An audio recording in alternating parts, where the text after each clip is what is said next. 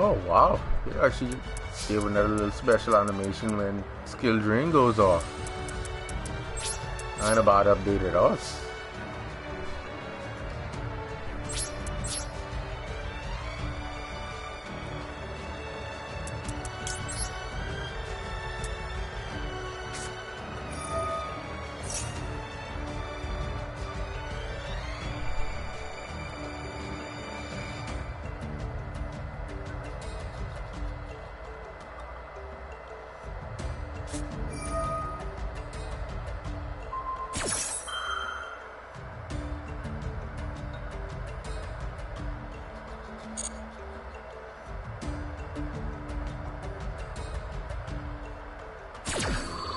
You mean a deck that focuses on psychic banishing type strategy, I guess? Or the effects that banish other monsters?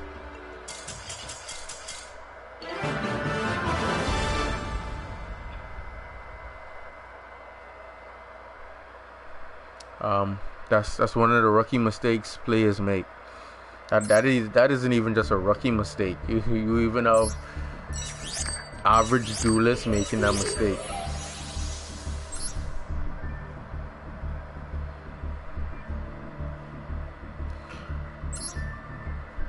I could, but currently I don't have all the cards, so that for this game at the moment I can't really do it.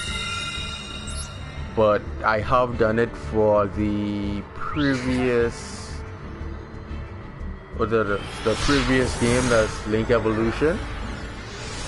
I just don't have all the cards unlocked to be able to make it and then actually play it.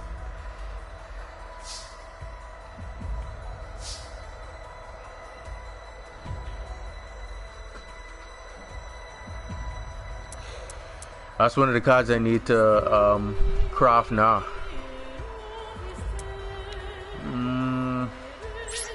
I get an turn on now.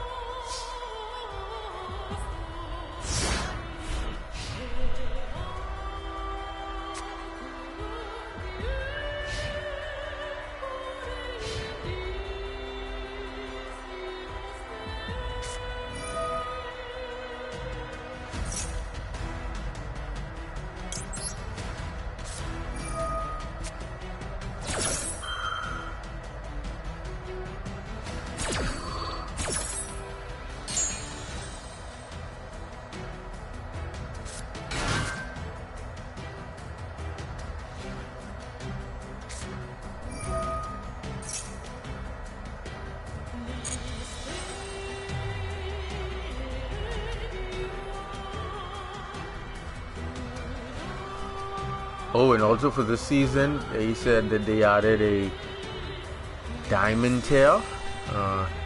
Whatever it is they added, we go in there.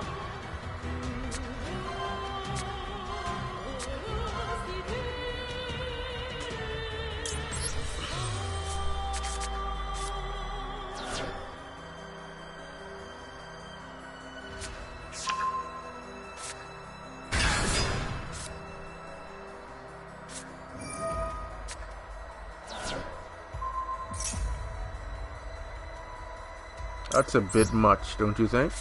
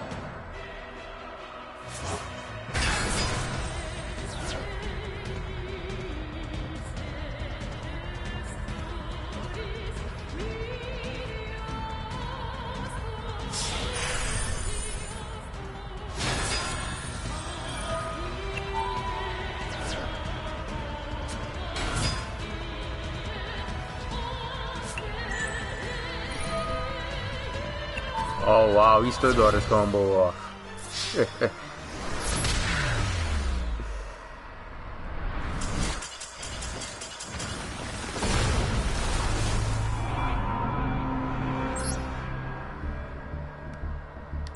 don't mind losing like that. I was just looking for the Nibiru.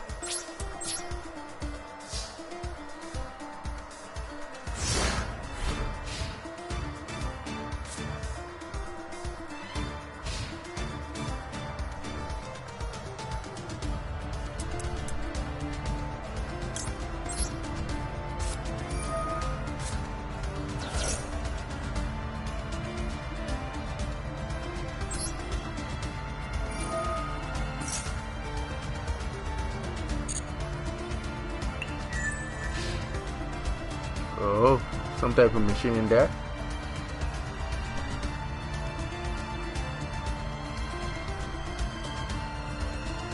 We'll see what we're up against right now.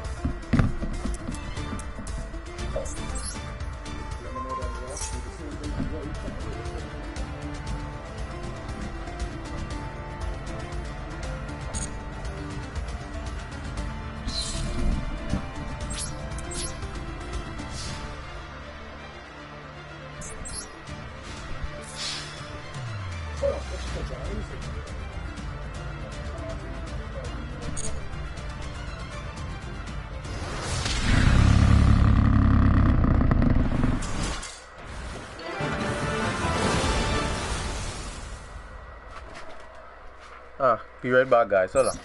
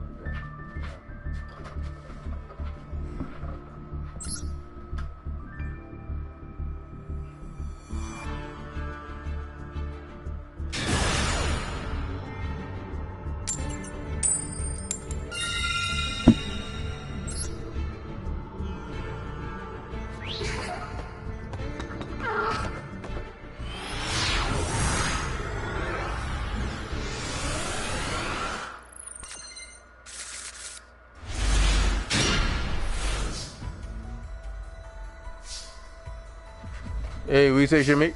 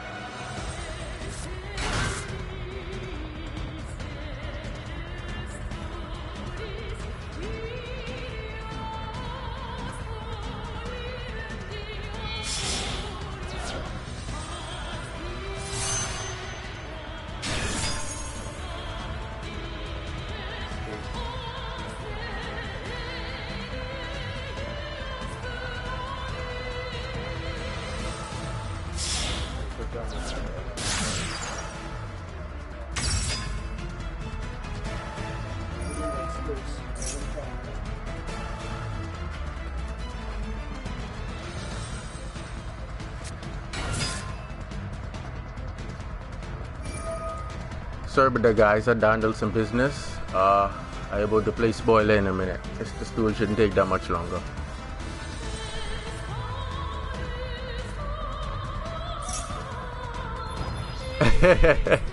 Yeah.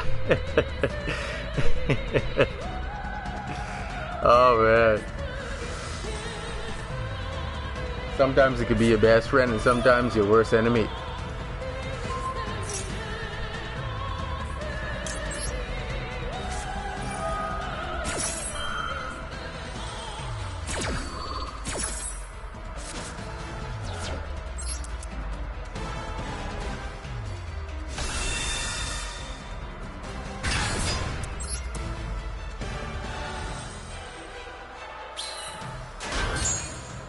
Yep, it is. It is.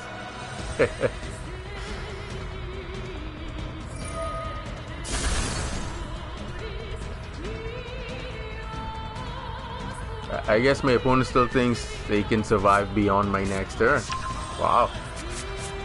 Have some real confidence.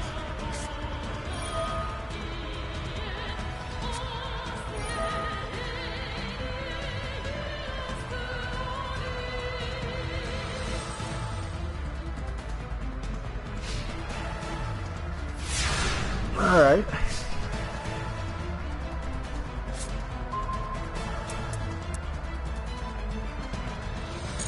Nope. What do we have here? Okay, that's what we need to do to extinguish this flame. Number one.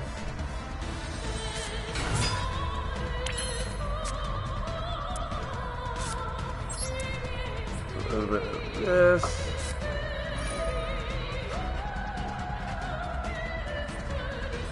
Everything good.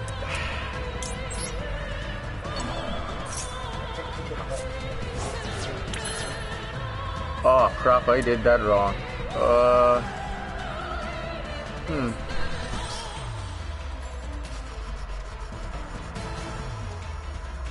Wow, I really don't have to do that. Alright, doing it. Oh, my bad.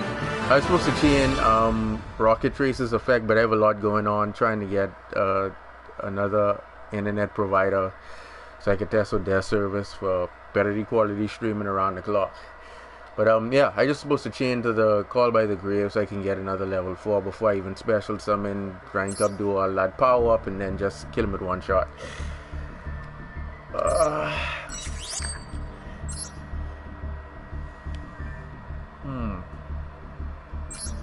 Alright.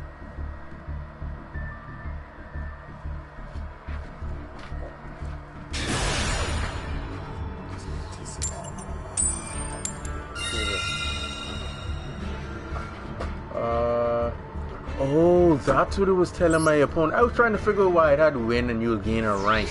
I guess it actually shows you now when your opponent, the matchup would cause the opponent to rank up and yourself as well.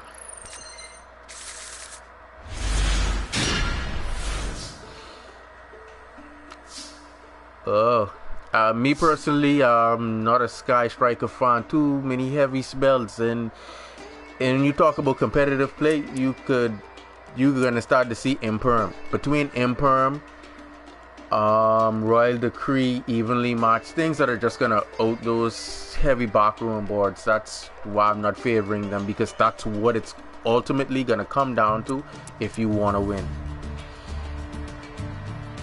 Okay, I should be good to go off.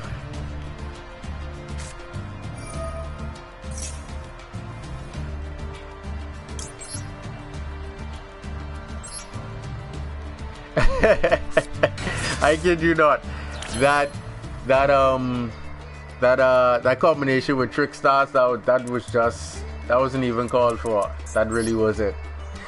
My man just slapping the opponent all around. I don't even know what to call that. All you could hear is bam, bam, bam, bam, bam, bam.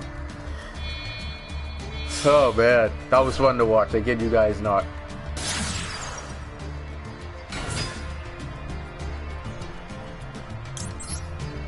See what I mean?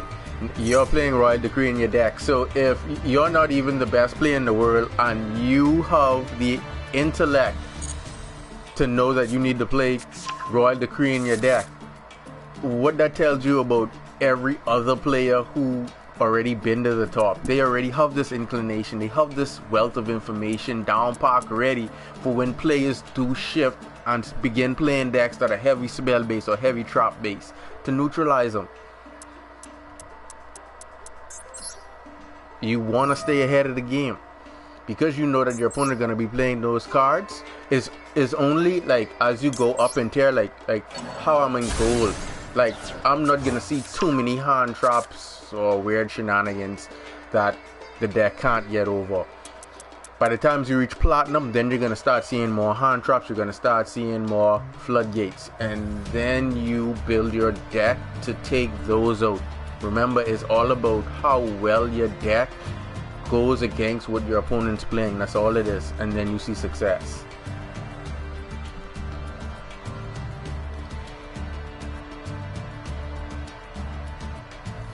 Yeah, I remember the stuff.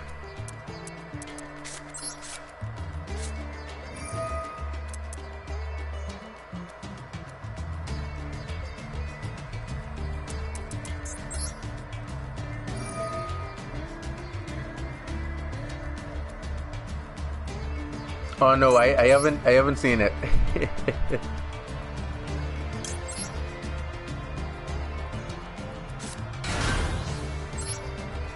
When I am done with the stream though, I do have to do a video on exactly how to build raid raptors, because depending on your play and combo style, you do, especially when you're building decks, for those who don't understand, you always want to keep a simplistic build so they understand that, hey, this is the bare foundation that you need. And then I'm going to work my way up to a more complex build. But basically, once I explain how to play raptors, you would realize that you need just all the cards that are in line with doing one specific thing. And the combo video would be coming out after that. Hopefully I can get those done by tomorrow evening to upload for you guys. But basically the combo video for raptors is really simple. It's nothing hard.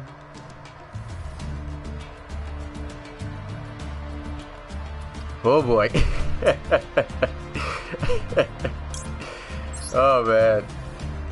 If I have to save my innocence, sound like some dark stuff being showed.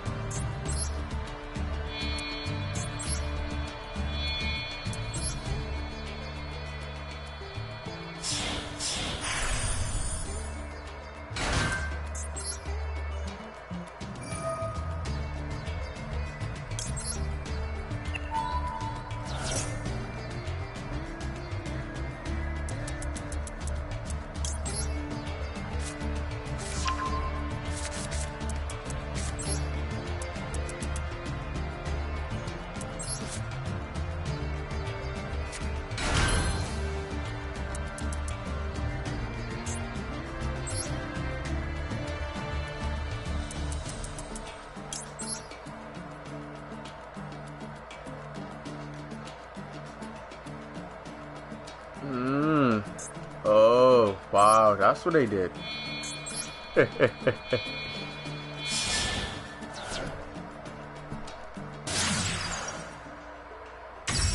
Oh, wow.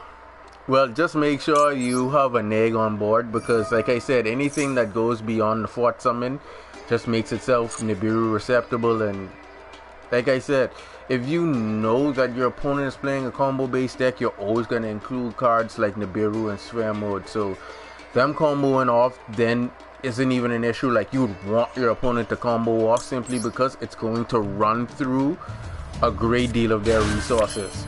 And then if you set up 2 to 3 negs on board, then whatever they have left in their hand, they're gonna have to try to play through, which is not gonna be easy unless they have unless they go like Ruler No More. And if they go Forbidden Droplets, they're gonna have to send cards from their hand or field to the graveyard, limiting their options for their playstyle unless their effects can be regurgitated from the graveyard, like add or special summon or banish itself or something like that.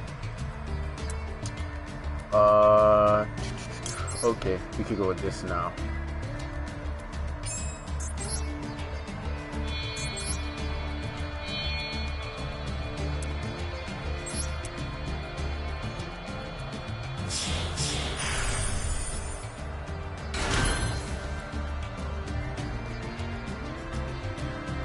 Yeah, first you just gotta make sure you get that Ultimate Falcon on board before Nibiru can actually trigger its effect. Yes, Ultimate Falcon does stop Nibiru. Your opponent cannot activate anything. That's why Ultimate Falcon is so nasty. You don't have to take my word for it. Just have Nibiru in hand and let someone activate Ultimate Falcon's effect and you'll find out. No harness, no nothing. You can't do nothing.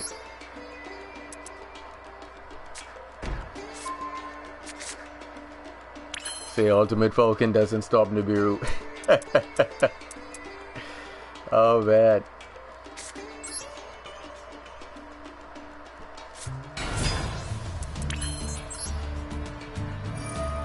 There's a reason Ultimate comes before Falcon.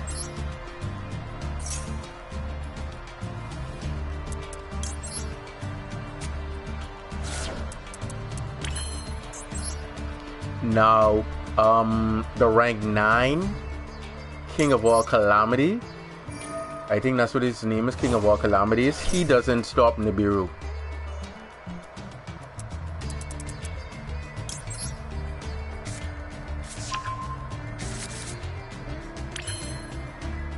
Yep, that is the best way. But if your opponent is playing Ultimate Falcon Turbo, you're gonna have 2 Ultimate Falcons on board, so it wouldn't really matter which one you kaiju, and then you can't kaiju again.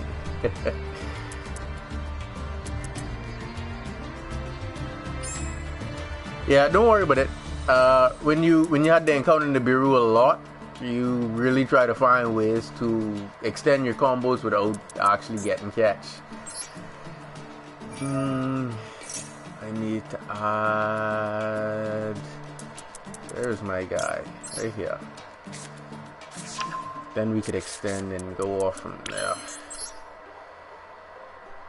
Guys, I did mess up the combo, so I doing the combo kind of in reverse, because the original wing beast I supposed to have added was supposed to be Tribute Lanius, but I ended up adding the Singing Lanius, but it's not an issue. You can still go off the same way that I'm doing the combo now. You're just gonna do it ladder. You're gonna summon the Tribute Lanius. You're gonna add the Tribute Lanius instead of adding the Raider's Wing, because normally you would have added Pain Lanius off of Nest, but you're just gonna not use Pain and just add the Raider's Wing.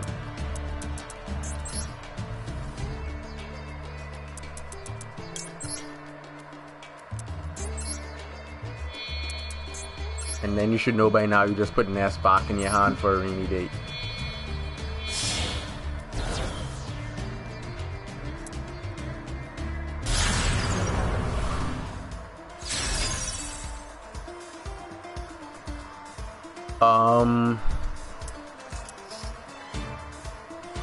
I need to read True King's effect, because I think True King only affects the monsters on board. So if the effect activates from the hand, I think it would still go off. I just need to read it again just to make sure. But what you're saying is correct. If you chain it, it would resolve before its effect.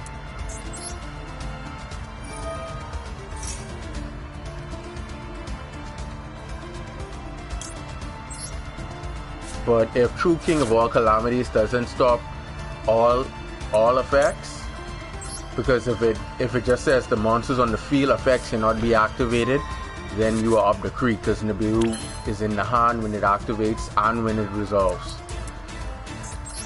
So you do have to be careful and make sure that you read the effects properly.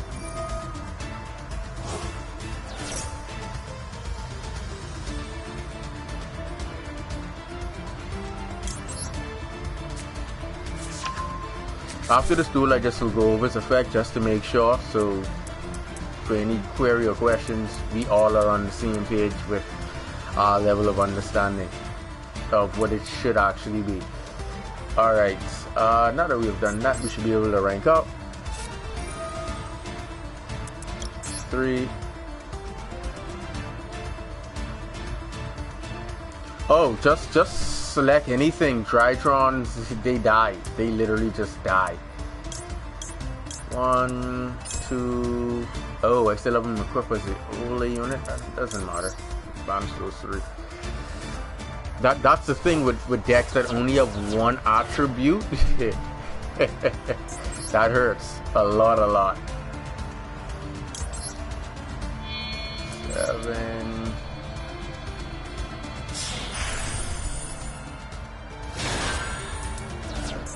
And go get our go-getter.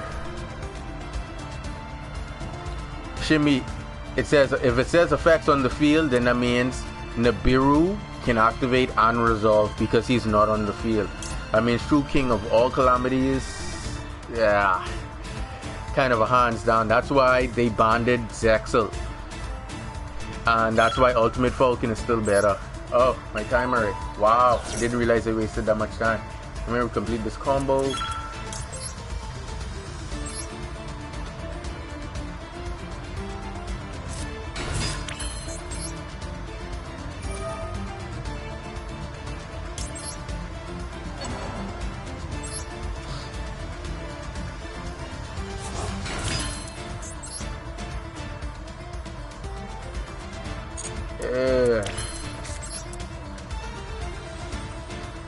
Yeah. So we have all noticed. Trying to fix that right now. Just 2 more summons I need to make in a timely manner.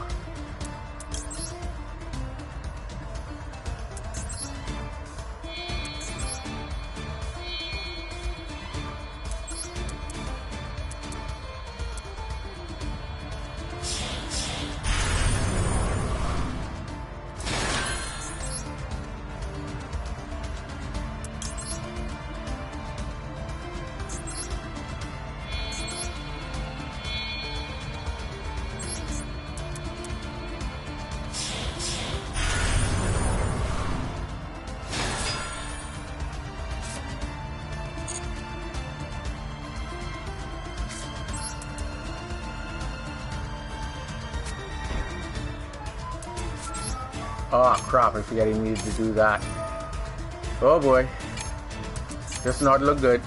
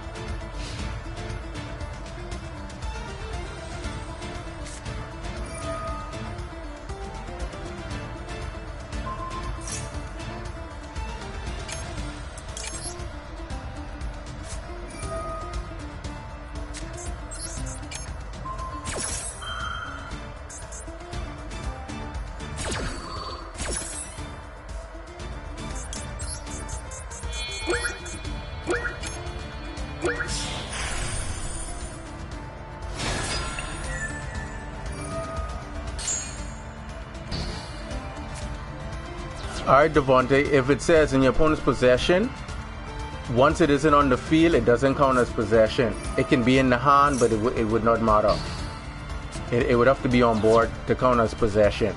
So, Nibiru can still activate and resolve. Oh wow, look, my opponent's playing Drydron. Oh wow.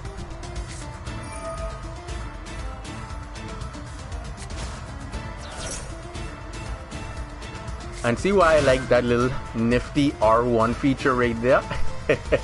That is so handy. Oh man, if that was on, I would have lost because I would have to confirm all activated effects. Nah, I don't need to. He can do whatever he likes at this point, doesn't matter. Nothing he brings to the field is going to be relevant.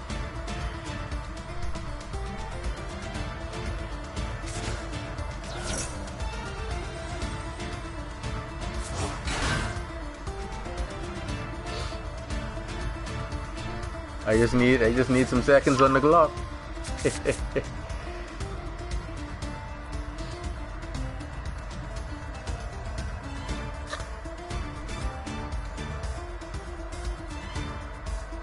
Yeah, Devontae, if it's in the hand, it's going to activate and resolve.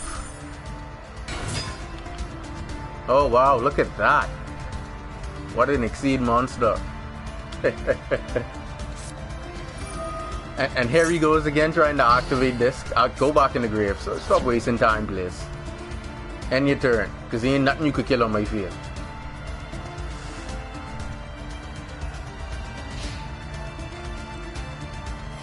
Thank you. Now more time on the clock. Lifesaver. Oh boy, I barely made that one. Literally, I barely made that one. Yes, now I can activate Time Thief's effect.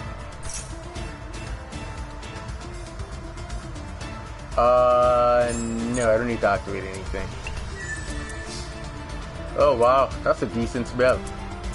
We can go attack mode. We can end this, well, end his suffering. Just one. But we got the timer close, so I kid you not. That was really, really close. And if you guys were paying attention, you'd have noticed that I would have already confirmed an action and the timer was still ticking.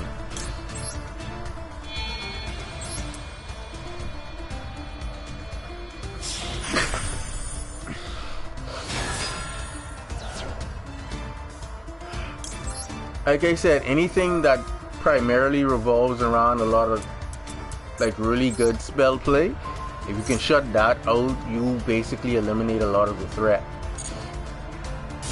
Bye.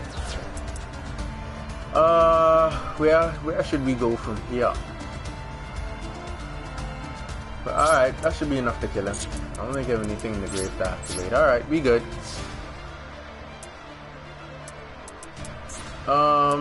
Let me just draw a card. Oh yeah, that was a sneeze. Nope. Let me draw a card there, buddy. Okay. Well, guess it's the end of that. Let's turn that back off. We don't need that.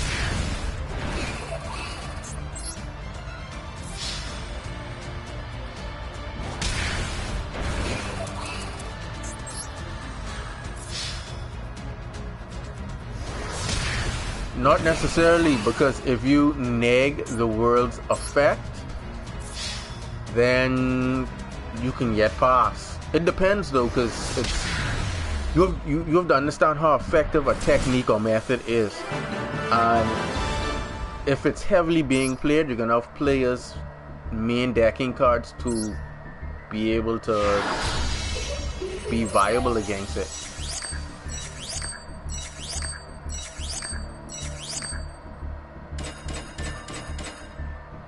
So you guys saw the box was gold right here, and they gave me 2 tickets. That sucked. Why they couldn't give me like a secret rare card or something like that? It doesn't even have to be ultra. And this is the crap they're giving you, a golden hue. Who's gonna play this? Let me read the effect real quick. This card gains 300 attack and defense for each. Yeah. Level 6 when you could just play Grin Maju.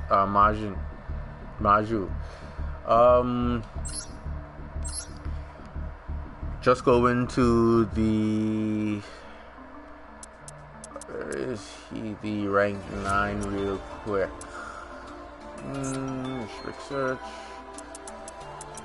Succeed, and we're looking for the 9. There we go. Detach from material, declare an attribute. This turn, all face-up monsters in the field becomes that attribute. Also, all monsters in your opponent's possession with that attribute cannot activate their effects. Alright, if it's in the hand, it's still going to resolve. Exactly. You understand. At least a rare card for winning. Oh, man. But yeah, guys, when they talk about... Sorry. I didn't mean to put that in my deck. I just wanted to do this. When they talk about in your possession, it has to be on field to count as possession. If the card effect activates in hand and resolves, it's going to go off versus True King of All Calamities effect. The monster has to be on board to count as possession, and then the effect would not be able to be activated. Actually, no. Actually, his effect says that they cannot activate their effects. If it's in the hand, the effect can activate. Once the effect activates, if it comes to the field to resolve its effect, it's going to fully resolve, simply because the effect actually activated in the hand. Calamity's effect prevents activation. So if an effect activates before his effect resolves or activates in a place other than the field, it's going to resolve. It has to be on the field to negate the activation. I mean to prevent the activation. Once the effect activates before his effect resolves, the effect is then going to resolve, because his effect prevents effect activations. No, Konami ain't doing that. If they keep giving you ultra rares, it wouldn't motivate you to play the game. No way.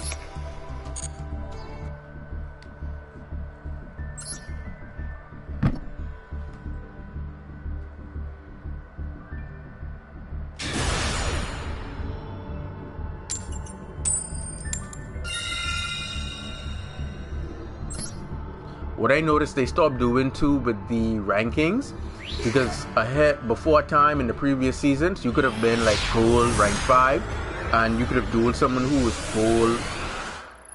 gold tier 1, and that would happen. Now I see they're literally keeping it. If you're gold tier 4, they keep you dueling people who are gold tier 4 and not above or beneath. I noticed that's now the new trend. Wow, this hand sucks.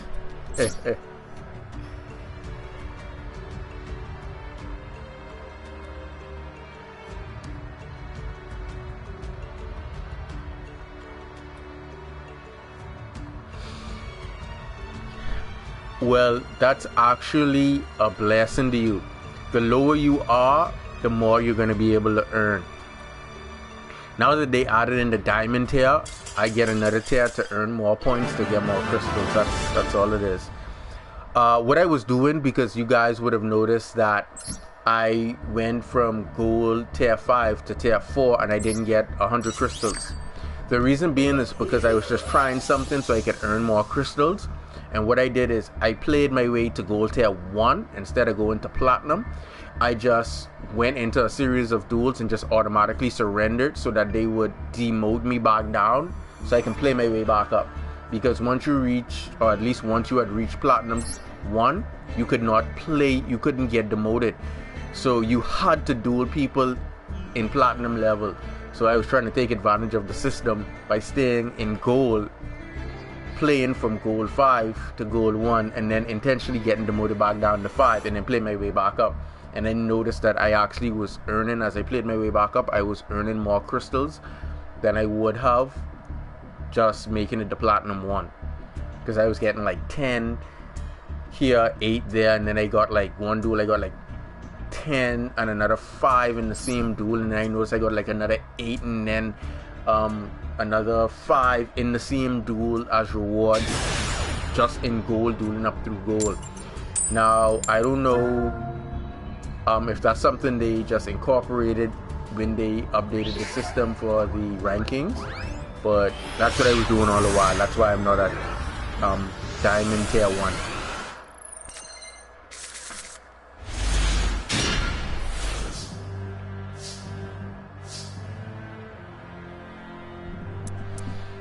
Ew, wow, sexiness at its finest. You start off with this.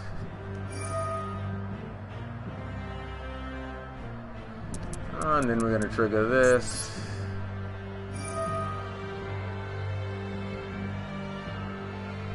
One.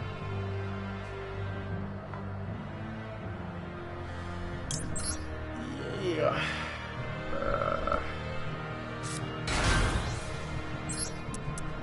So what this did just now was skip the process of just going through the what's it called? Wrong target. Well, I can't remember the quick play spell card that allows you to special summon your rockets. Anyway, it just skipped that part, so basically we just went straight to special summoning and then we go off. And like I said, once I'm done with the stream, the first video I'll be uploading is actually gonna be that drastic piece of calamity of a Raid Raptor player, and then after that I'll be uploading the tutorial on how to build for Raid Raptors, what monsters to use based off of what monsters you're going to be incorporating in the extra deck, and then from there I'm going to upload the next video, which would be their combos. And comboing off with Raid Raptors is really simplistic. It's not hard. There's only one combo you ever need to know to play Raid Raptors and be successful. That's it. One combo. Once I teach you guys that combo, it's irrelevant after that.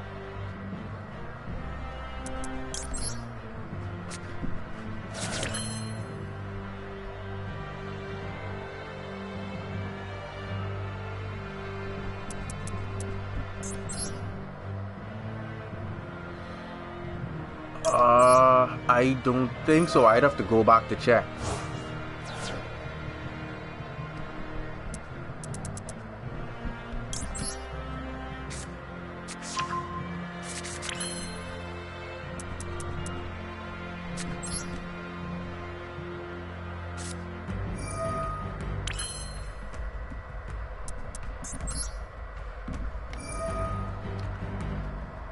That's what I was saying from last duel when I initially added the singing off of his effect. You just go tribute so you could dump the mimicry again, nest gets you the pain, and then you just continue comboing off from there.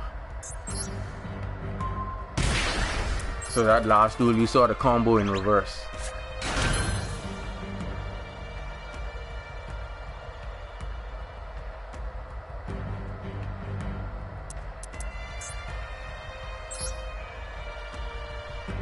Alright, I'll check it out and let you know. Link.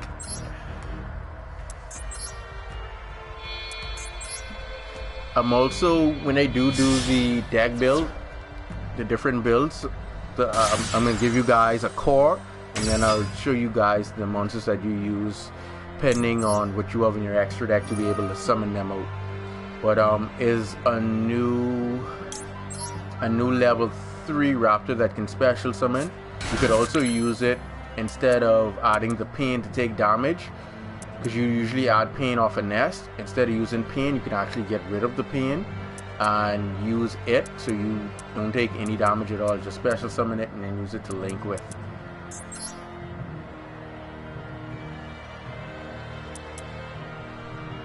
Alright, thanks. It's gonna go another 4 Strix.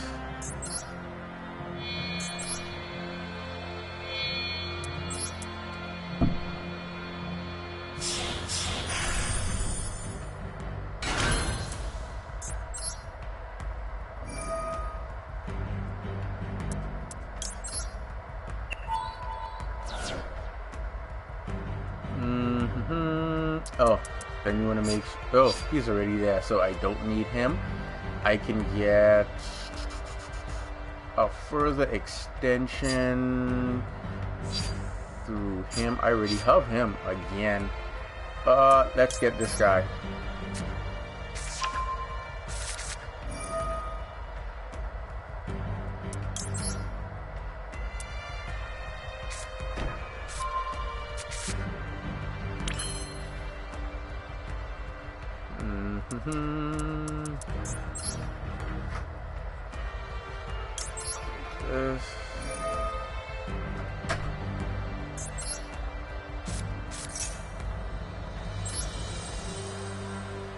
You also want to make sure before you activate this rank up that you make all your link plays first, because once you activate this, you'd be stuck into exceed summoning for the rest of the turn. That's the only thing you have to keep in mind when you're playing this rank up. But I'll show you guys the basis for if you're playing a heavy set rank up with raid raptors, such as more rank up magics, which I do have a personal version that I play. I'll show you guys if you want to play less belts and just use a limited number of rank up magics, how to build for that, and then just that casual rank up number where you play about 6 rank ups. That's about it. But it's either you play about 3 to 4 rank ups, 6 to 7 rank ups, or you play about 11 to 12 rank up magics for raid raptors. And when you're not playing that, usually if you're playing like 3 to 4, you're playing like a combo similar to this, or you're building that infinite negate board, as well as making sure that you can summon infinity.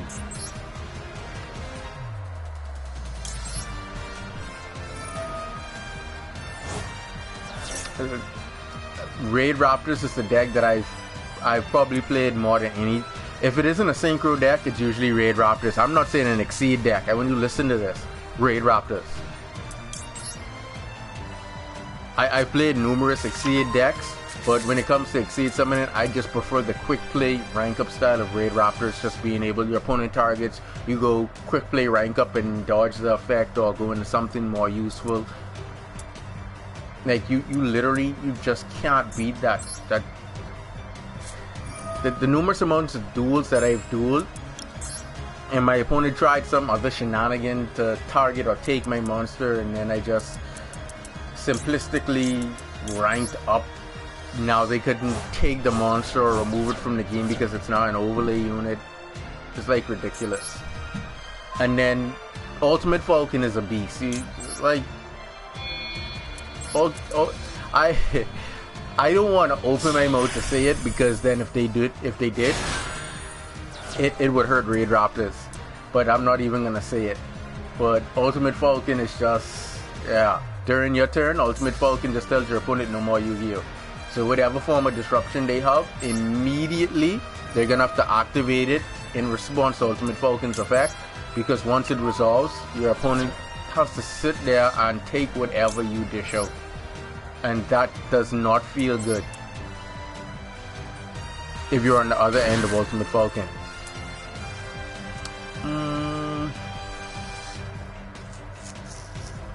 Wow. That's that. I didn't even need him. Wow. That was a run out. Let's do, no, because I can do that. I can make him and just jump him for no reason. Let's do that then.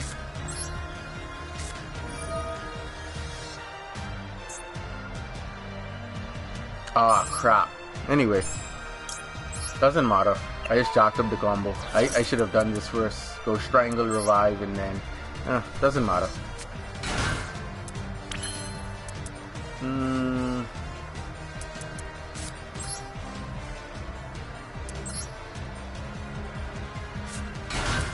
I'm just gonna say, I think I need to check the time again. I think they may have reset the time and made it shorter, because I don't recall spending that much time. Alright.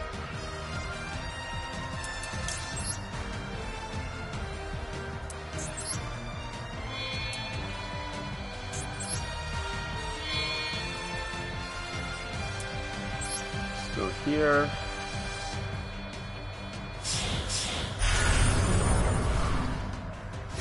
I could have gotten out one more rank 4 if I hadn't jacked up the combination. I was supposed to summon this so I could get another 4, and then once I had done that, I was supposed to overlay the Raider's Wing and the Vanishing and make the Redoer, and then just jump him to put him in grave, so that I could detach the material from here with the additional level 4 that would have been on board, and gotten an additional rank 4 in play. Because I just would have made the Dark Rebellion to open up another zone. Should be Dark Rebellion I selected. Yeah. The level 4 that I would have revived off of Strangle would have been there, then I just would have used the initial... No, I don't want to pop anything. Where is it? Yeah, using the material now, and then just use the Raider's Wings effect to detach, and then I could have gotten... Do I have any other rank? Just the 4 tricks. But I could have made, at least if it was my opponent's turn, I could have made the Spider remove something, or I could have made this guy and just rank up to Arc Rebellion, or I could have made Ga Magician and bring one of the rank 4s back. But it doesn't matter. It's irrelevant at this point.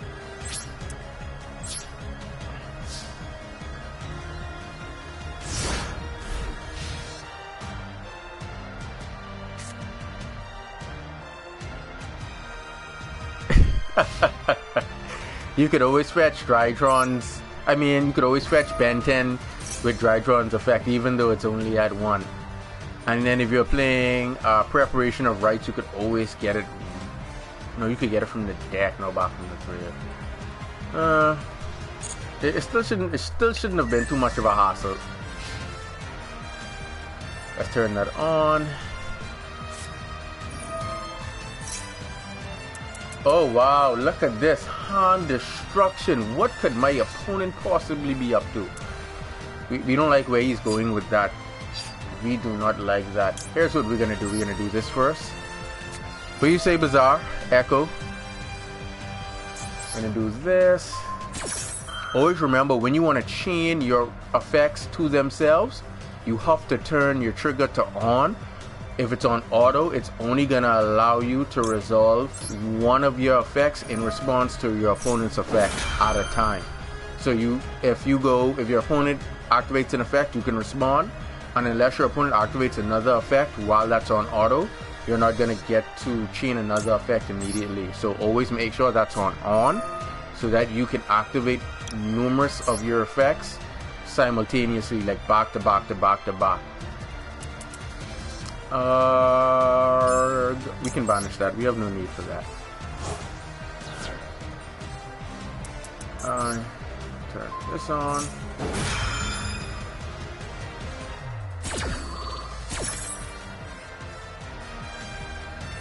And then when you're all done with that and you don't want the game to be asking you 1,000,001 questions for the same card, you can just turn that right back off. Yeah, there are other alternatives. All you have to do is search. It isn't hard. That, and then we can turn this back to off. We don't need that. Wow, look at what we got off the draw. That's lovely.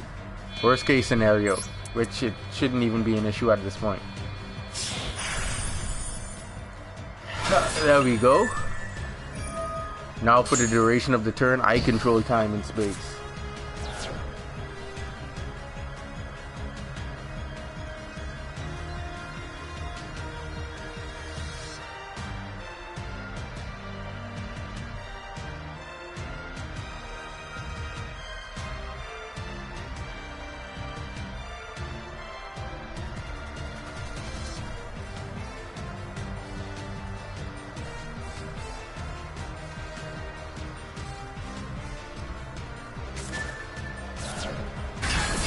There we go.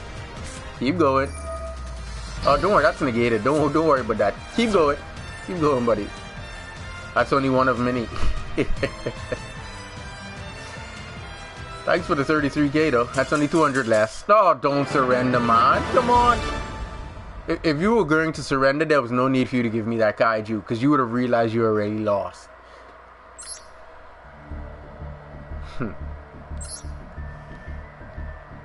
Wow, look at what they gave a normal monster. Oh no, my bad. It has an effect. Let's read its effect. It says, serving as a double for the ruler of the blue flame. He's a master swordsman that wields a fine blade. Wow, with 800 attack points? A master swordsman? A fine blade? The over-exaggeration when Yu-Gi-Oh! First came out. Oh man. Oh, they over-exaggerated a lot of these normal cards.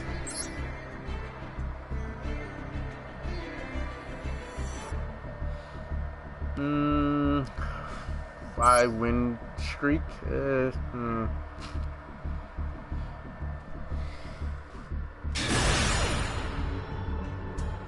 Wow, this guy's name is Attempt. I wonder if he's any good.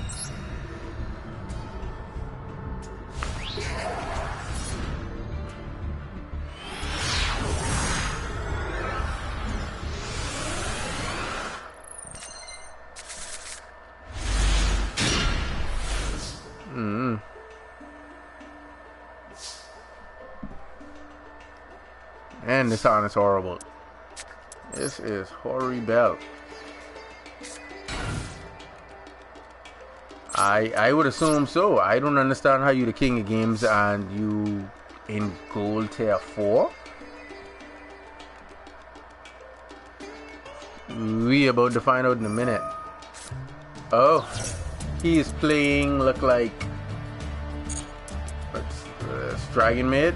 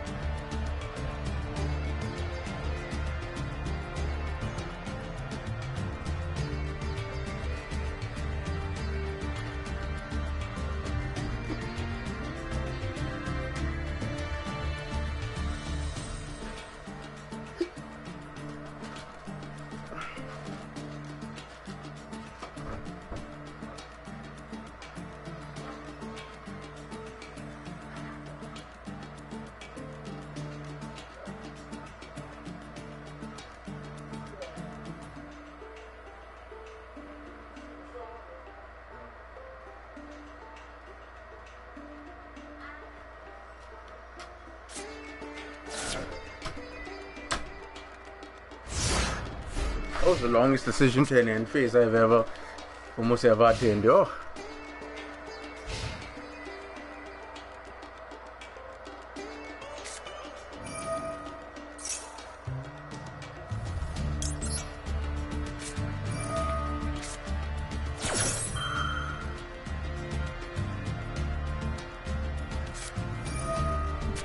The same thing I was saying. I don't understand the reason for the length he took to mill a simple card.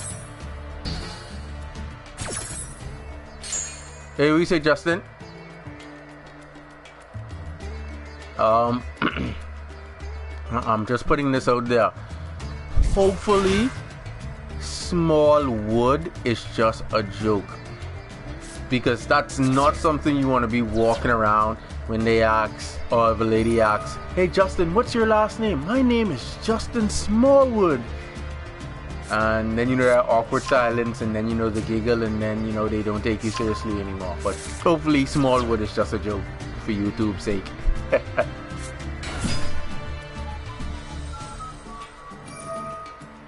Oh wow, he's playing the Luba in this, some kind of... Oh, he's playing them for the fusions. Oh, alright, that makes sense.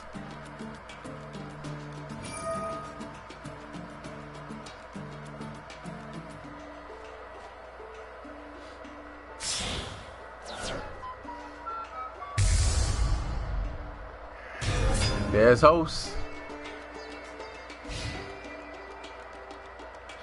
Oh wow, that's... Oh man. Well, I guess where you at, Smallwood isn't a bad, I guess, nickname, or, you know, but where I'm at, yeah, we can't use anything pertaining to wood, meat, sausage, anything like that. Or yeah, we gets the works put on us, jokes wise. Alright, what are we looking at here? We're looking at a disturbance. Target one other dragon made monster you control. Okay, he doesn't control one. Alrighty. Oh, whitey. One face down card.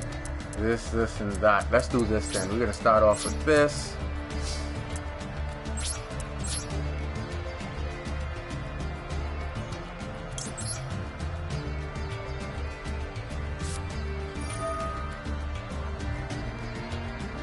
Hey, we say Black Spear. Oh wow, that field looks lovely. I love what that host dragon maid just did. That's lovely. She keeps a place clean. All right. Technically this is still full combo just off these two cards.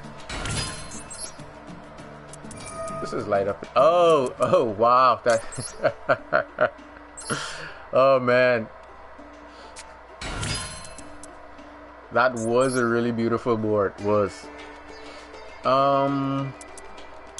This.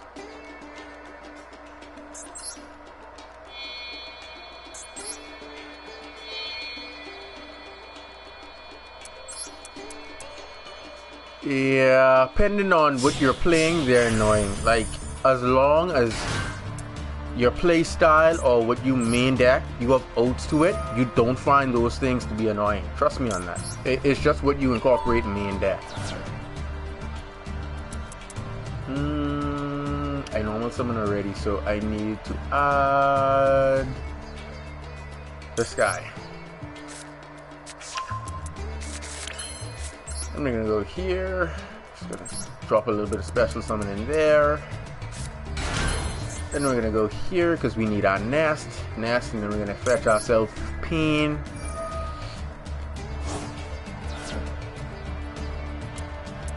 Let's go nest. Like I said, off of the vanishing and the mimicry is full combo. Like, once I show you guys the 2-card full combos, it's irrelevant. You'll be able to complete the whole combo.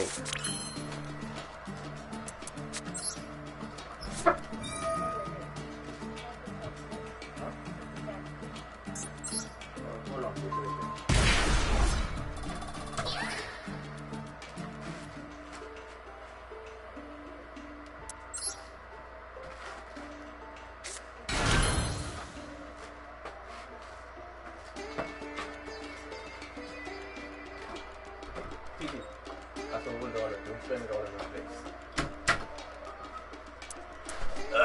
Sorry about that, guys. My niece, she needed 50 cents, so I gave her a whole $1 and imparted on her some words of wisdom. Don't spend it all in one place. Alright, now we're gonna link.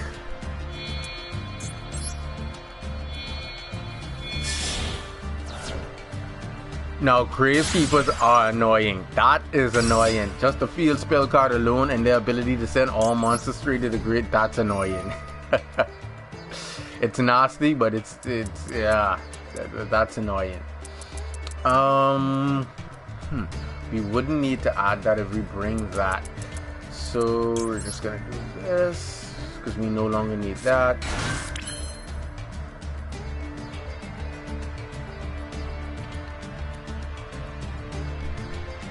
Well, it depends on what deck you're playing and what you're looking to run into as you climb. Like, as I climb, I make adjustments to my deck to be able to compensate for whatever the meta is heavily in that tier. But since what that was from the first season, I haven't had to make any changes to my Raid Raptor deck. It literally carried me to Platinum Tier 1 every single season. And it should get me to Diamond Tier 1 this season, as long as you hit the combo, stun the field, and make whatever your opponent can potentially do look like garbage. Yeah. And the versatility in what you can build with Raid Raptors is why I consider it to be the best Tier 0 deck, hands down, because there's so many different ways for a deck that came out in the ArcV era. Like, this is really good. You would expect something like, well, heroes can't actually do it because they have to stay fusion based once they go into certain fusions or when you play certain monster effects. But you would expect older archetypes to have more flexibility. Dark Magician hasn't gotten it as yet. They still on fusion and ritual. Same thing with Blue Eyes, but Blue Eyes can synchro summon. Blue Eyes can synchro, they can fuse, they can ritual, but they don't have anything for penduluming. They don't have anything for link as yet. What else? Trying to make sure. I think that's all the mechanics, if I'm not mistaken.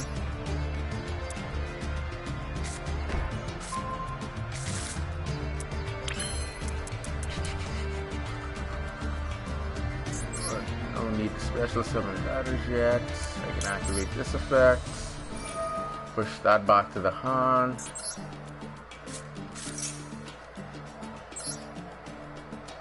But yeah, if you find it hard to climb the Platinum Tier 1, you need to either simplify your deck or your strategy and make sure that you incorporate the appropriate cards for whatever is heavily being played in that tier.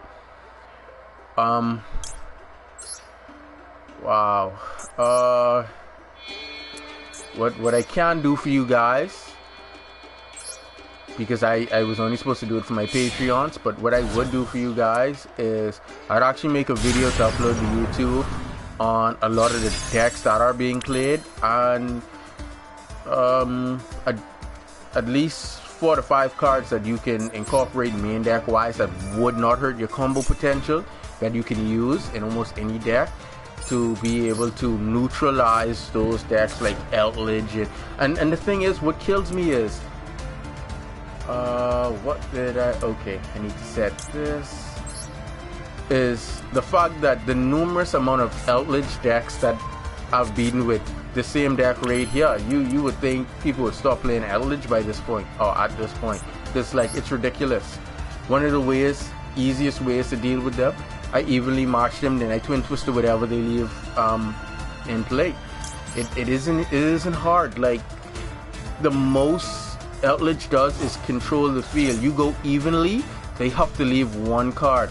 Either they're gonna keep their Golden Lord, or they're gonna keep something like Skill Drain, and then you just twist and pop it, and then they have to wait for their turn to try combo off. But if you're playing, like I said, if you're playing a deck where you can set up negates and stunts, it's irrelevant after that, because now they're gonna have to play through with very little resource.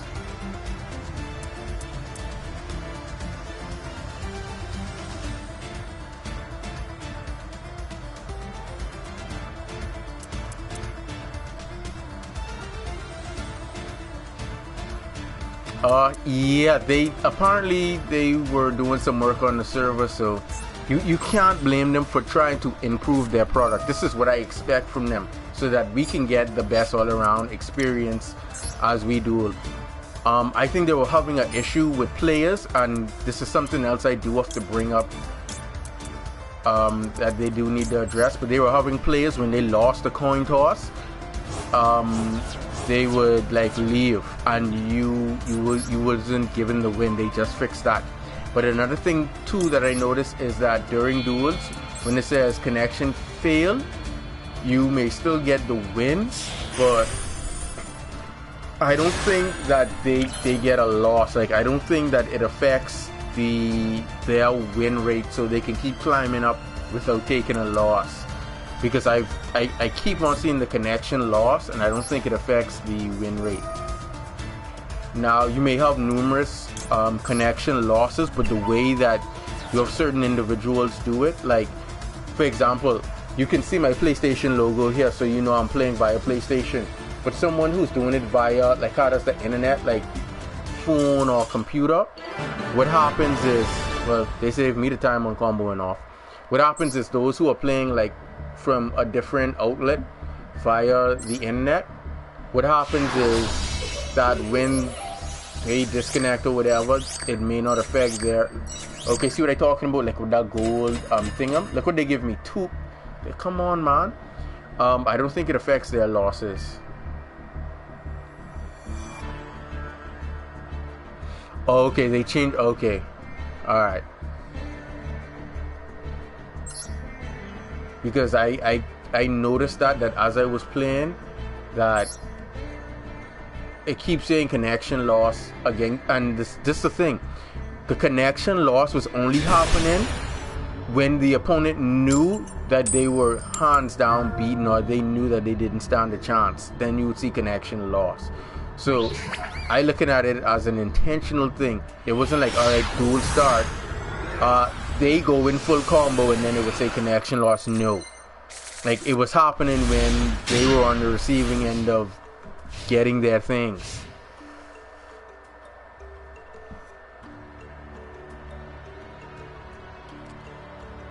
Oh, I wonder, cause Sky Strikers. I wonder how's the system gonna differentiate between bots and human players, like, because bots should not be, I mean, unless Konami is intentionally putting bots in the game so that you have someone or thing to duel against. I don't know, maybe that way if you want to rank up, you don't have to literally wait on people to hop on to have to duel them. And or maybe they have bots for all the different tiers, tier ranks and tiers within that level. Maybe, I don't know.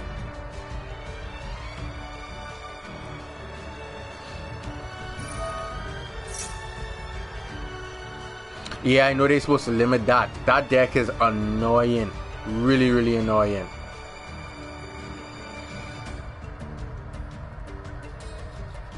Having 3 of them really gives them a really high rate of ensuring that the only way is to have an effect negating card handy right at that current moment. Like Photon, Curry Photon.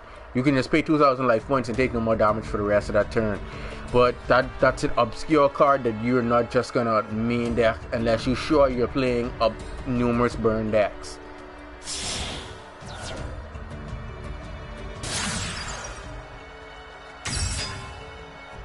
That's what I say now, Devontae.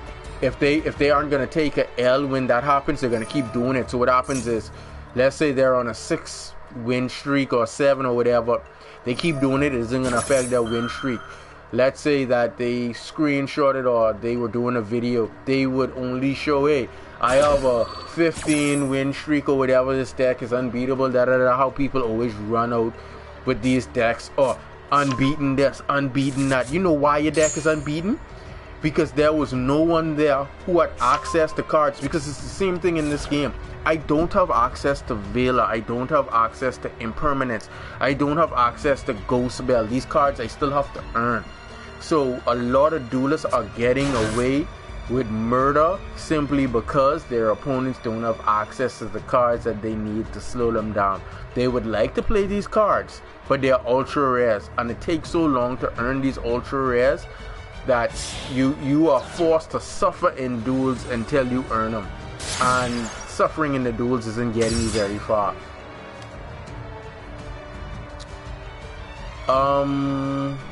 It looks like they're playing Frank Kids.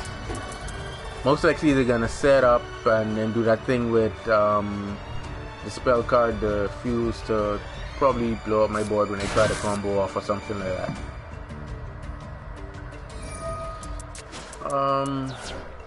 What is it? I think it's this one here.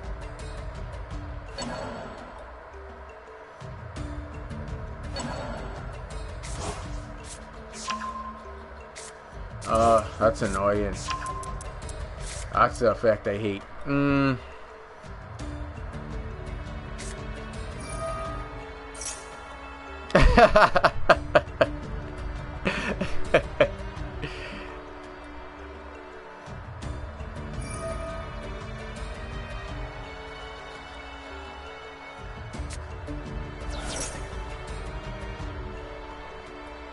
Well, it just depends on what you playing versus your opponent, because even though you may have 15, less than 15 in the extra deck, if your opponent are playing additional burn cards, they can still, you know, OTK you with the burn before you can actually play a sensible card.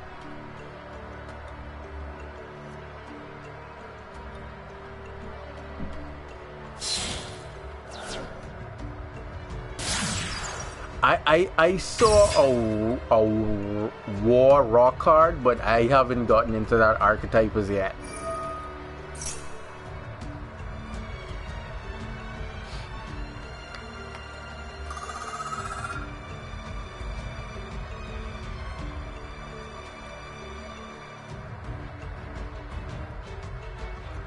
Alright, looks like I'm gonna have to do that. Wow, I'm gonna have to play dirty. Alright, let's see.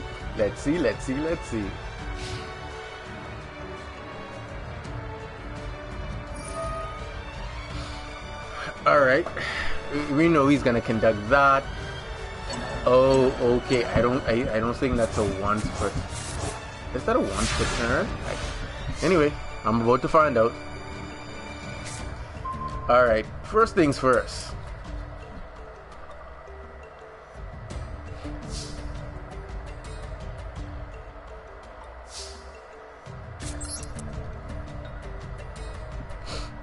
We're just gonna keep our style of play simple because we know our opponent can disrupt.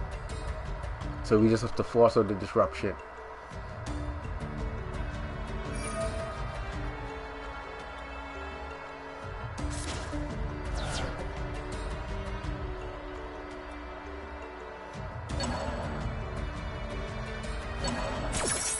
I would have preferred to have the Colossus. I honestly would have, because I'm trying to OTK. You don't give.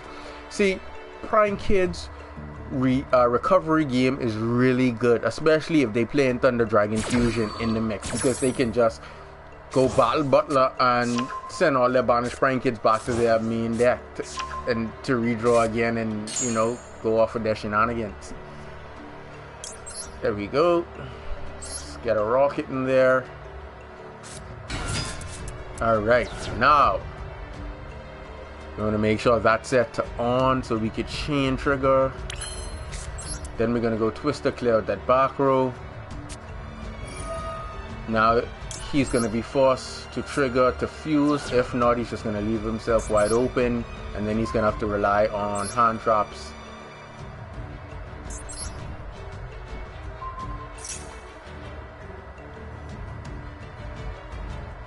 Usually, unless you can outplay it. That's what we're going to attempt to do right now.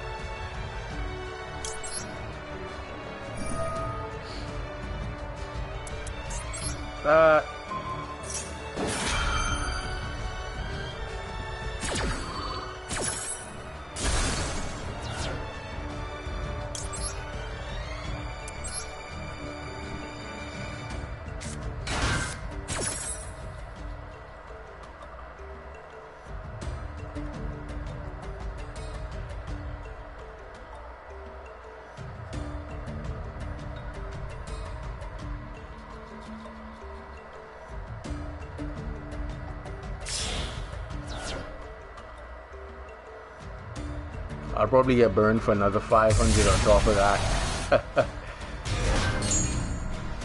He may reinforce his life points even further by another 1,000. See how it go. Let's see.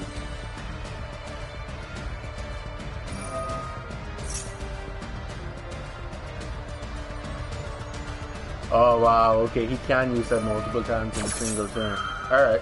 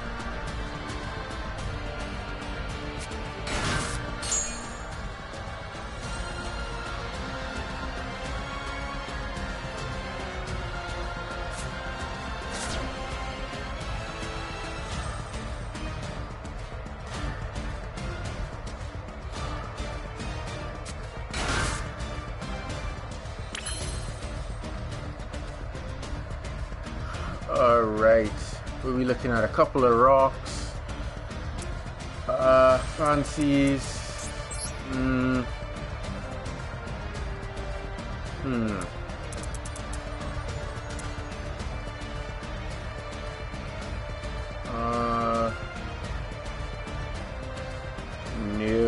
that's gonna resolve before that.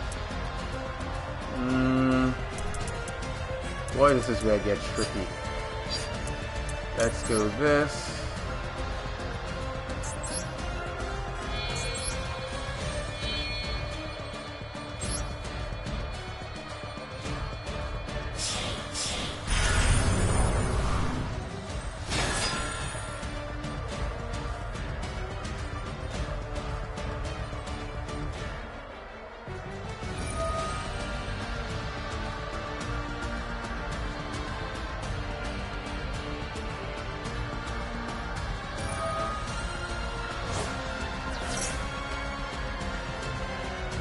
Then we're going to chain that to it so we can make sure we stay safe. He can still activate that again, but that's not an issue. We just need to get that off the field.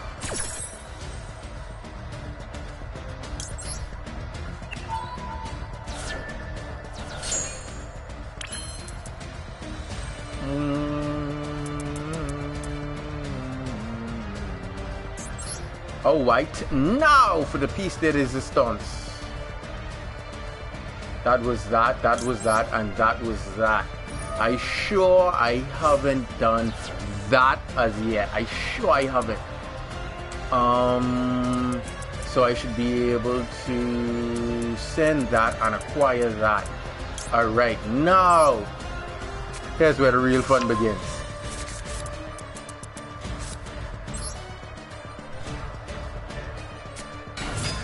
Alright.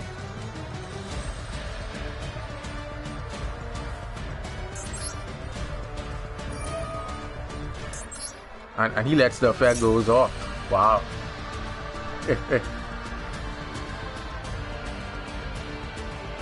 You are not supposed to let the individual dump from deck to grave.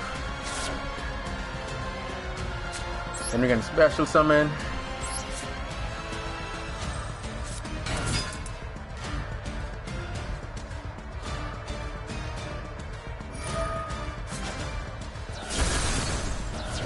Oh, okay.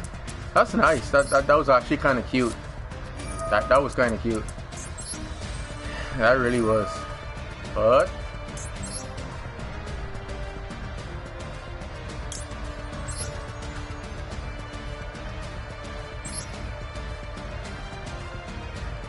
let's get into more pressing business.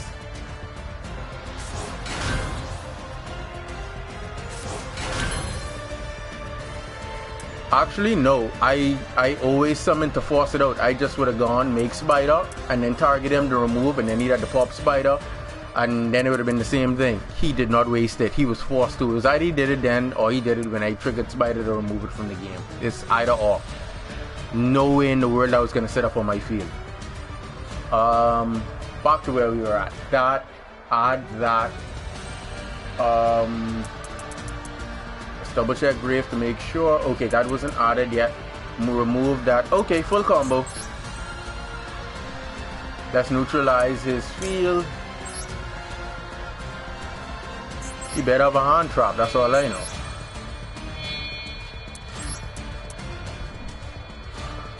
That's why I say it's just playing around your opponent's combinations, but that comes through making sure that every monster that you select has something worth disrupting or negating.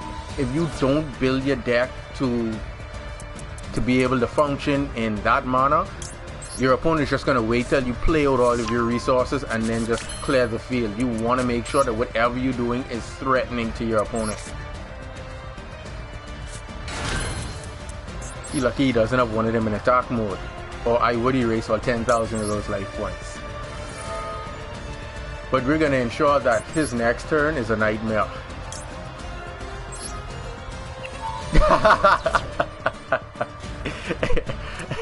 I like that, Ernest. Say sponsored by Ash.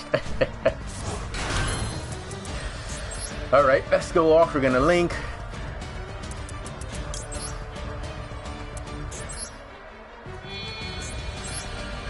Like I said, the easiest of 2 cards and you can combo off.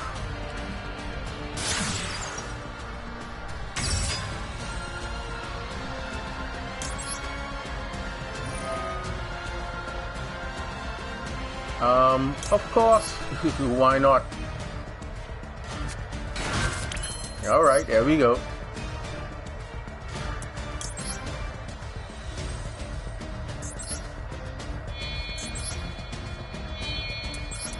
So here.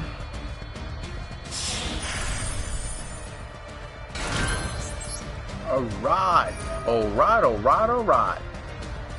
Get you engraved.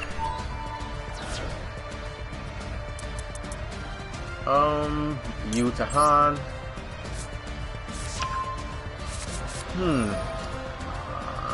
If I get that, hold on. Set that.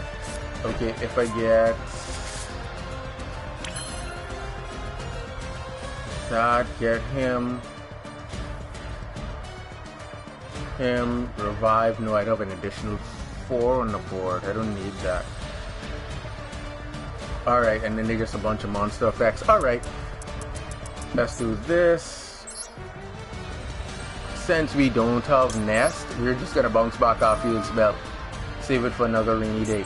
Because we're doing that, when we do rank up, we're not gonna banish any of the rocket monsters in our graveyard.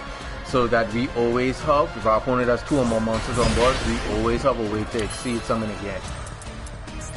So it's just a little finesse when it comes to comboing off with this version of Raptors that I play.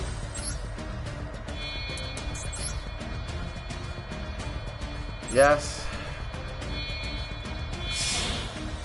Oh, this turn too. Oh, I should be looking to try to kill all of them. Alright. If I leave that, I'm gonna have him face up. I wanna do that. Recover that. But I wouldn't be able to make 2. I still have him coming back because Time Thief. It's effect. Alright, let's dump. Send him to grave. Let's set this. Screw another rank 4. Don't need that as yet. And then we can go off and add that. I should have put that in hand and then set that one off. Doesn't matter though. We'll just make it work. Alright, now that we're done with Link summoning, we can now rank up. We want to leave our rockets in grave. Let's go 3.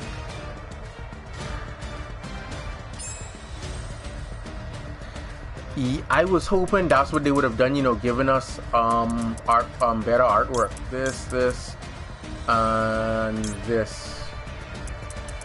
Okay, I have a level 20 already. Alright.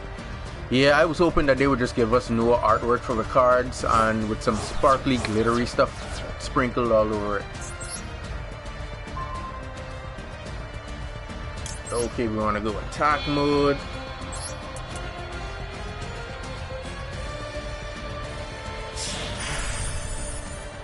That gives us what?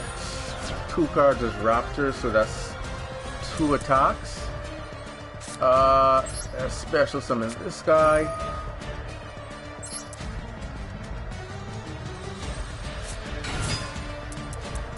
Here.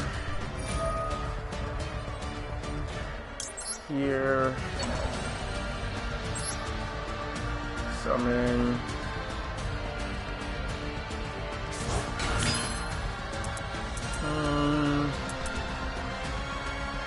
Now I can even further that with another, and we can assault the field. Alright, that's what we'll do. Crap, I should have left that in the deck. Wow! Wow, I did not foresee this. I should have left the quick play and get the trap to set as a monster, and then when I bring the tribute lineage from deck and destroy one of them, I could have added it off his effect. No worries.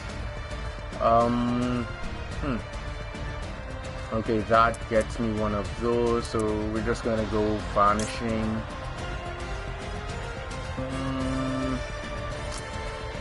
Let's go another 18.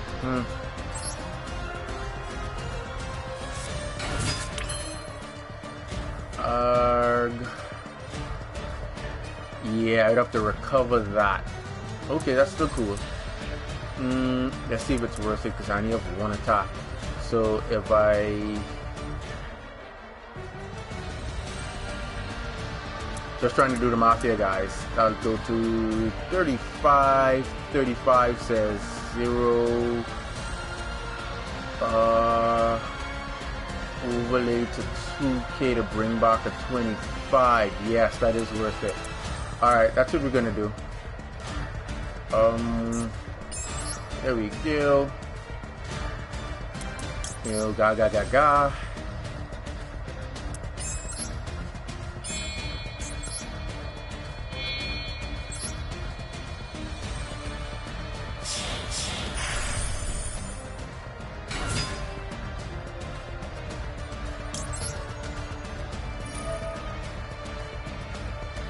Yeah, 2 minutes is plenty time. You guys just watch me won a duel in 3 seconds.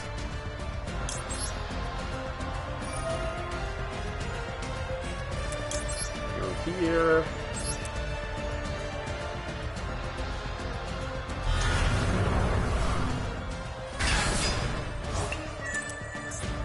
Alright, let's go to saying no. That's that.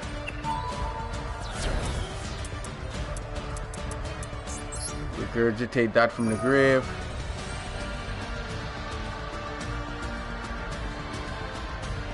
Yeah, sometimes it happens, but once you make a mental note of it, it doesn't usually happen. Because I don't usually do the combination this way, because I'm usually used to going first. Yeah. But it's a small rectifiable problem. It isn't a big deal. Okay, battle.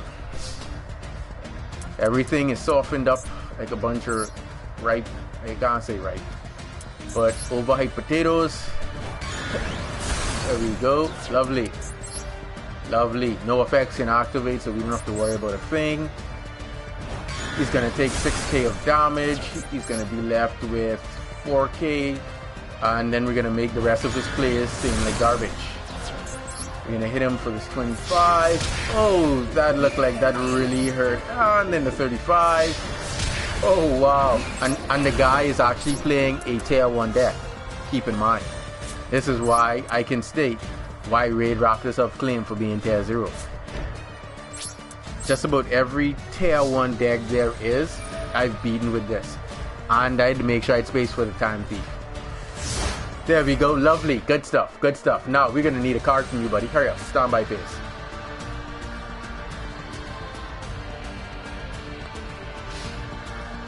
Let's go, Time Thief, do your stuff.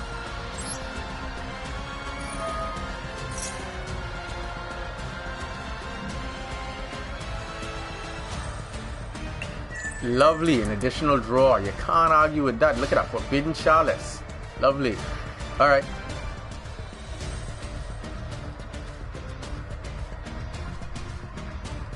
Keep in mind, guys, Prank Kids is a tier 1 deck. Oh, looks like he wants to do some linking. Wow. Contemplations of a Rich Black Man. Here's what we're gonna do. We're gonna start off with some of this.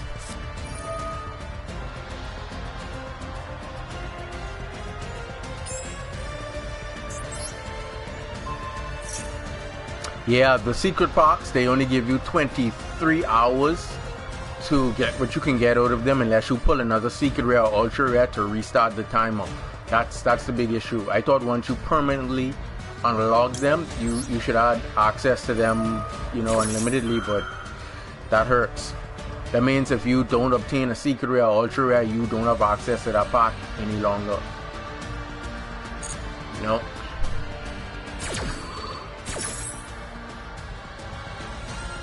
Alright, let's draw another card. Oh wow, that is beautiful. I mean, even though we don't need it, that's still beautiful.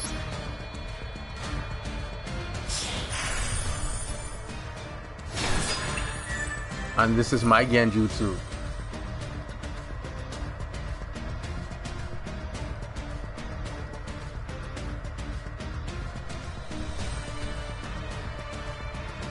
Go on, carry on with your little prank kids. Go ahead.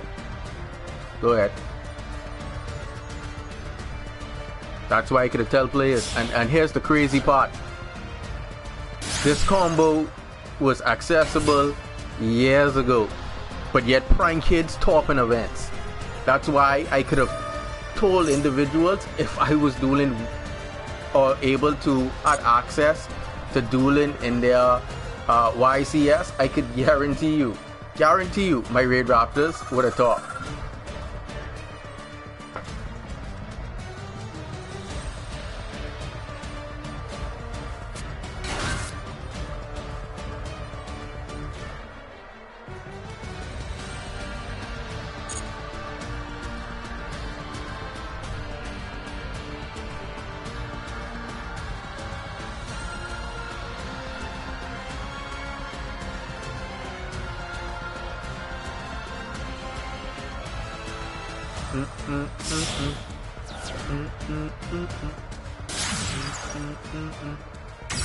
Look at this guy go. The only thing you could kill at the moment is the tribute Lanius. That's about it.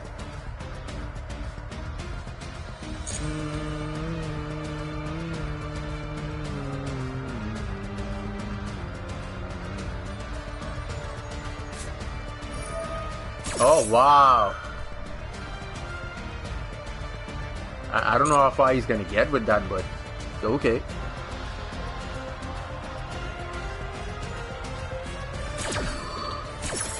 Nope. Brave. Yep. I know I would have to take 5, and I know his life points would probably gone up by 1,000. See that? I told you, it's irrelevant. The most he could have done was gotten a link 3 on board. That effect would have been negated. He could have beaten over the tribute, because I think Unicorn is 22. I know Unicorn is 22 unless he goes into something else. It ain't gonna be BLS because he needs 3 for that. And Ultimate Falcon is there. Caluga will wipe the back row if he even gets a whiff of trying to obtain victory. And Ga Magician right there. So if he did Kaiju the Ultimate Falcon or the Caluga, it just was coming right back the following turn. It was no doubt whether it was a win or not. And that is a tier 1 deck that's set up before me. Like I told you, when you have what you need to go against the meta that you know that you're gonna be entangled with or gonna have to go toe to toe with, it isn't an issue. It's just outplaying your opponent at that point.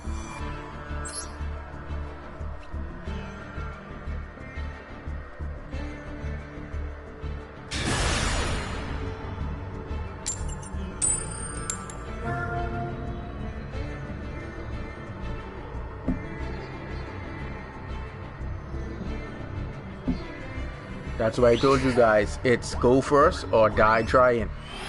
And if you go first, just make sure you have a sensible setup. Once that setup is disruptive enough, you're most likely going to win the game from there.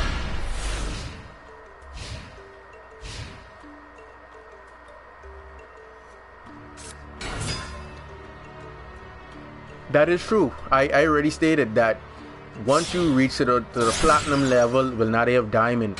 It's just going to come down to which players or which player picks up the better hand. That's it. Who picks up the better hand and who plays it correctly. That's all it's going to come down to, hands down. Because by the time you reach platinum and diamond, you're already going to know the main meta in those what the hell is this I'm playing against? Oh, plunderers. Just gonna ask that. But yeah, you're going to already know the main meta that you're gonna be going against. So like you're just gonna main deck to make sure you have oatsed it and then go from there. So it's just going to literally be who picks up the better hand. That's it. And plays it correctly. Those two things. Everybody who you see would have made it to like platinum tier 1 or in that diamond. They're gonna be really strategic players. Those who are going to make very little to no mistakes. But it's going to come down to the one thing no duelist can control: picking up the very first 5 cards of your deck. And as long as I was playing Exodia inside a synchro build, I have never opened with all 5 pieces. The closest I've ever come was opening with 3 pieces. That's it. So like I said, it just comes down to who picks up the better hand. Wow, this hand is horrible. What's this guy's effect? You can display the target on spell drop card, banish it. Then you could add 1 plunder patrol monster from your quick effect. This guy's equip. Oh, this is a quick effect. If okay. So that's its main effect. So you could discard 1 plunder patrol card to target a spell or trap card your opponent controls and banish it. Wow. Wow. Yeah. I'll end my turn.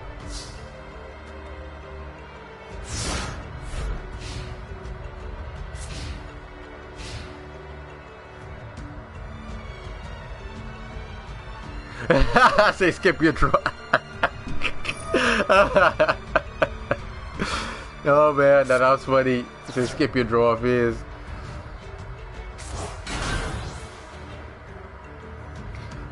Yes. I expect to encounter Eldritch and Trap Tricks, as well as maybe 1 or 2 other heavy trap based decks. So I'm playing 3 copies of this bad boy to ensure that I can, or even if my opponent is playing like numerous floodgates only stops like the attribute types, effects, stuff like that. So this right here gets around all of that with 1 card, and then whatever my opponent leaves as the remaining card, I just outed with that. And then, you know, if they leave a monster, then this isn't even necessary. But this right here, and then this here, and it's everything else is irrelevant after that.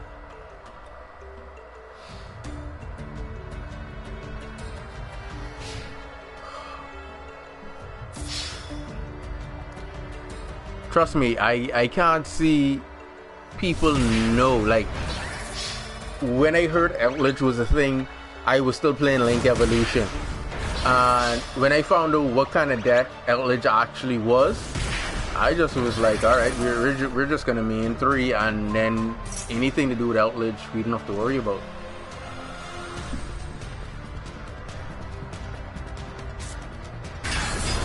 Oh wow! Now that's a useful effect. I actually thought I would have survived the battle phase, but that ranged monster is a really useful effect. I should have evenly from the turn before, but you live and you learn. I know better for next time.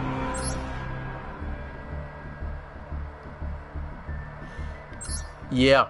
See, the thing is, you don't just splash in 3 of whatever to say compensate. Remember now, this goes with cents, not dollars.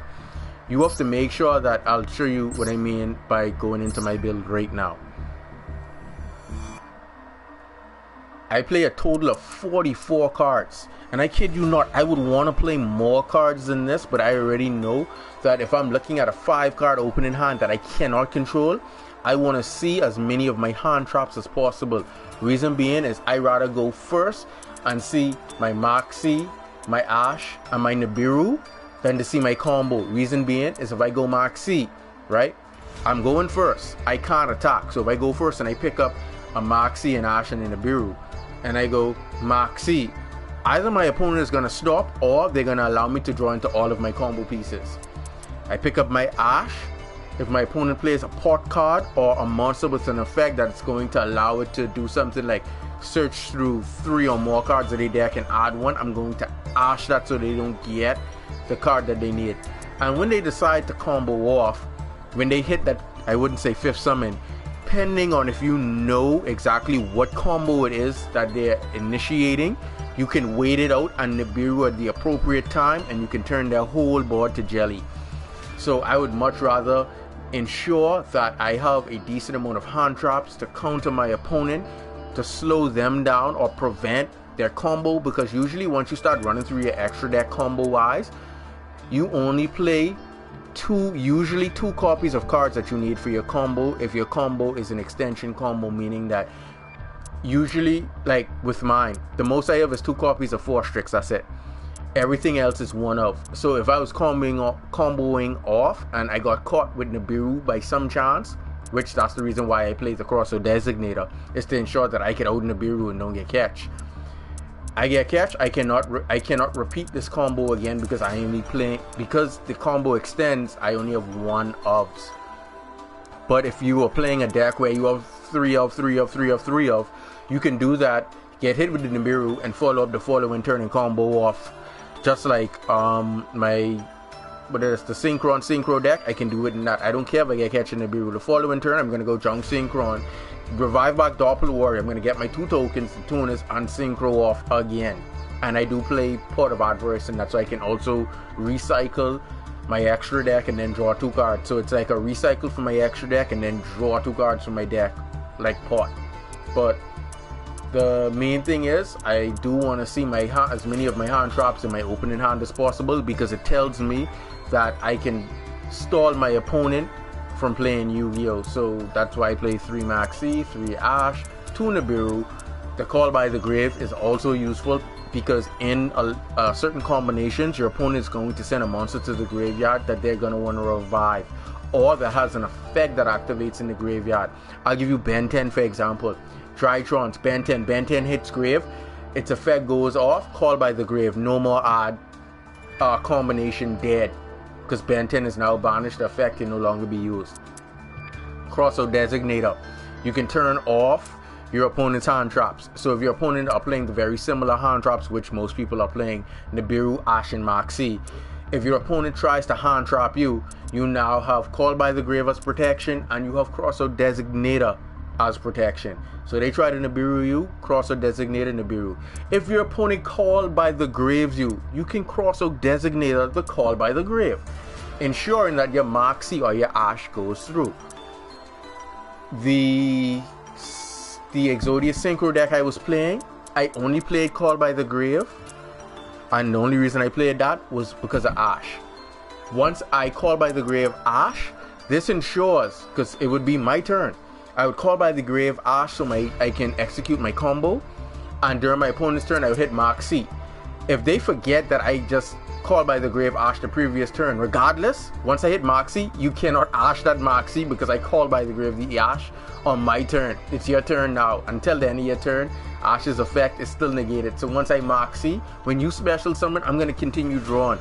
And if you want to keep extending until you can't extend no more, thinking that you're going to deck me out, Exodia would have been your downfall before that could happen. And I was trying to get a duel like that, but I didn't run into no opponent who could actually extend that far to cause me draw Exodia during their turn. But I'll upload that video for you guys first thing in the morning. I love that uploaded for you guys, probably around 6 o'clock, so you guys can see. It was just a deck I built for flex. It just was to synchro. Exodia was just to scare the hell out of them, but you guys get the picture. You want to keep your ratios anywhere from 40 to 44. If you have no need to extend that far, keep in mind in your opening 5-card hand, we cannot control that. Because we do not control that, you want the best opening hand in terms of slowing your opponent down as well as comboing off.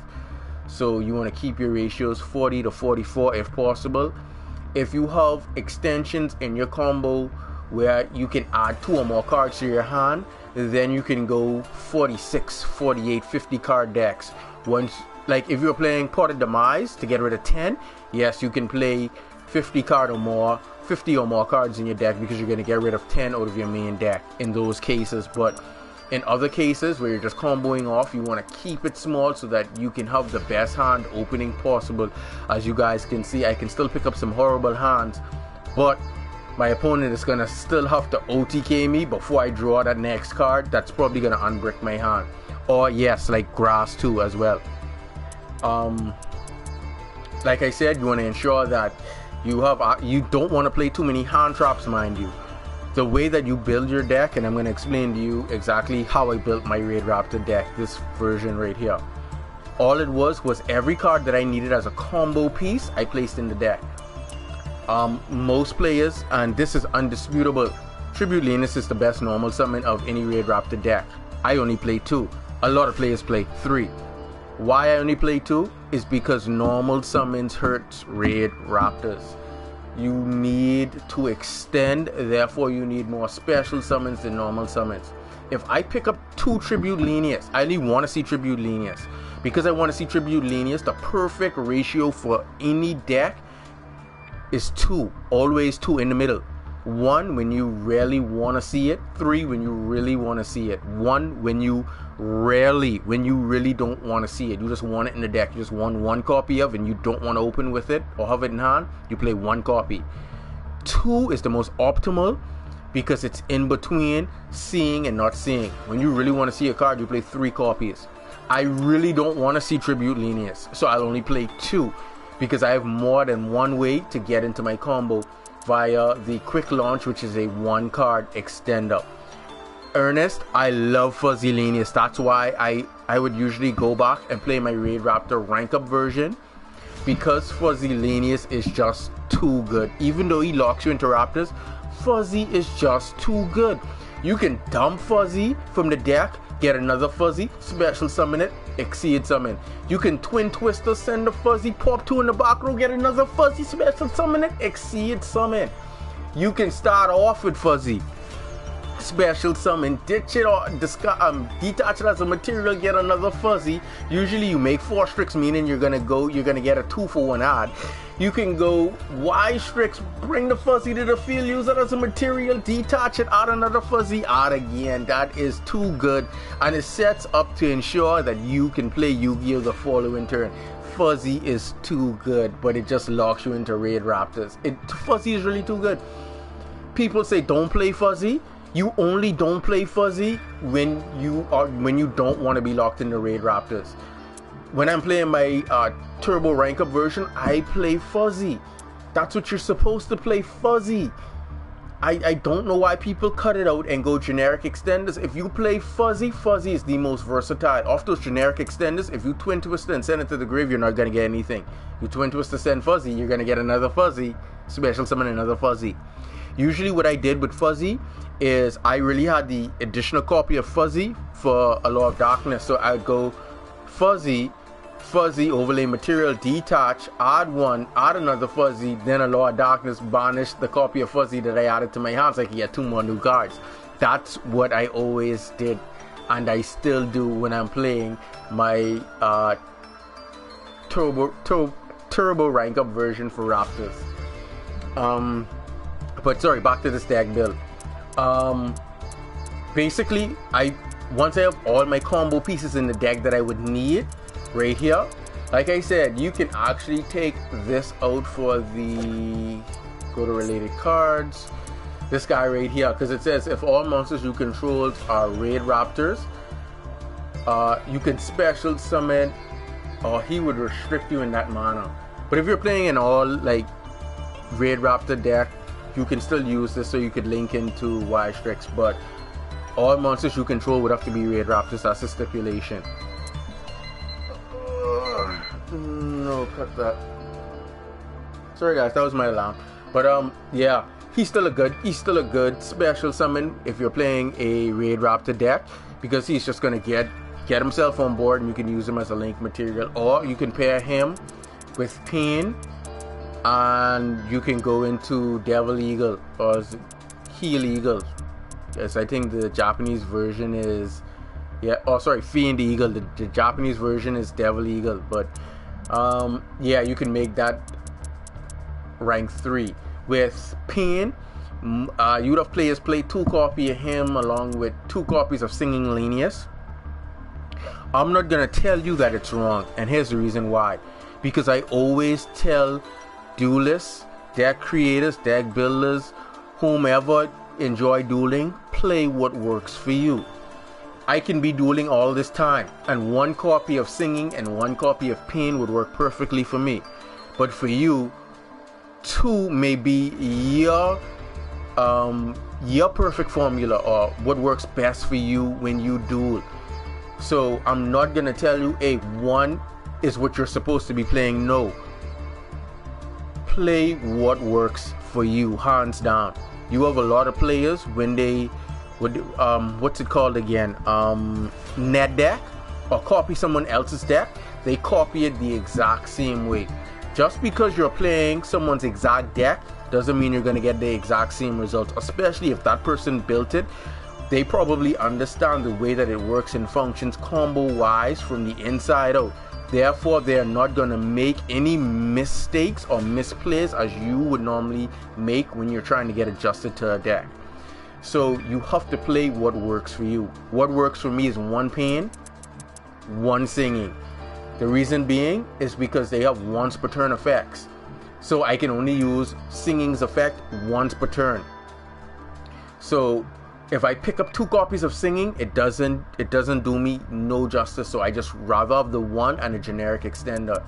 Same thing with Pain. I can only use this effect once per turn to special summon itself. So 2 copies, the second copy is dead. Having dead cards in your hand is not the efficient way to play Yu-Gi-Oh! That is why I play 1 copy of Pain, 1 copy of Singing. That's me. If you feel you need 2, you play 2, buddy. Do not limit yourself. Because what I might pick up and what you might pick up in the opening 5 card hands may never be the same. You may never end up in a situation where you pick up 2 of them. You may never, and that's just how it works. I've built decks, I've dueled with them in streams online. Never bricked, never took a L. And I'd had people net deck it, recreate it, play it, and they said that they brick like hell. They said that they lost numerous duels. I then went back in another live stream and dueled for about 3 to 4 hours straight, and only bricked once and just rack up a bunch of W's. And those of you who have been in those streams, you guys know exactly what I'm talking about. Fireproof. But that's just what it is. We don't get to control that. What works for me may not work for you. So always remember to play what works for you. When you're testing out these ratios, always play what works for you. If you feel 1 is not enough, bump it up to 2. If you feel 2 is not enough and you're not seeing it as often as you would like, or you really need to, bump it up to 3.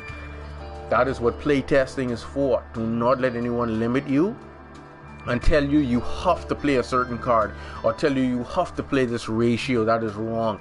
I do not believe on imprinting or having people imprint their beliefs or how they feel about something on to another person. Whatever works for that person, that is what they should play. If they're comfortable playing in a certain manner or in a certain way, that is their unique play style, that it's unique to them. That's all their own. The only thing they need to do with that play style is evolve it. Find combos that suit it, that complement it, and then continue expanding from there. That's it. That is how duelists become unique in the way that they duel. That is how you listen to me. When I do my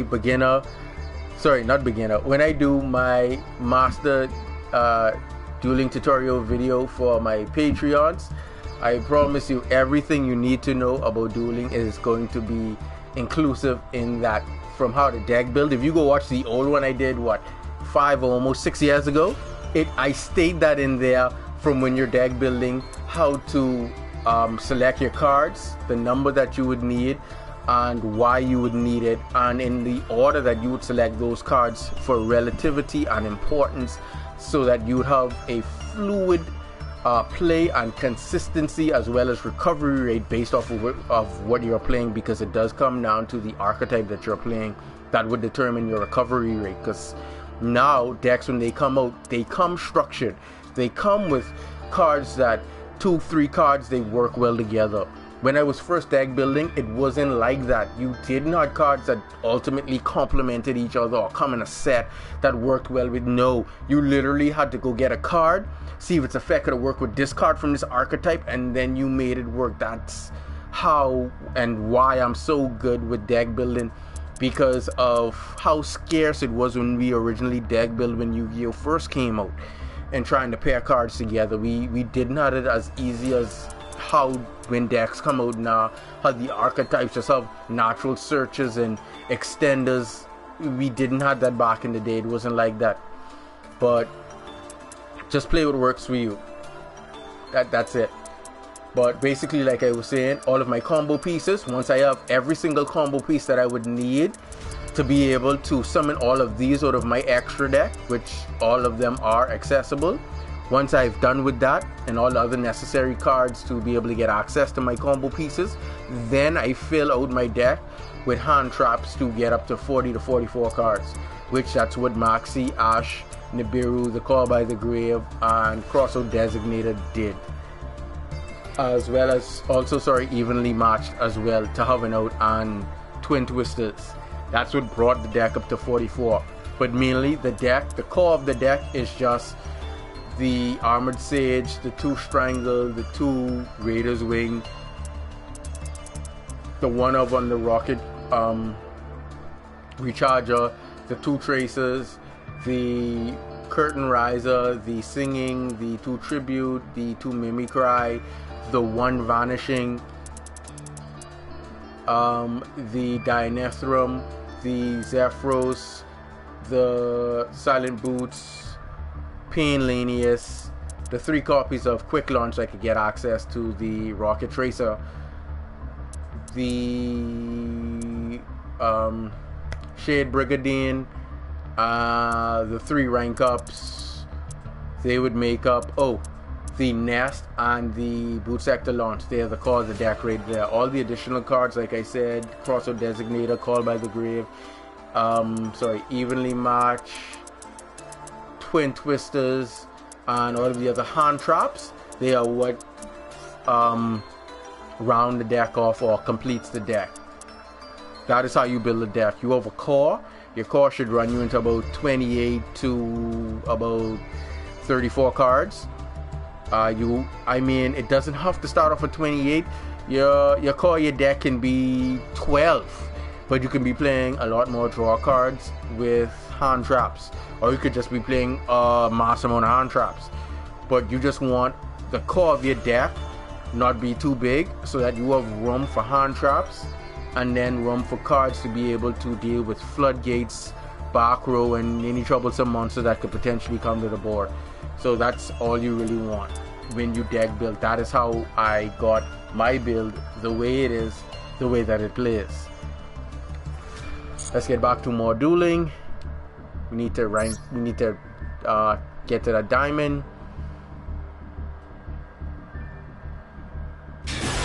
Oh, you actually played that, Devontae? I wonder if I actually dueled you in that. I played that, and I played the Millennium Duels. I love the Millennium Duels for the tag duels, though. Exactly, you understand. Deck building just wasn't the same as it is now. Now it's way easier. You play like one card, it gets you like what's it called? Invocation. I forget the card that starts it. Anyway, you play the level 4, you get you play the field spell card to get you to level 4, that you normal summon to get your spell card, and all you basically do is link into a light, and then you invocation, and then you get your fusion, then you send back the fusion to the deck, and then get the original level 4 back to the hand. Like, that's way too easy compared to what it was back then. Yes, I miss tag duels very much.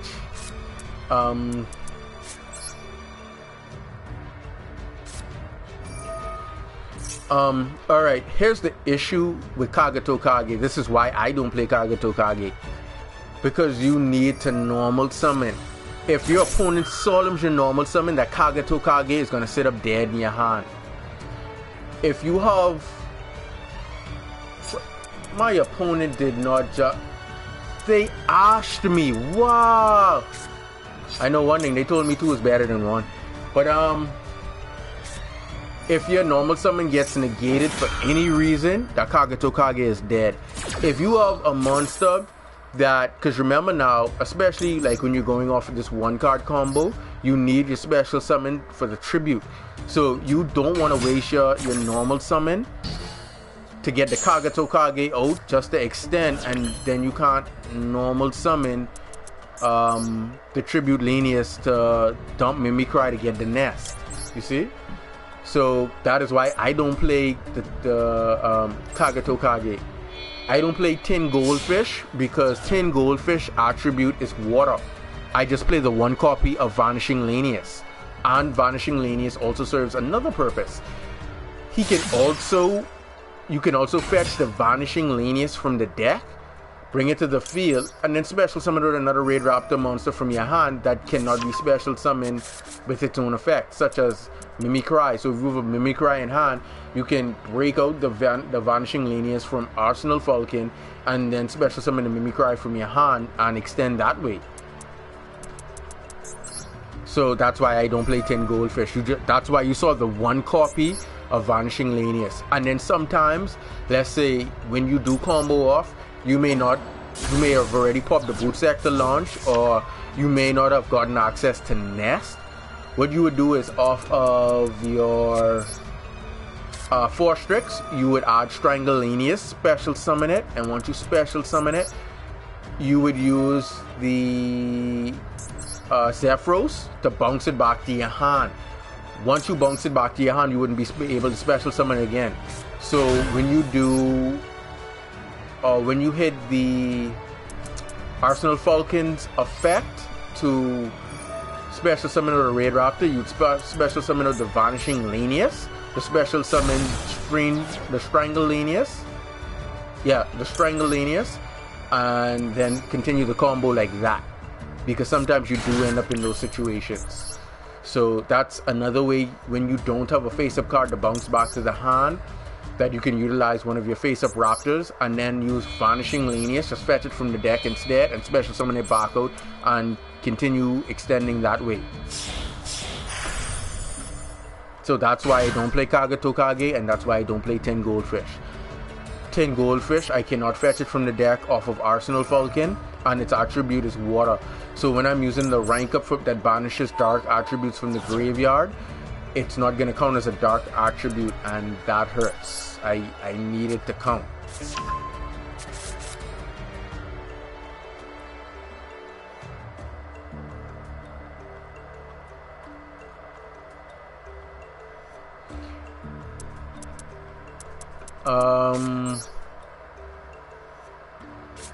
What do you mean by thinking about a deck's main attribute? What exactly do you mean by that? Because I see you just have Alistair there.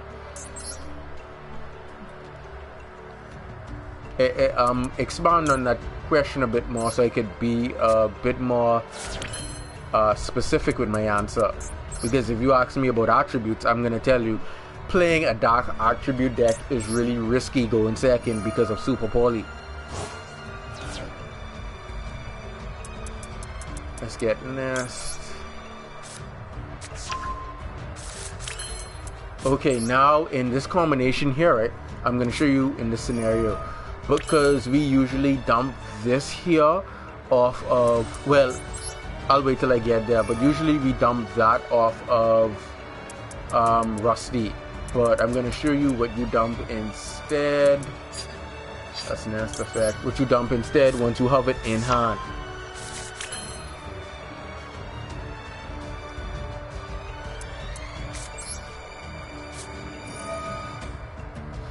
Well, the Despia archetype is actually new to me. I'm not sure exactly how that plays. I've seen people attempt to play it or whatever. I don't think all the cards are in the game yet, so I can't really assess the archetype in its entirety. But Despia seems to be a fusion base type strategy. It seems to be able to fusion summon other fusion monsters, I think via the field spell card. I think that's what I saw when I was dueling them. I didn't really pay too much attention because I was playing Raid Raptors, and usually I'm just going to hit my combo and shut everything down and then go from there.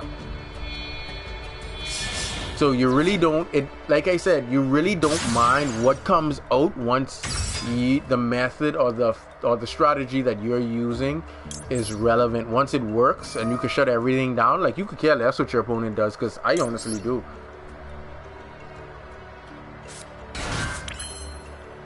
That's what I'm saying now, Ernest. I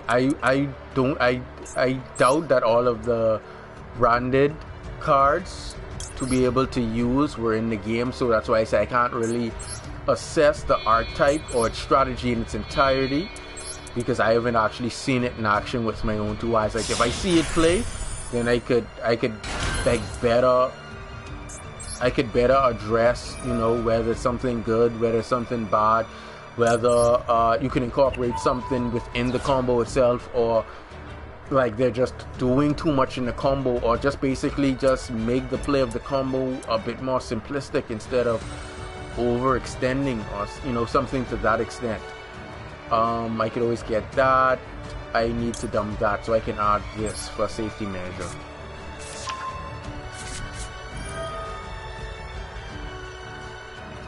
Brand whatever you want, buddy. Brand whatever you want. Just make sure that whatever you are playing, that it works. That's all. But like I say, playing dark attribute based decks is a gamble. Like it really is, because super poly, and if the meta, especially when you get, let's say, diamond consists of a lot of dark based decks. Basically, the only thing you need to do is make sure that you have as many copies of super poly in the deck you can get to them, and you can basically just keep owning your opponent's board and putting threatening, you know, disruptions or negs on the board, and just make it really hard for your opponent to come back. That's the only issue with dark based decks, is really that super poly, and you can't activate anything in response.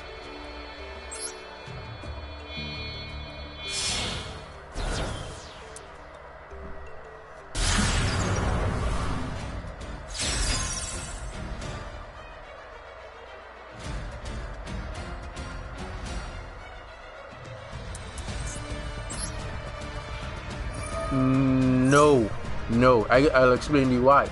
Shaddoll is an attribute based deck where its fusions can come from any attribute. So it's not a hindrance to have multiple attributes in the deck. That's why if you're playing Shaddolls, here's what I would recommend. I'd recommend that you use all of those Ghost Sisters that have different attributes. That way you can either fuse with them, and the same thing with Invoked. Invoke does the same thing. So playing Invoke with Shaddolls, it gives you flexibility, being able to play hand traps of different attributes, and then go and invocation to fusion summon them from the graveyard. It's also another monster that you can incorporate to put the hand trap back into the deck, and you can then special summon what's it called? Oh, I need to special summon this first. It's a lightning, a thunder or lightning monster that does it. After this duel, I'll go to it. So you can put your hand trap back in the deck and then special summon it, and then you can go into that Thunder Dragon Colossus. So it just gets you places. All right, done with that. Let's rank up. But it'll get you more versatility, using strategies and card combinations like that. Oh, I already popped the field spell, so we're gonna banish this engine. Yes, I'm not sure if it's green, but I know it's a Nemesis monster. So if you're banishing your hand traps or monsters in the deck that you like, that would be a good card in Thunder Dragons as well.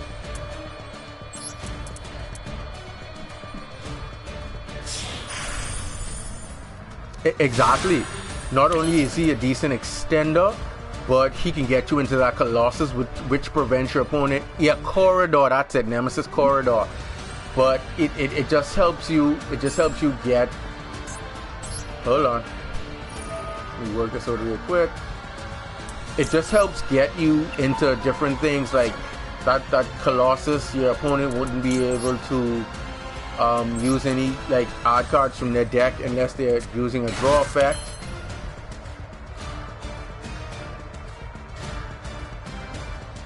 Dueling book. Oh, that's another Yu-Gi-Oh application.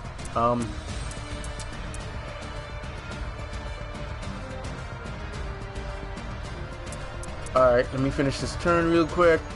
I need to get that off that, so let's special summon that back. That's what I'm saying. He can get you into Colossus and put your hand trap back inside your deck. That's what you want. You want that hand trap back in your deck. Let's do that. Oh, we need to make this guy.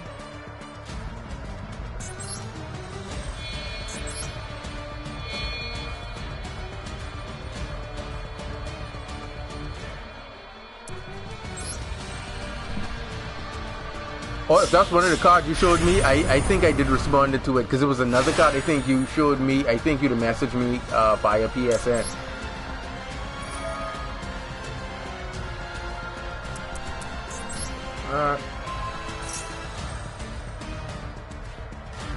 No.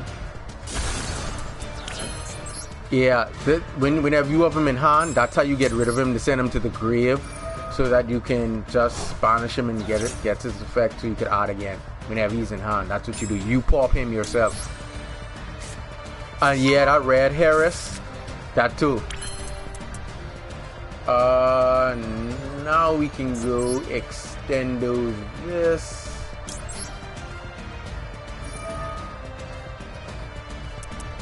Strip that.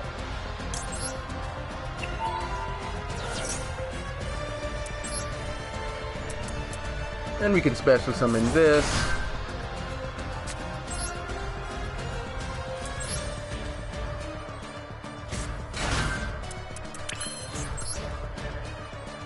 And see, the reason why I play this guy right here is because he's dark. So if I start my combo off with him, or to use him as an extender, when I play this rank up right here, I'd be able to banish him so I can get to where I need to go. That, then we can set this, and that's all the work we need for one turn. That ends my turn.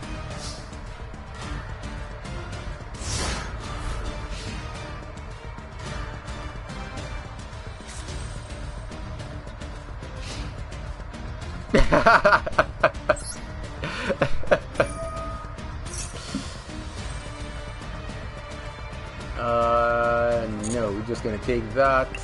Wow, a lovely trap. Now this gives me Dex Insight. Oh wow, infinite impermanence. So it looks like he's really afraid of monster effects. He wants to turn them off.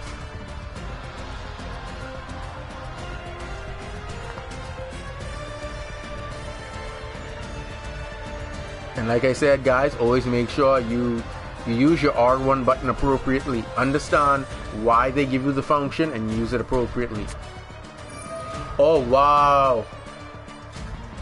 The guy's trying to clear my back row. I can't allow that to happen. This is the reason why I don't even play Lightning Storm anymore. like I didn't tell you and I said this if you about what 5 or 6 years ago, that one of the quick play spell cards for destruction that's going to be really, really good over the years was going to be Twin Twisters, and I did not call it wrong. Hands down, I was right.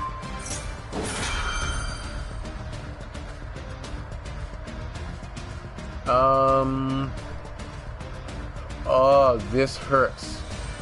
This hurts. I'm not gonna allow that to get overrun. I'm just gonna jump him.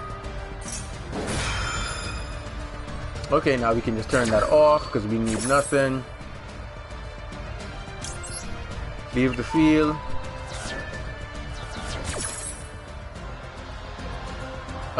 This is good enough.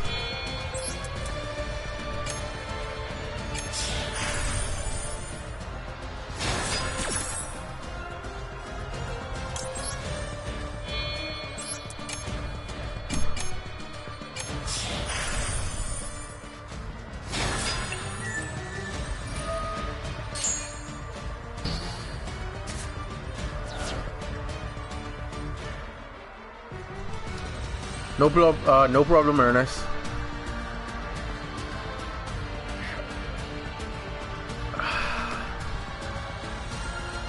I really do be cutting this timer close, you know. Oh, there we go. That's the branded card. Hey, y'all called for it, you know. There we go. There has to be a theater of, I think, what, branded. Yeah. Like I told you, it never matters to me because when I hit my combo, everything else that you could possibly do in Yu-Gi-Oh is irrelevant. The only thing that like really stops me or that would hinder me is a sphere mode. That's about it. And then if you sphere mode me, you still gotta OTK me because I do have a nasty plan B for an OTK. So don't think it just ends on that combo. That combo is just to make sure if you have your entire deck in hand that I could neutralize that. And I've shown you guys numerous of times. My opponent goes Maxi, I take in the challenge, and most likely I'm gonna win that challenge hands down. Look at the garbage they give me. Look at this. Look at this. Blue-eyed silver zombie. Wow. So what's this guy supposed to be? Some kind of, you know, rivaling incarnate for blue eyes? Look at this. The beams from the eyes of this creature are said to turn enemies into zombies. Wow, what a special ability. I'm frightened. Shit. Feel me? It's telling me it's the incorrect password. Wrote the actual well because I tell him what to tell the guy to put in. You put it. Actual, what do you do? Because I on this one.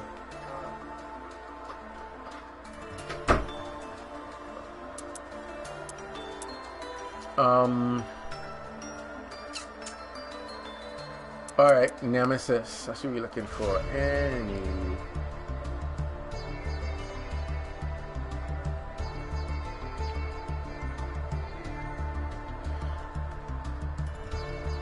That didn't come out right. I have filter on it. Hold on. Clear that.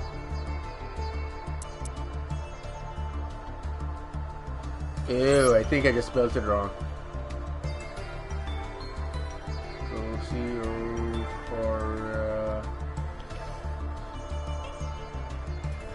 There we go. This is the card I was talking about right here. You could just target one of your banished monsters, and then you could special summon them from the hand. And then if you do, you could shuffle that target back into the deck. So you could basically send your hand traps that, let's say you fusion to banish them, or even if by some effect that you had to banish them, and put it back in your deck and special summon this guy as an extender.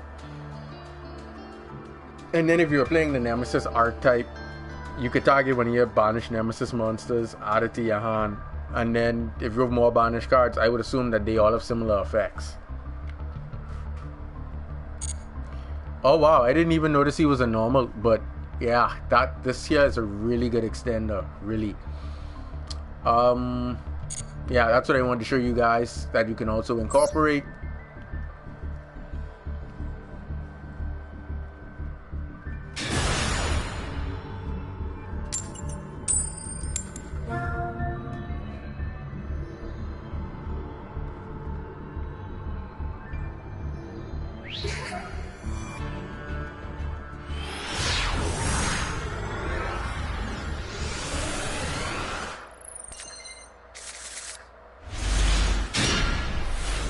Exactly, that's the same thing I'm saying.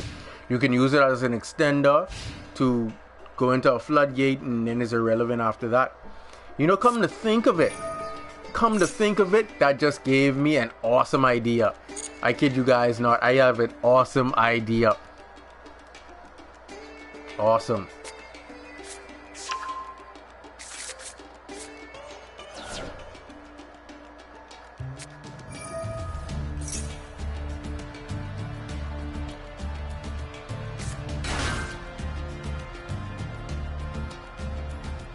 Oh crap.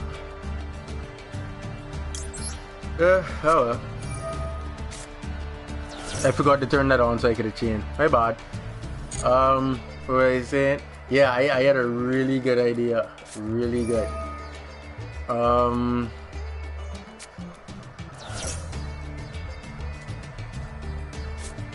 trying to make sure that could work. I think it can. I honestly believe it can.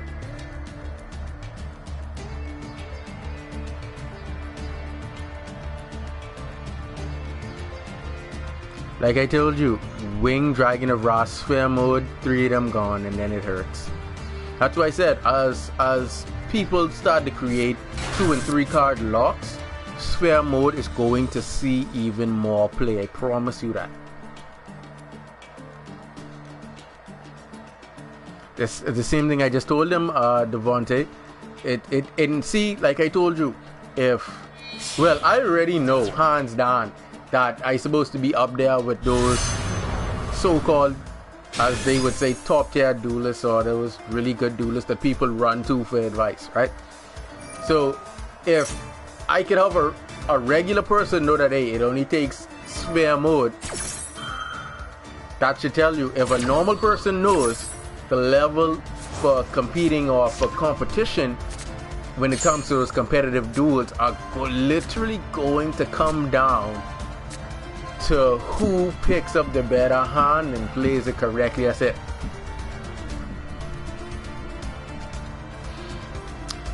It's not, I mean, first off, if they play in sphere mode, they're most likely playing Mark C. Reason being is the opponent is going to initiate numerous special summons.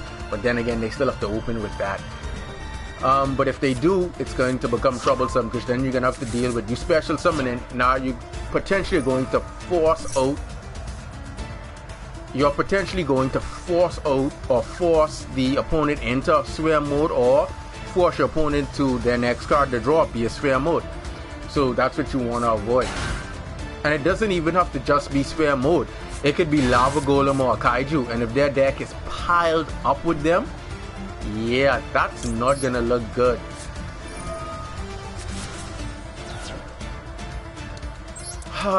Lovely, lovely.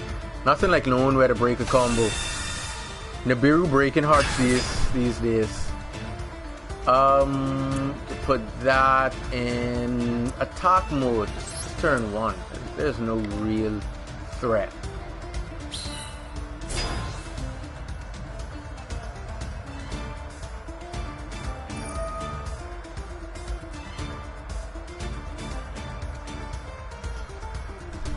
That is true. That is true. Droplets, ruler no more. And if you're playing someone who's playing sphere mode plus, they'll most likely be playing ruler no more, because droplets does take away from the hand. They may want their hand. So you can look at it, they're playing ruler no more, sphere mode, Maxi, Ash, Imperm or evenly matched, and then that's where it becomes troublesome. You built your board for them to simply out it. Spare mode in a lightning storm, and you know, it hurts.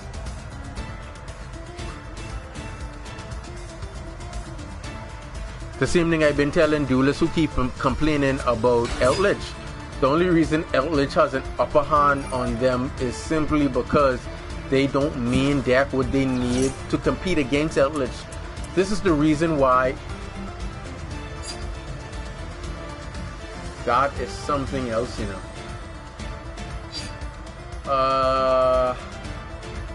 No. That is why I play this, to make sure that if I match up against Outledge, I can even it up.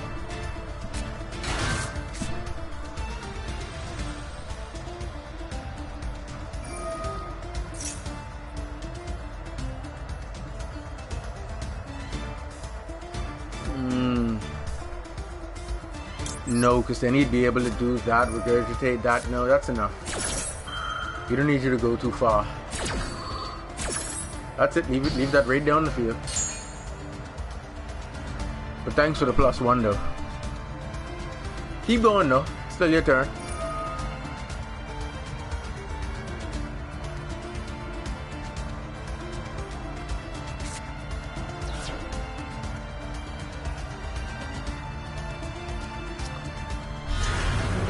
There we go. Now be a good boy. Make the bean. Sorry, make the abyss. It's the abyss. Make the abyss.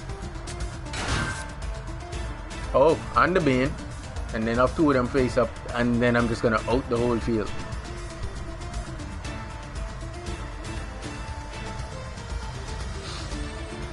And see the thing? This is where making sure that you're threatening monsters in your extra deck plays a pivotal role. Now, he's going to have one negate. And even if by some chance he could miraculously make a second negate, watch the tragedy that would befall him.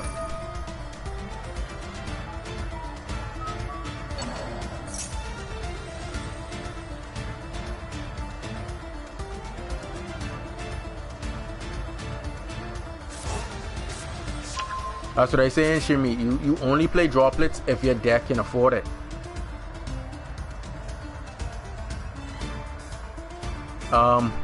I can push a Moxie. I've proven that time and time again.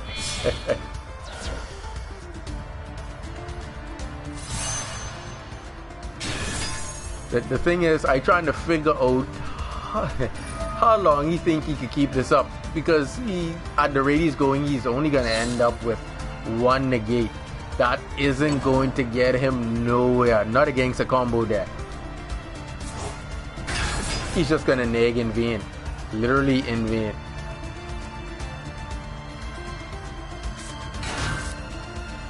And he's still going. Wow.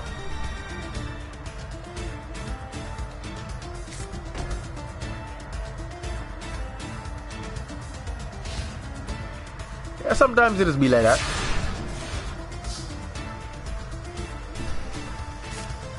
Alright. Wow, look at all of this soup. Alright, first and foremost, you can't make that without that. So we can go that, and that should trigger off the back row. Alright, watch this. Watch how easy it is. Because the back row is most likely the trap card that he banishes the rest of his monsters with. So either he's going to go first the Abyss, and then he's going to be forced to initiate the back row, which is going to banish all other level 9 and lower monsters on the board. So he's going to get rid of his Abyss for me. Watch.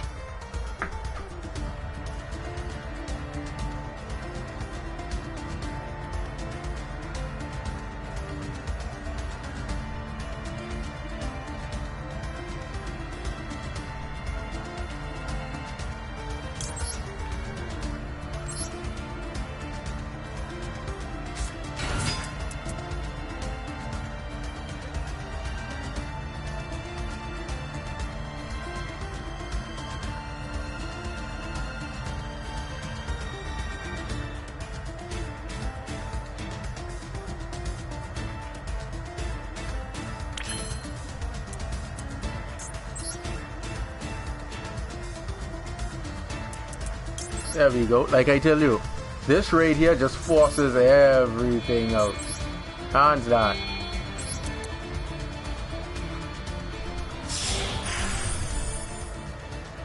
There we go. Lovely. Now.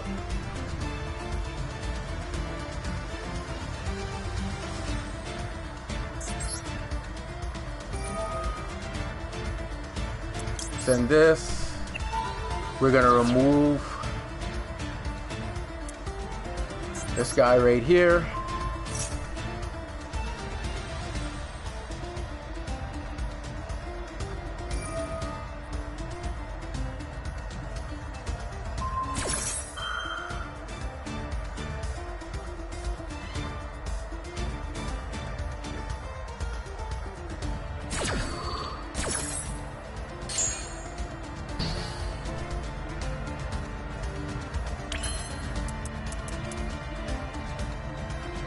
Alright, now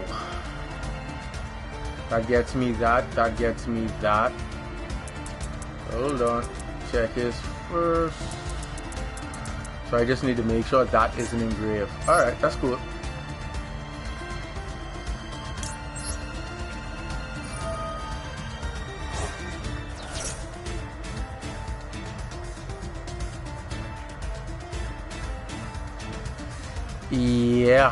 Yeah, just make sure on Nibiru and you should be fine. What all do I have in my hand? That. Wow, this hand is popular by demand. So I only need to make that and that. Alright, let's go. This. Alright, now time to make things worthless. We're gonna go. No, we just banished that, so we need to special summon this.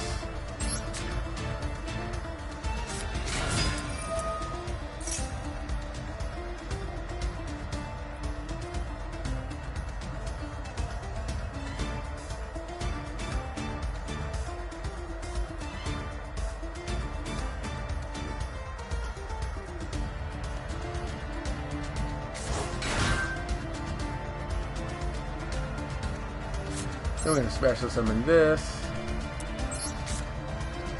Dang, I should have used that then. No worries.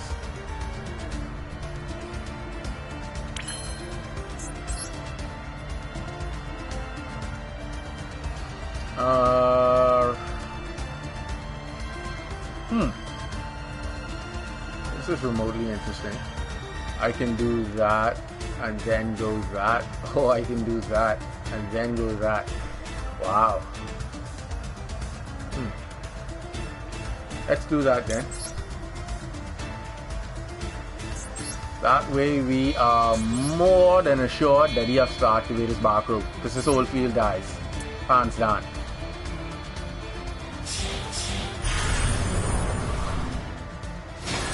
There we go. Lovely. Lovely. Lovely. Are you banished now or you bought Gary? I know, that's what I said. Get rid of everything. Get rid of everything. Oh, lovely. Lovely, because Nibiru's 11. Oh man, the foolishest players, the foolish things players does. He has one card. I have 1,000,001 in my hand, so I do need to play out my hand. I really do. Alright, we can go quick launch. Oh man, that was funny. That was literally funny. And time now, I'm sure my opponent can hear me. And you know what my opponent's doing? My opponent is not believing a word that I'm saying. Let's do this. But far be it from me if they want to be a fool and not believe me. That's on them.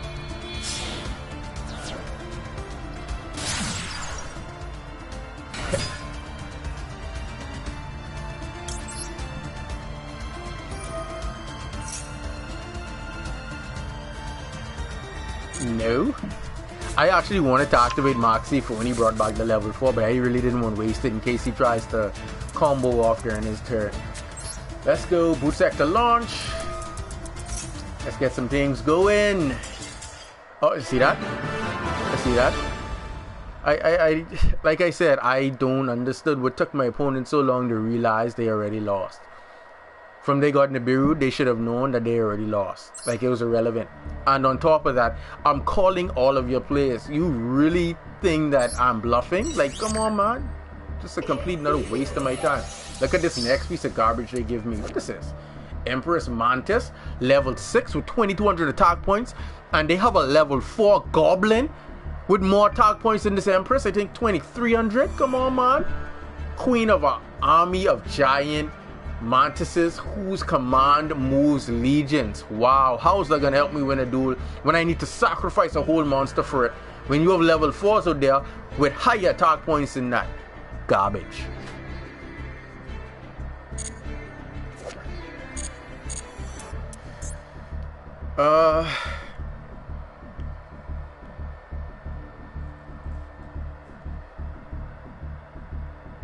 I like that. Food always believe their own bull crap.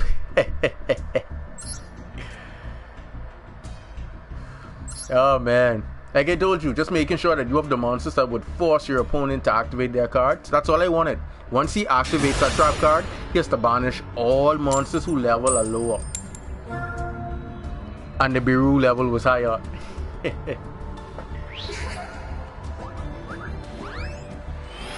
Once Dark Rebellion cut the Bane attack in half, there was nothing he could do, because Dark Rebellion could take out the Abyss, Nibiru would take out Bane, and his other monsters were sitting ducks. And I haven't even comboed off yet.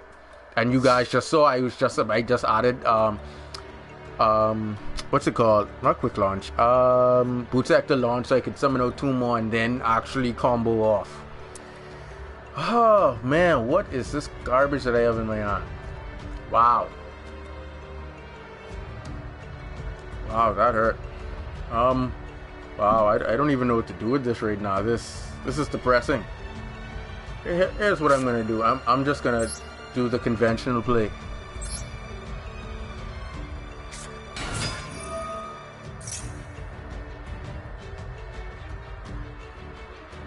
Nibiru level was higher. The trap card states the monsters with all the monsters with the lowest level are all banished. Nibiru level is 11, so he isn't going anywhere. So basically, when he activates his trap to try to save himself, he's actually committing suicide. Wow, you guys saw that effect just now when Imperv negated Dynethrum effect? Hey, that was beautiful.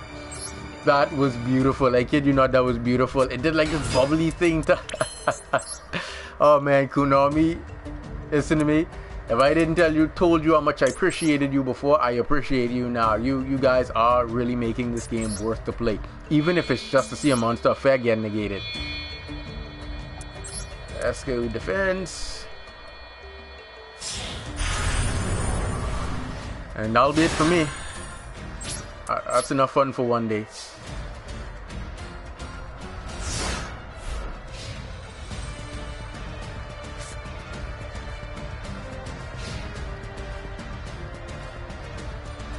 Let's see what my opponent's playing. Get 1 card from there. We need to borrow something. Come here.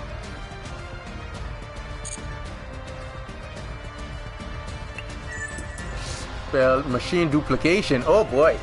Cyber dragons? What are we looking at? What in the world are we looking at?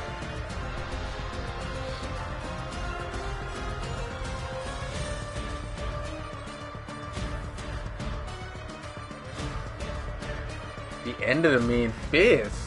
What the hell? My opponent literally didn't play anything. Alright, I guess I'll just draw a card off his spell. I thought he would have at least picked up like the OG Cyber Dragon.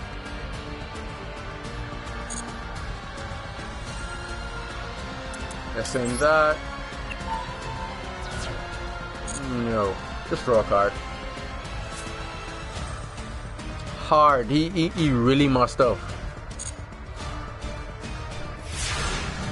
Not really. He probably can reason within himself and say that he can last another turn. Maybe that may be his reasoning. I don't know.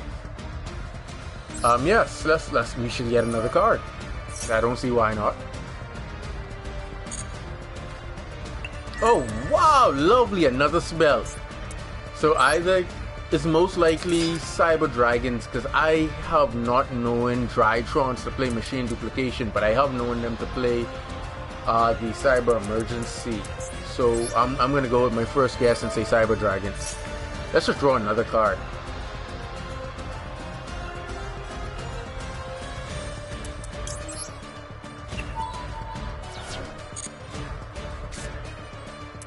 Ah, singing. Alright, dying about it all. Now, I want to make sure I don't overshoot this one. If I go that to him, I can make him get that and then rank up into him afterwards. Alright, let's try that, because I should be able to rip that off of him. Alright, let's do this. We're going to special summon this first. This should be game. Then we're gonna normal summon this. We're then gonna use his effect.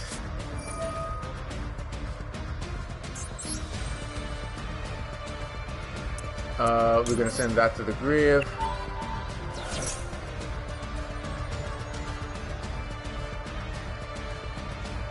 It may just be Cyber Dragons because, like I said, that's kind of a card that's not going to be really useful in Drytron. So if they are playing that, that's not the most, that's not going to be a really effective card to utilize.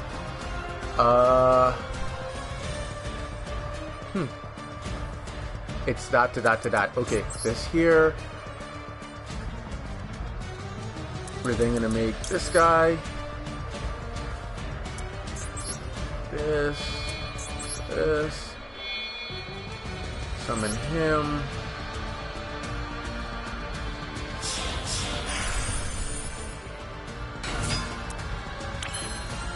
Then we're going to use the effect. Send this to grave.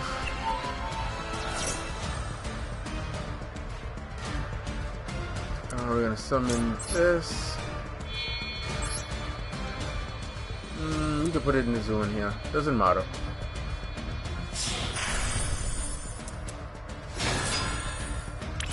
Then we're gonna go strangle.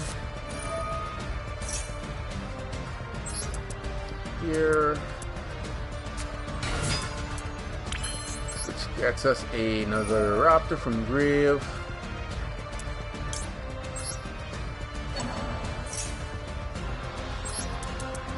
Here. Alright, now we're looking halfway decent.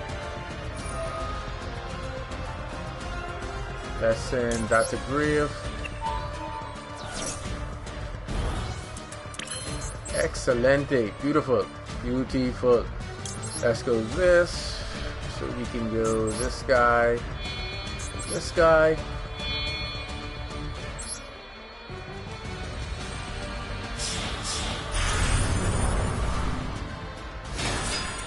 And we're gonna do this.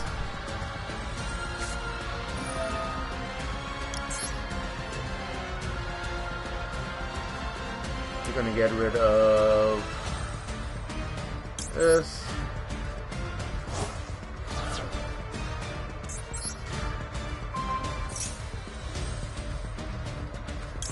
To summon this guy.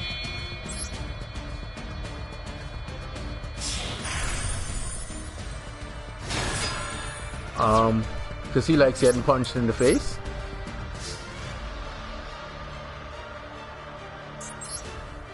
There we go. Beautiful.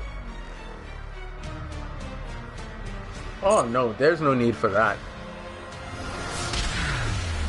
Monster effects would have been irrelevant. I could negate 3 of them.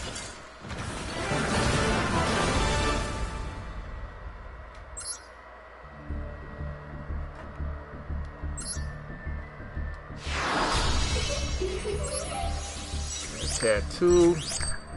Like I said, the reason you see I'm not getting my 100 bonus crystals is because I already played my way up to gold 1, and I intentionally got demoted back down to gold 5 so I could keep playing my way back up to gold 1, because I did it 3 times, play my way up to gold 1, and then got demoted back down to gold 5, so I could try to earn more crystals, so I could try to get more cards. And it seemed to be working. Now I don't know if that's something they newly added, like how I was getting more crystals, because I never tried it before. But so far that seems to actually be working, like just playing up to gold tier 1 and then getting the motor back down to 5 and play my way back up. Because when you do open those secret packs, you only have a limited time to have access to them, so I'm trying to get as many of those gems as possible so that I can capitalize on that, well, maximize on that. Alright, wow. The shenanigans continues. It looks like it's going to take almost my whole hand to go full combo. This is crazy.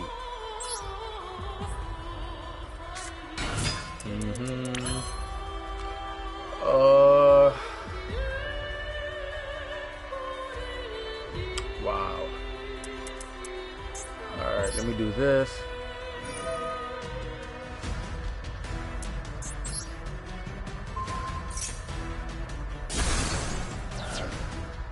Alright, just be safe at work.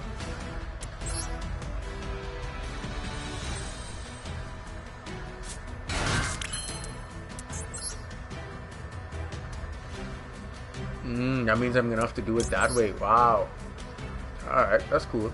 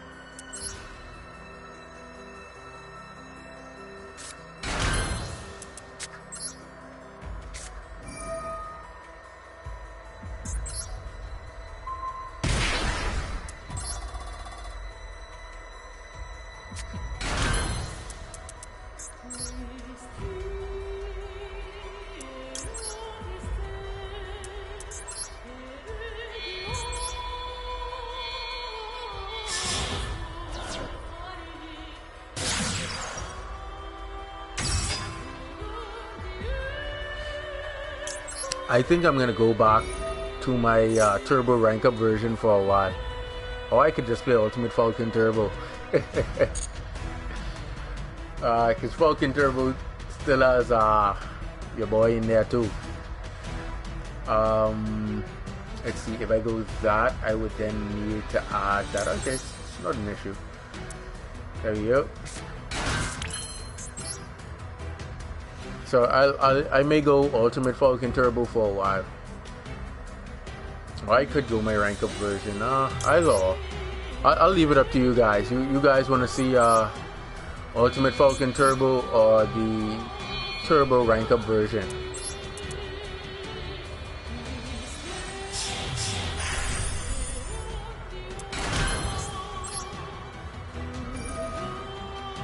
This is one of the scenarios that I was explaining to you guys in the deck build of what could potentially happen when you don't have boot sector launch or nest in play, and this is all you do when you end up in that situation. You just go for an extender,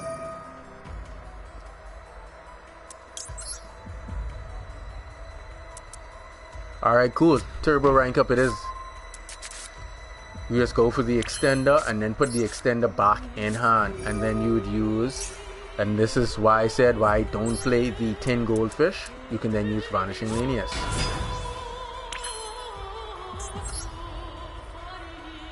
Actually, no, it's how you play it. I only summoned out 3 Ultimate Falcons in a single turn just to show that I can. If I'm playing turbo, if I'm going to play it smart, turbo wise, the most Ultimate Falcons I'm going to summon is 2 in a single turn, because you don't want your only one to go and then you have nothing, when you start your turn to be able to tell your opponent no Yu-Gi-Oh for the duration of that turn. So I would play 2 and keep the third. Plus Caluga is in that, so it isn't a big issue. Like, you could still stun the field, so there we go.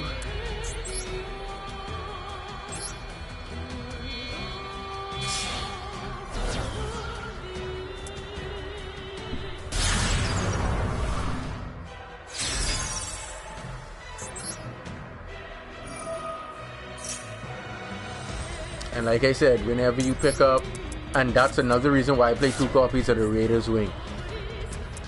I need to set this. But that's another reason why I play 2 copies of Raider's Wing, to make sure I do have a target descended to the grave. Then you want to special summon this so that you can pop it yourself, so you can get your additional ad.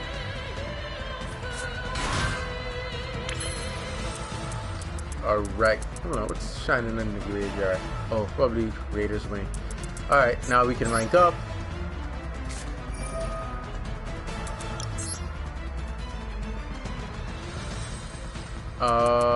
You, and we have no use for you anymore.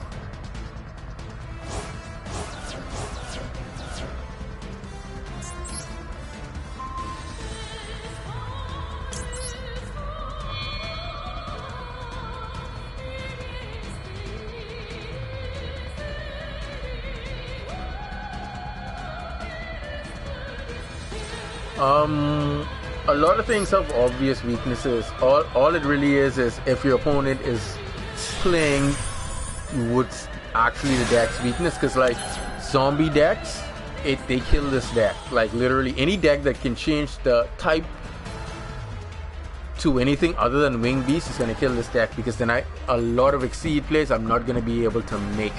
But that doesn't mean that I can't win. There are a couple Exceeds in the extra deck that it doesn't matter what type they are. Alright, now we're gonna do this. Send that. Get the Vanishing Lanius, so because we cannot special summon or the Strangle Lanius anymore.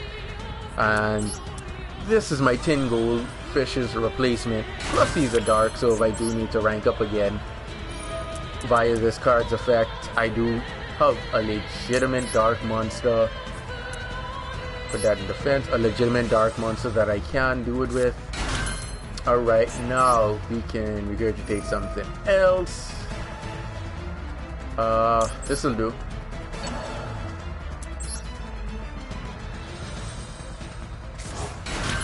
Then we're just gonna go into Time Thief so we can pop.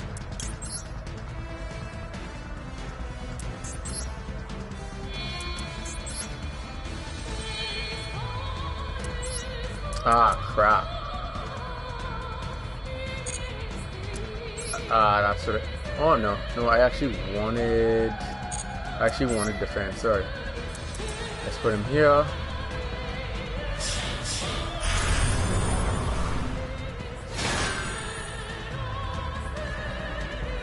Yes. And then we're gonna pop that. Nope.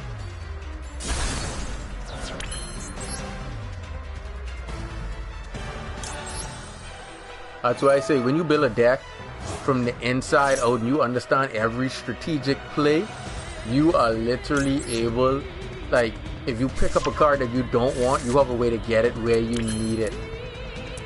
Then we're gonna do this and make our last Exceed, and we'll be done for the turn. Get that engrave.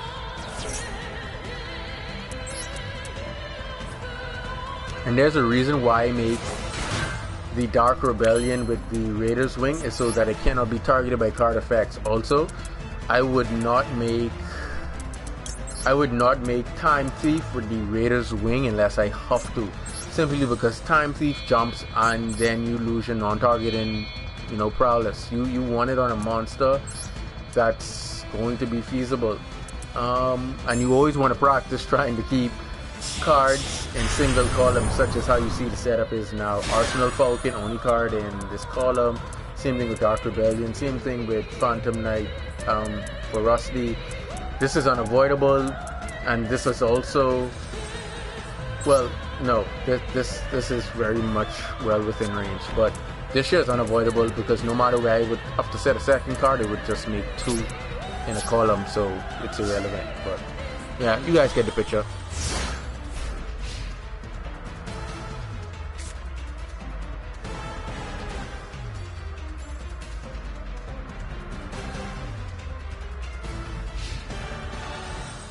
Time Thief, live up to your name.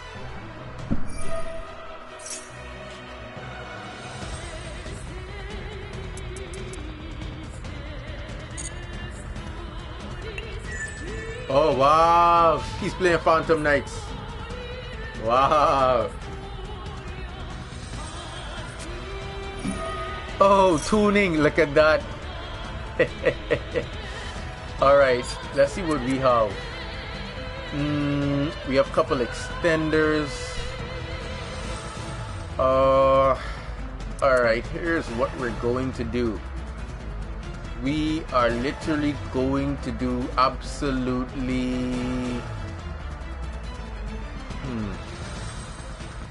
it doesn't matter what he's playing, Devontae. It literally doesn't matter to me. I'm just trying to see what route I should take in eliminating. Okay, he does that. That means he's gonna get that from the deck. That's going to be free. I would assume that he's not playing that. So I'm gonna ash that card's effect.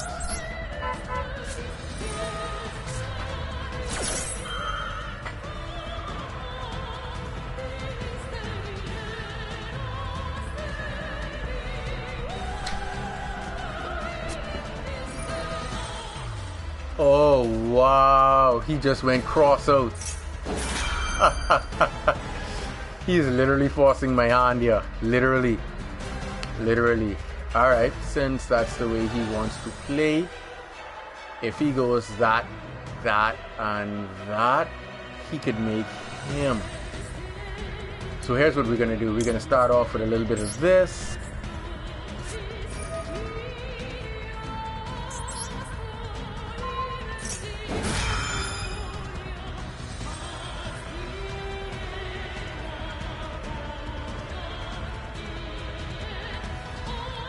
Then we're going to do a little bit of this.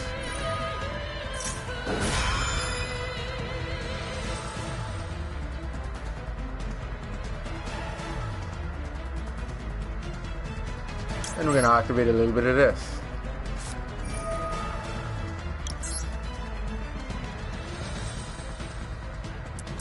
Banish that.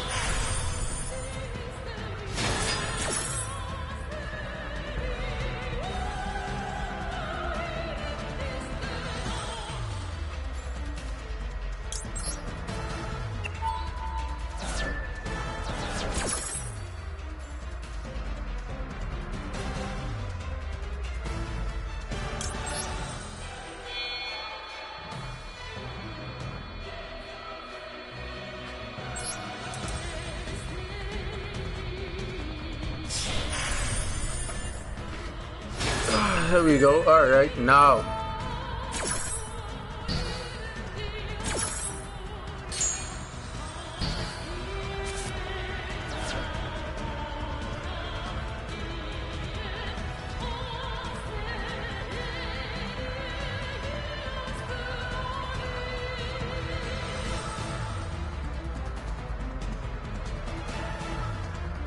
Even he should know he already lost.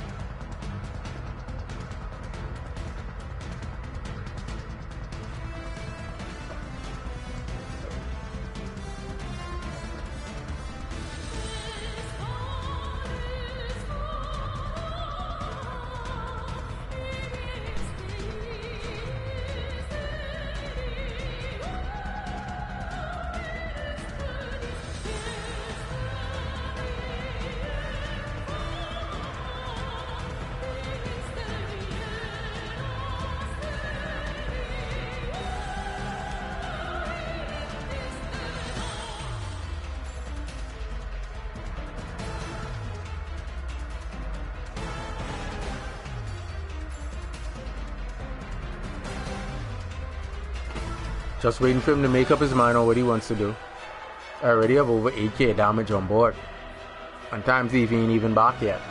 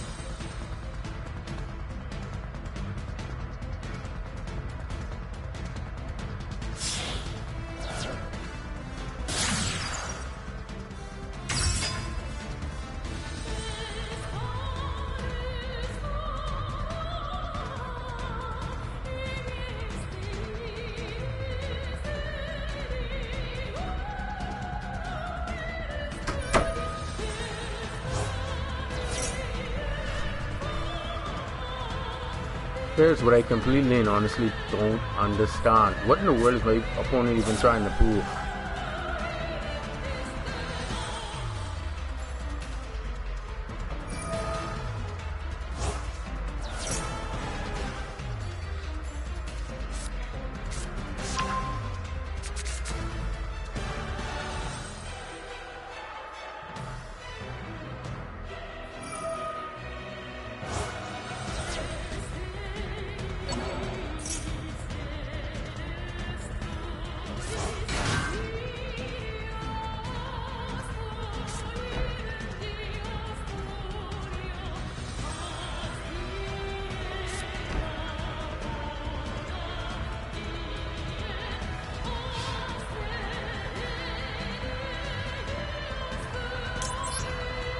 Oh boy.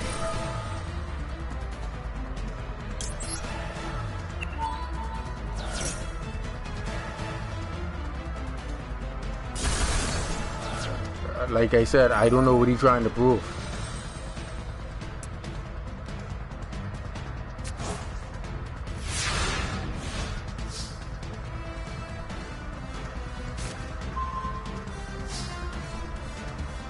Of course, time thief, go to work. Trap guard, trap guard, trap guard, trap guard, trap guard.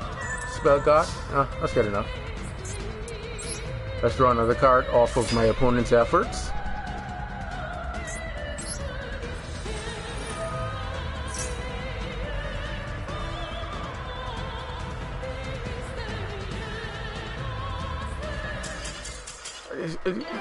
Now you guys understand what I'm saying? It's irrelevant. I have 3 monster negates. What are you gonna do? IP get negate, and then Arsenal Falcon coming straight back to the field. And once it gets set inside Rusty zone, it's gonna pop the cloak that's in defense mode, and he has all them attacks to take to the face. I don't understand it. A Borrow Sword? Well, but what Borrow Sword was gonna get him? What that was gonna get him? Borrow Sword effect would have been negated, you know. The most he could have done, even if he could have gotten the Borrow Sword, right? The most he could have done was taking out Rusty. You still have, if he collided with Requiem, he would have died because his non-destruction battle effect would have been negated. He can't be destroyed by card effects, but he would have been able to be destroyed by battle. He would lose his monster. So his best move would have been to take out Rusty, and then he loses next turn. Because if he tries to activate his effect to put a monster I control in defense mode, that's easily negated. He mightn't get destroyed, but that's negatable. What's his name? Time Thief would have still been face up on the field. And I still would have to play around his... Nah, that's still fine, because every time he tries to talk but switch to defense, he could just negate the effect. And I had 3 negates, so that isn't an issue. At least he would have had a wall up, though. He would have had a wall up. He would have. Until I probably make like another rank 4, probably the spider, and then remove it from the game. But that was completely and utterly a waste of time.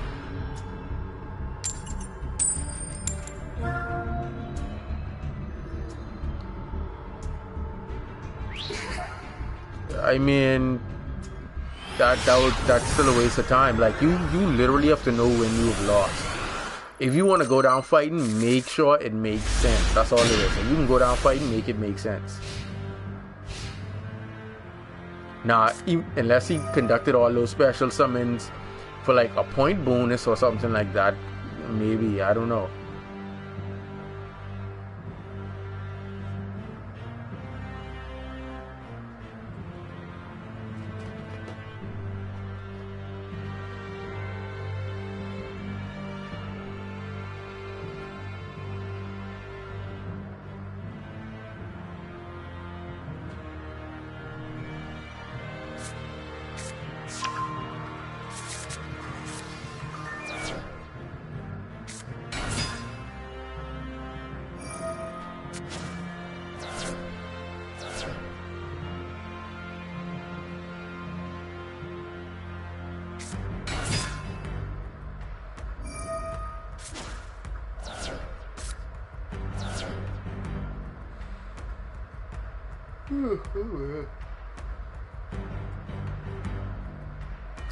Oh crap, I forgot to change that. I gotta remember to change that.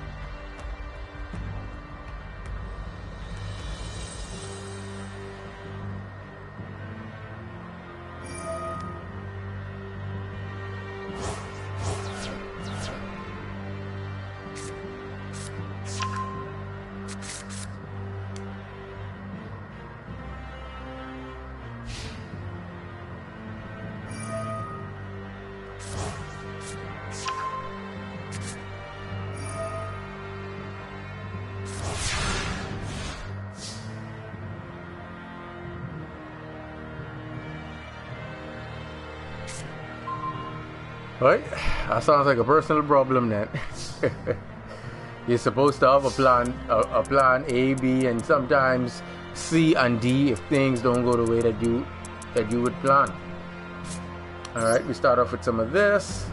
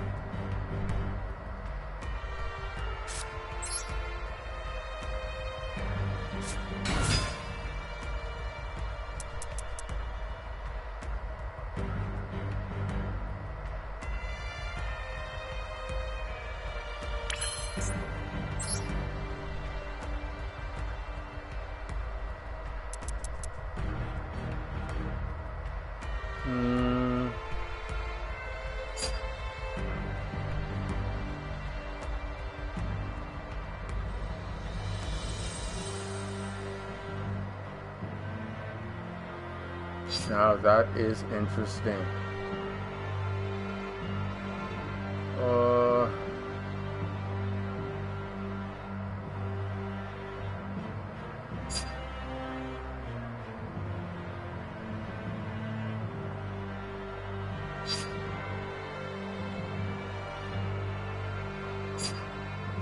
Wow.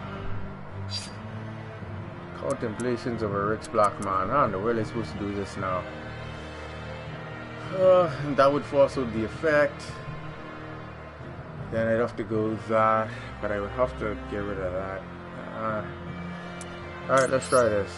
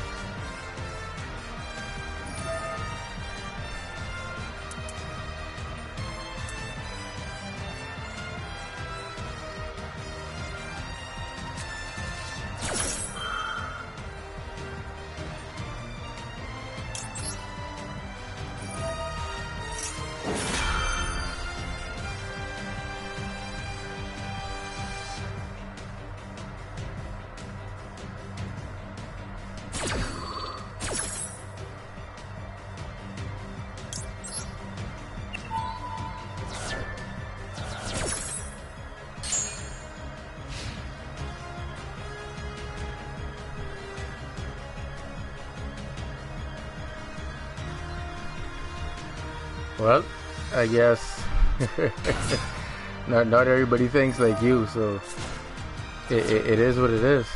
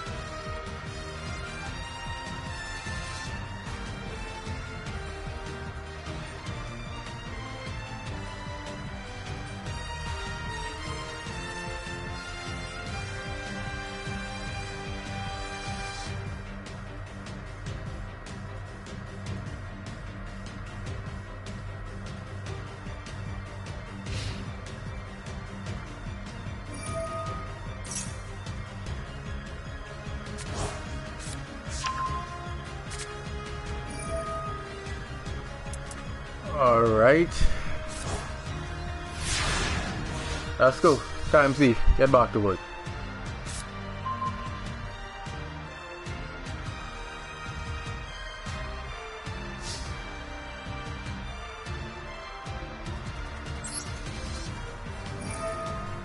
Do you say do play?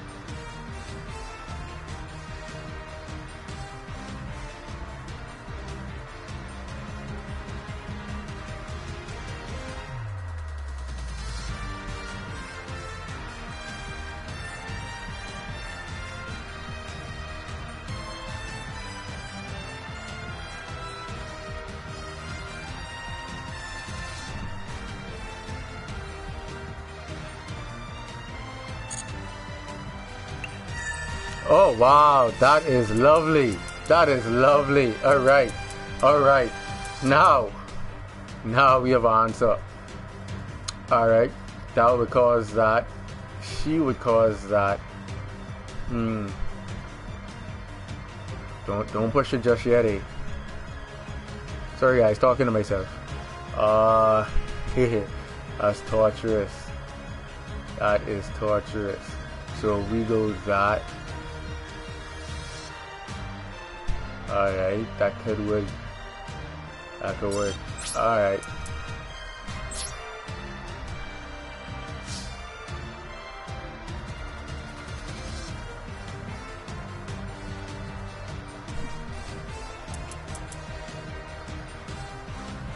Don't be shy. Don't be shy. Let it happen. Let it happen. Stand by.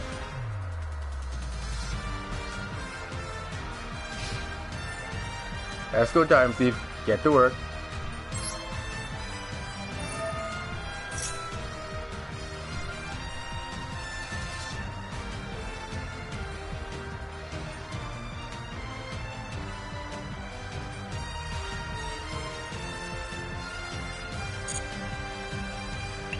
Oh, even extra lovely. That was beautiful. Now I don't have to deal with that disruption. And exactly what that card is. See there, sword soul. Lovely.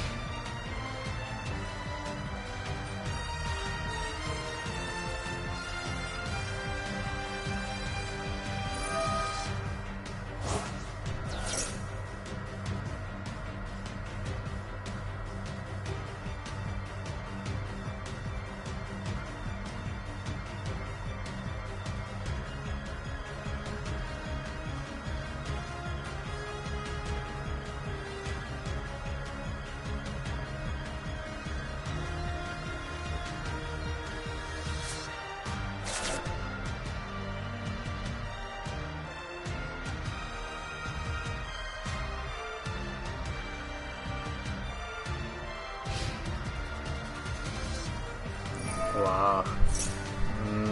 Did not saw that one. Alright.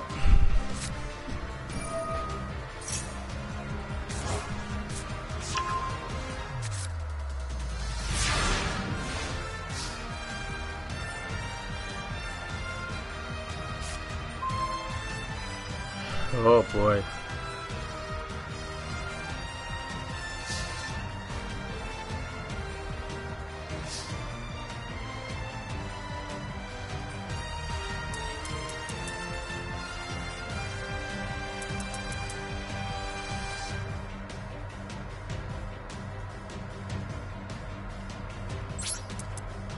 It's the end of my turn.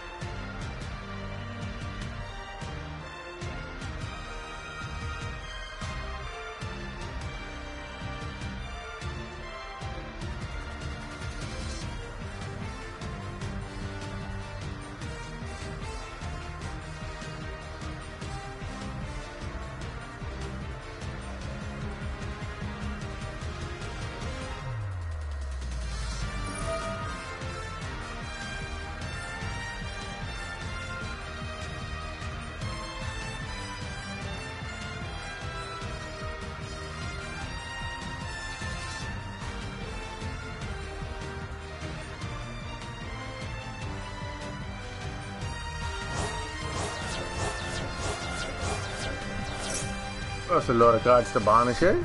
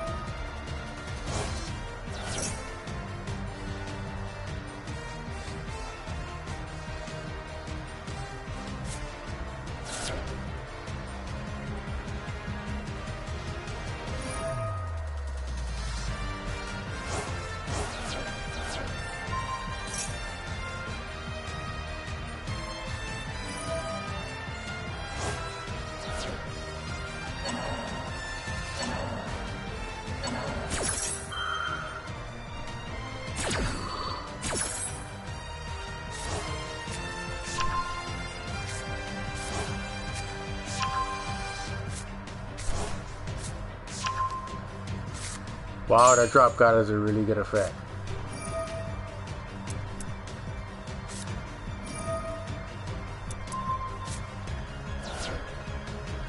Wow. I survive in this. Oh no, only half the effect damage. Only half the ball damage. You really have to be careful what cards you play.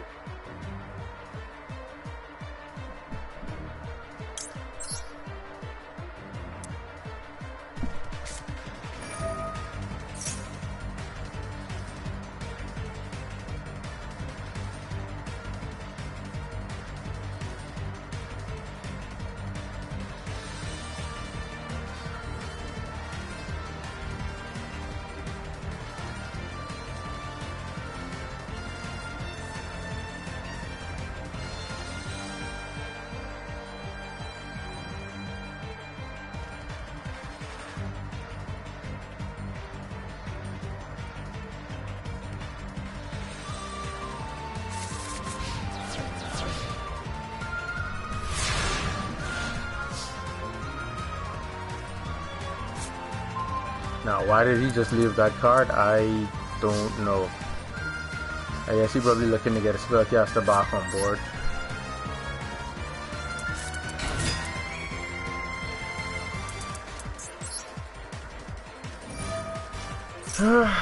Let's put a damper on those plants.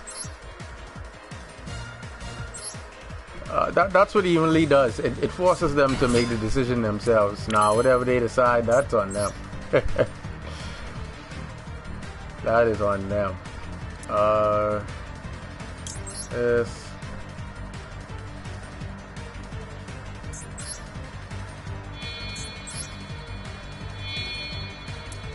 I was saying the same thing too, but then based off of what I just drew, I could force her to negate and still get past her.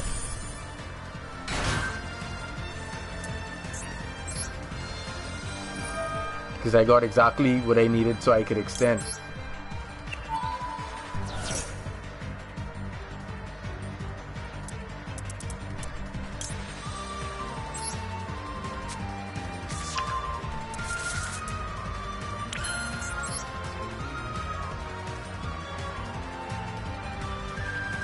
Like I told you, not everybody is as gifted with the kind of intellect you are.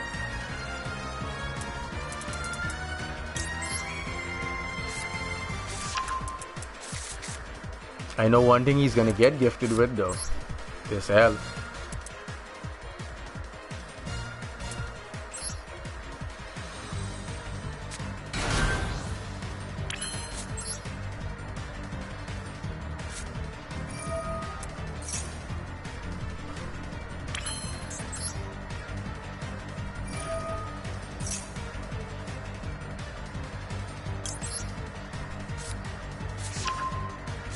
I hopefully don't think he can get another turn. Hopefully.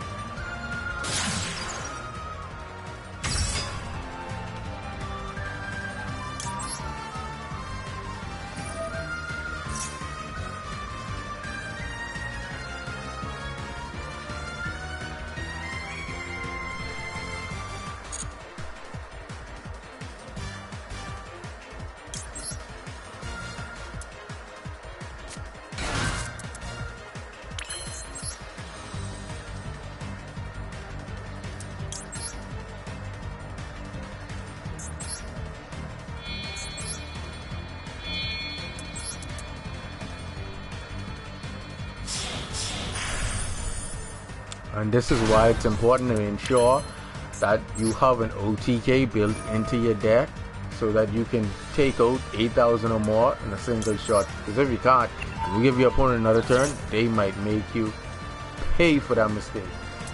Always ensure that you do as best as possible unless you're playing like a control based deck.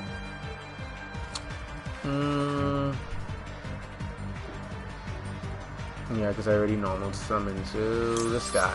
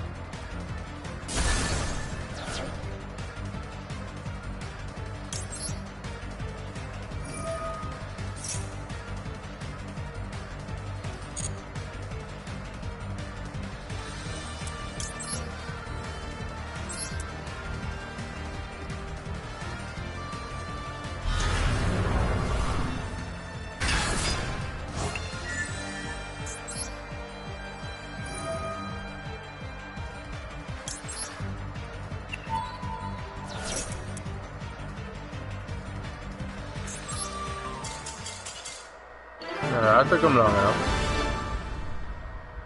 Just wanted to make sure the Ultimate Falcon told him that he ensured that he couldn't do anything for the duration of that turn. Changing deck.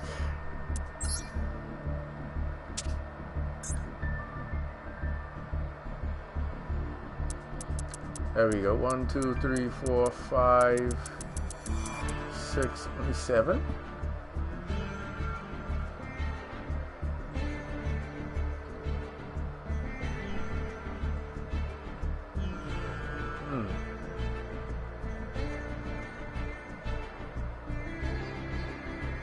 Well, as you can clearly see, I didn't know it took him so long, but as you can clearly see, I play 3 vanishing inside this, and like I said, 2 works for me, so I never have to change. 1 works with me for singing in pain, and then the rest just extenders. Just 1 copy of the Raider's Wing, because I'm not playing Kalyuga in this, so I only need 1 copy of the Raider's Wing, and then 2 Strangle seems to always work, and the 1 Armored Sage. And like I say, the hand traps and the other cards to prevent disruption and clear the board. And other than that, the rank up magics, like I said, is 7 in here. Yeah, 7.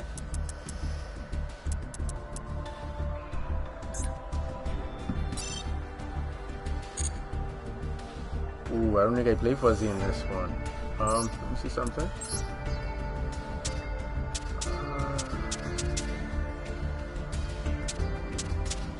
Oh, I deleted the one I play fuzzy in. I actually was playing fuzzy in one of them.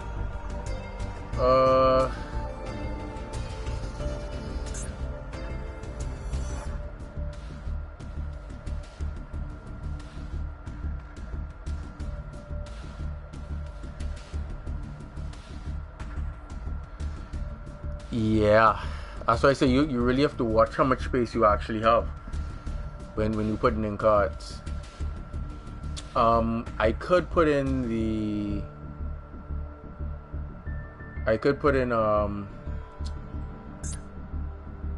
fuzzy.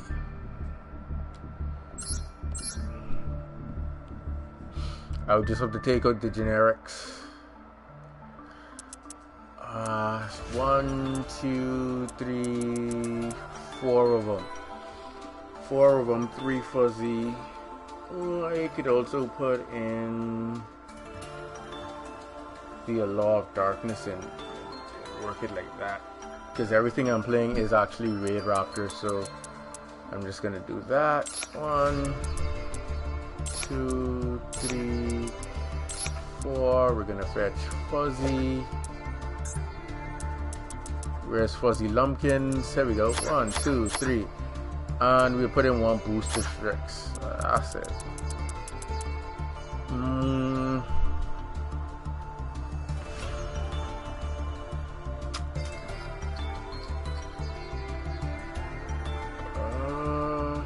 I'm not playing Satellite Falcon.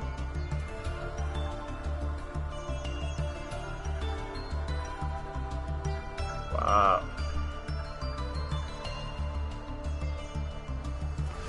No Satellite Falcon, no Monster Reborn.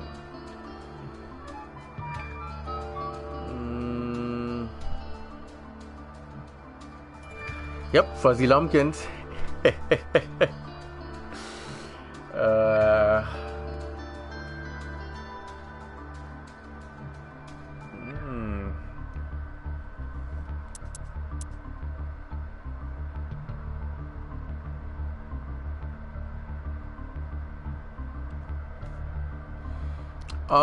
In the other Raid Raptor build, I do incorporate just 1 time thief, but not the engine itself. Like I say, we don't get to control the first 5 cards that we pick up, so you want to keep your builds anywhere from 40 to 44 so that you can pick up the best hand possible so you can combo off. Like, I want to cut a 4 Strix, like I really want to, so I can put in Satellite. But boy, and I do know that the Final Fortress can come in handy at times. honestly can't. Oh man.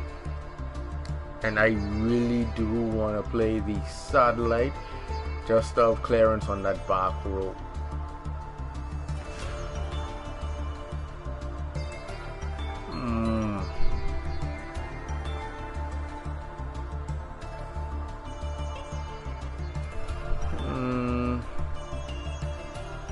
Man, this is tough.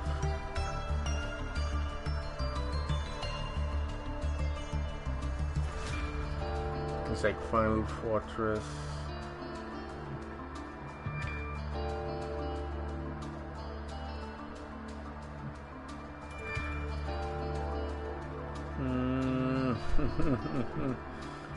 Oh, the decisions.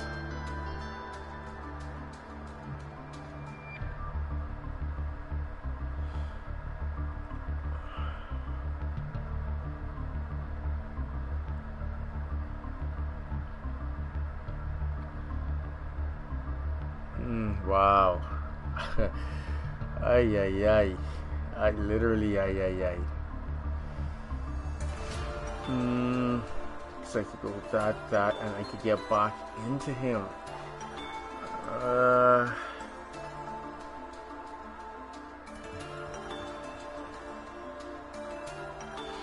Okay, what I'll do, see, that's the thing. That's how you get your booster strength. Wow. See, you'd always need another 4 to go back into.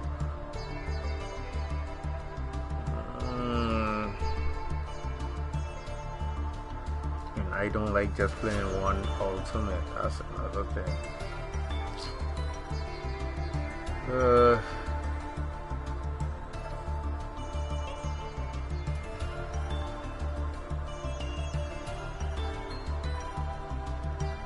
We'll leave it as is and just see how it goes from there. But I would have liked satellite. I like satellite when I am not playing Caluga. Just for that back row out. Just for that.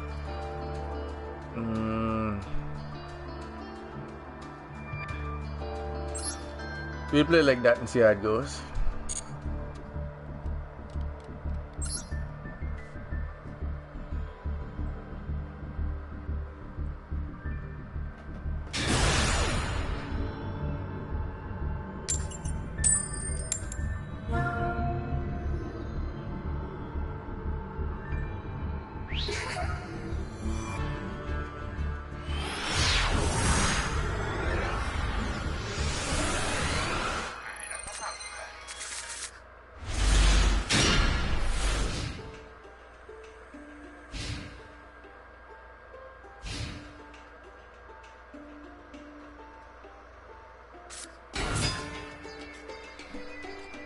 Why I said,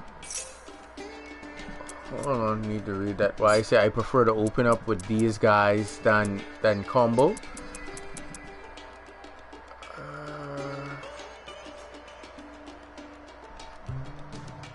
Wow, the regurgitation of madness.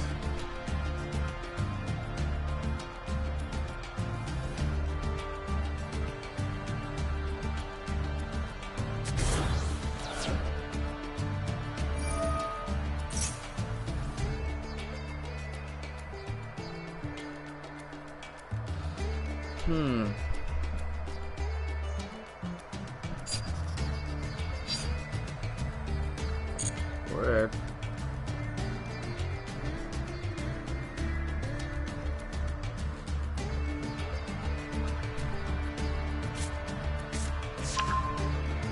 No, there's the Ben 10.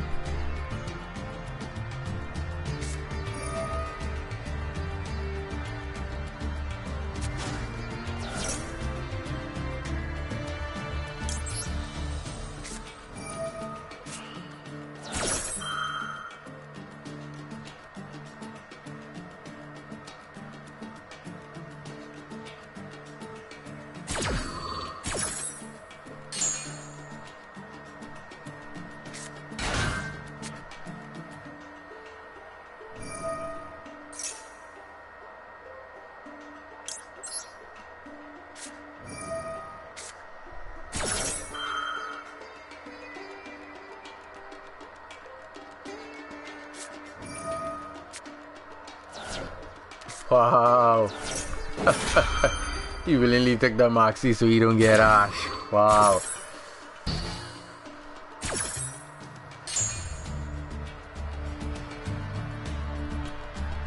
It's gonna be interesting to see how this one plays out.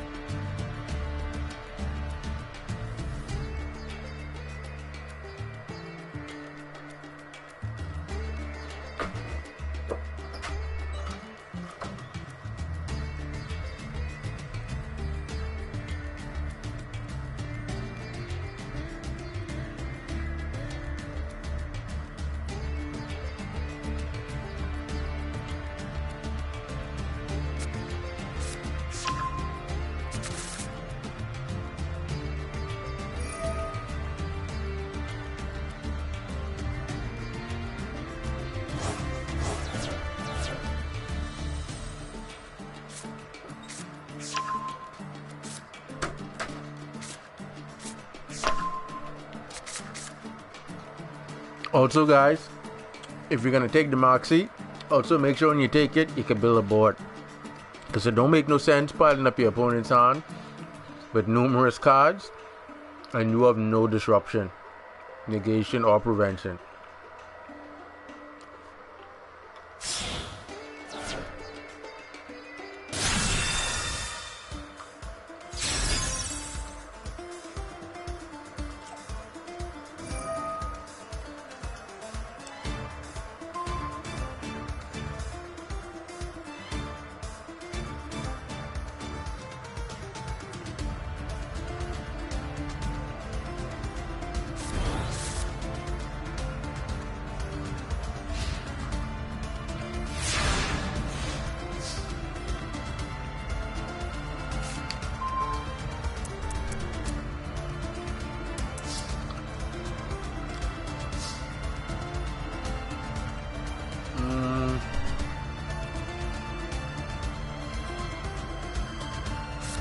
Wow.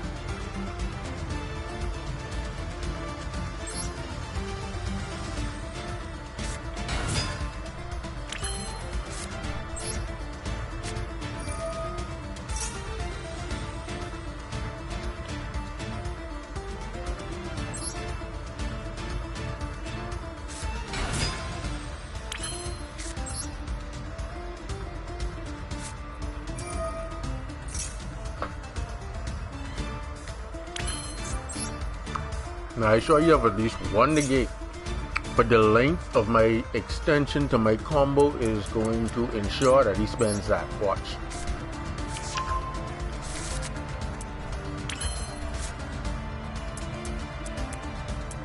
Ah, oh god.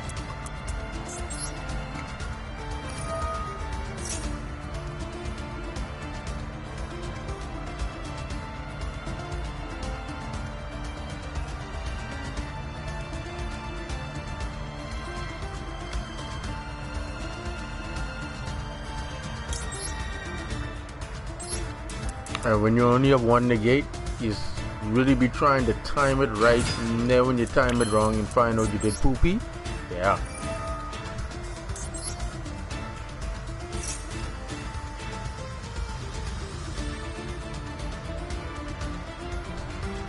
All we're doing right now is just piling up to add additional extenders. That's it. So when he does negate, it doesn't even matter. That's all this is.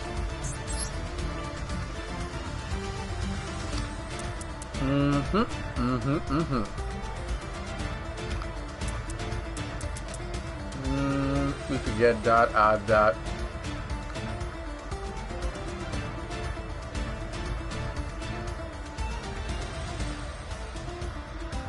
If I don't force an egg, then he loses. because I would have what I need on the board. Let's see. There we go. No. This should trigger it right out. If he don't egg this, then I sure you lose.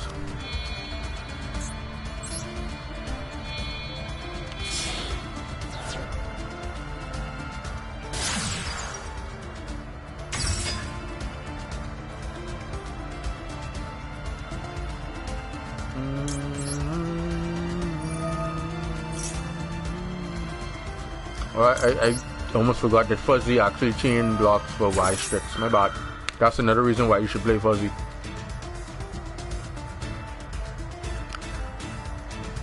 I'm getting another free level 4 to extend with.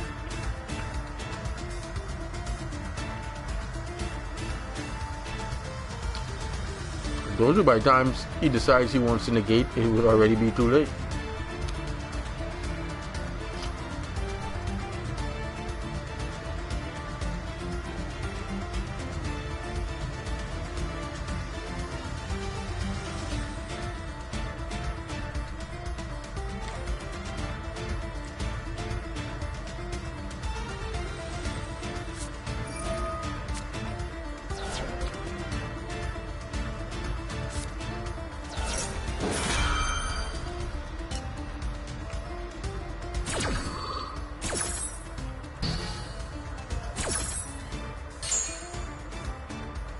Wow.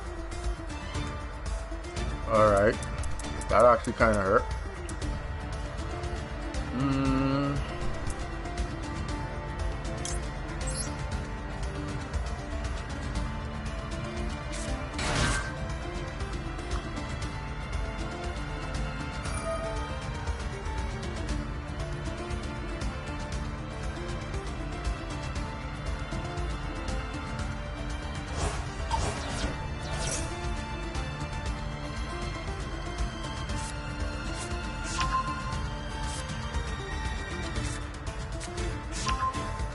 Oh wow, he got another negate. S-Force that 102.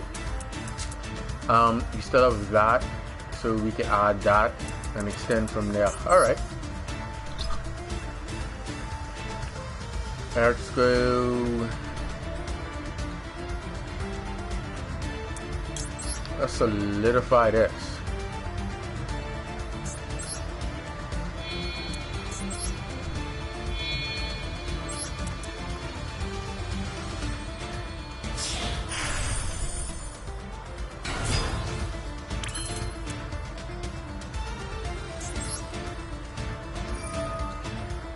Extenders all day long. All day long.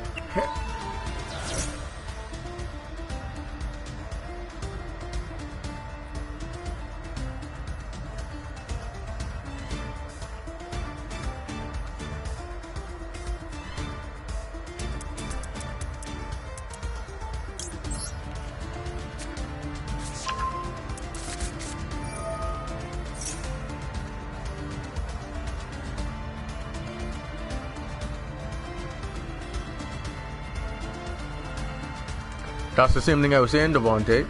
Same thing. Even Lunar Lights.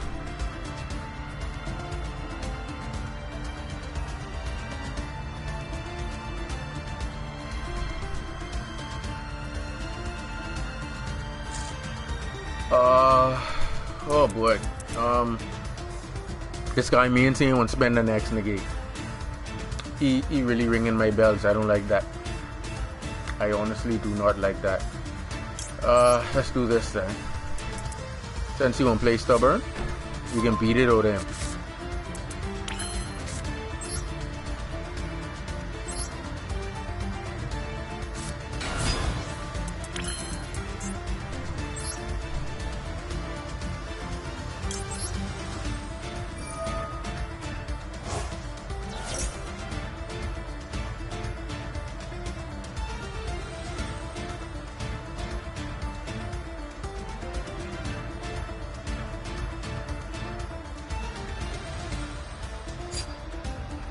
Oh, that would make another one. Add that.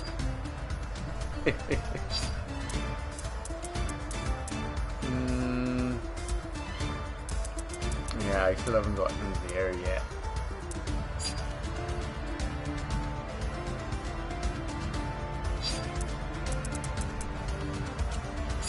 Oh no! Contemplations of a rich black man.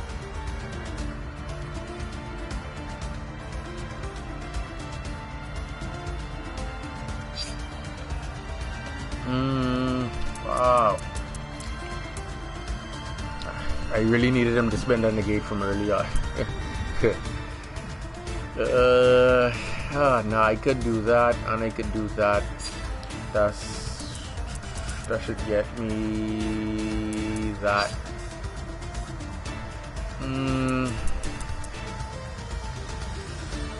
Let's try it.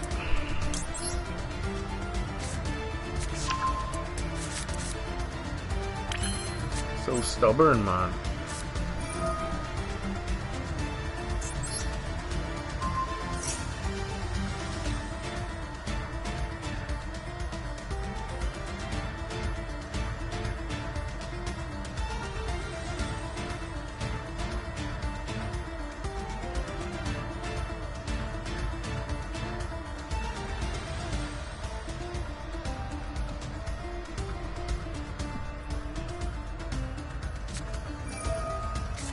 Wow. Crap. That's a boiled plan, eh?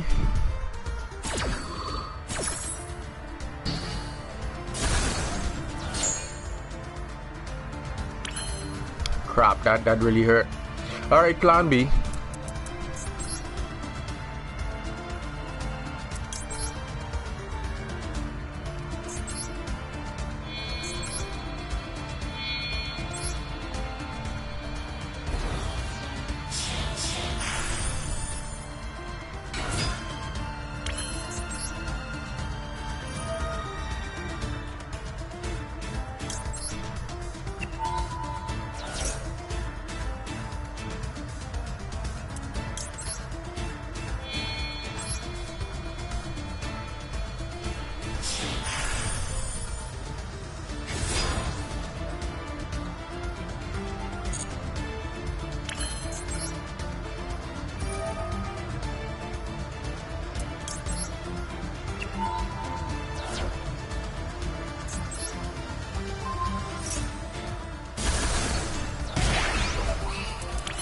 For being stinking rude and no manners.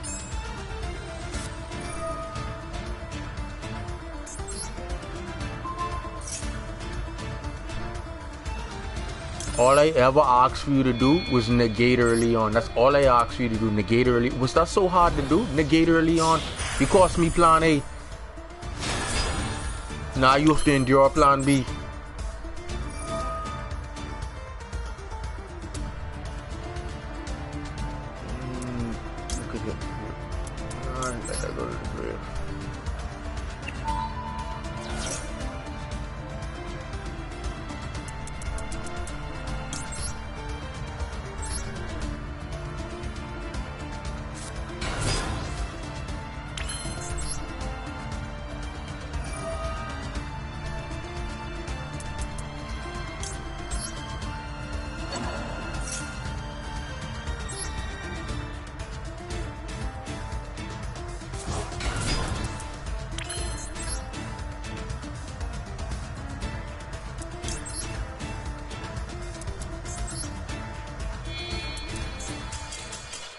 Oh, because Ultimate Falcon was coming and sure he couldn't do nothing else.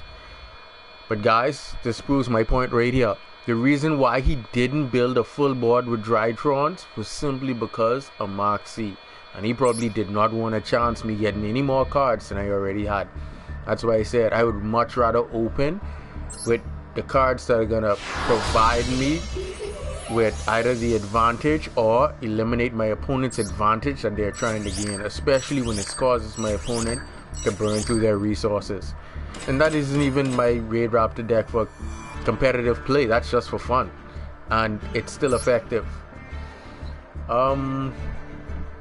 Give me like 30 seconds, guys. Be right back. Gotta go tinkle.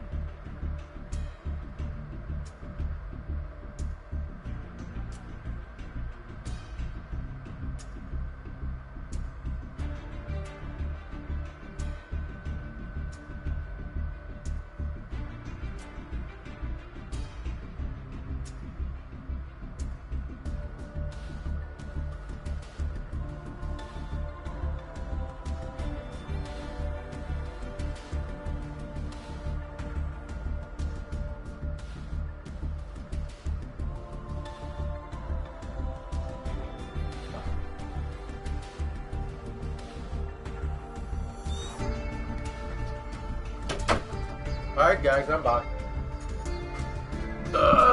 That's how simple it is to make a deck work. Show you guys what I mean.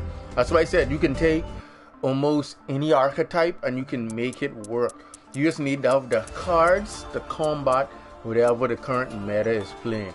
That's why I said Moxie, Ash, Nibiru, Called by the Grave, Crossover Designator, evenly match.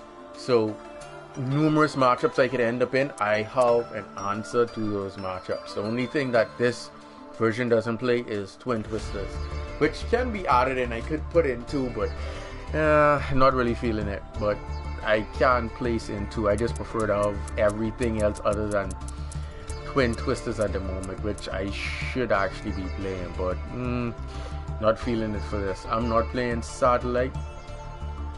I'm gonna put in the Twisters just to make it make sense. I'm gonna put in the Twisters because it isn't like I'm playing Cayuga or Satellite, so I'm gonna put in 2 copies of Twin Twister and go to my bookmarks. Alright, that's done. That's it. 42 cards. And you try not to go over 44 because, like I said, with opening hands, you want to see your hand, not just your hand traps, but the cards that are vital to you either gaining an advantage or you holding your opponent off. That's what you really want to see.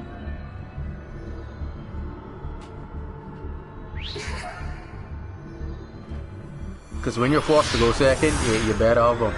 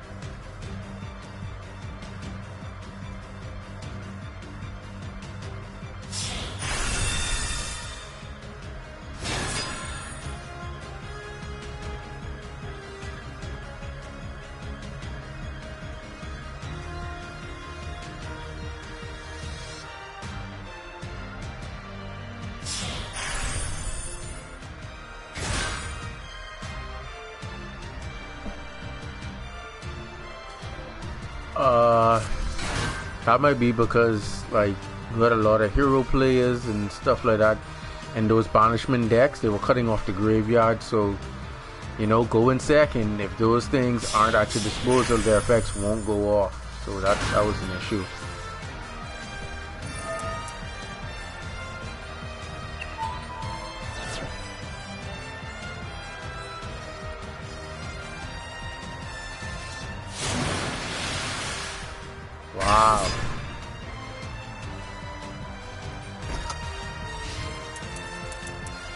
But I don't think I can get over that. Not with all them disruptions.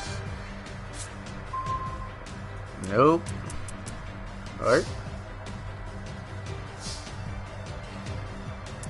See, it's really this quick effect here. Oh boy. Yeah. Like I say, the more duelist build feels like this, the more sphere mode is going to see play. Sphere mode, lava golem, kaijus, they're gonna see even more play. We're not gonna waste the card's time.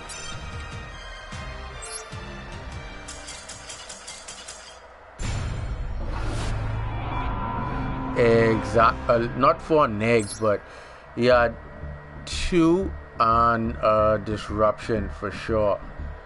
2 on a disruption. The disruption is what was really hurting me, because the moment I try to go into anything sensible, he can just pop the monster. I could not activate my effect and then try to bait out his effect by going into something else.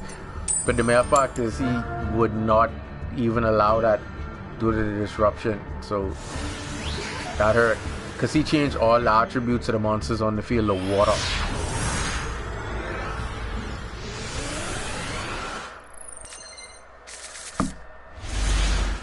Alright, much better. Much better.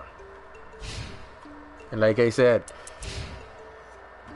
2 is like just a perfect ratio to play.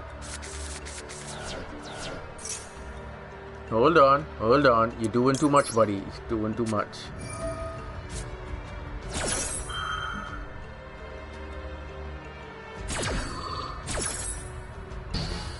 That's what you play Ash for. Now we're back to square one. Except for he have 10 cards less in his deck.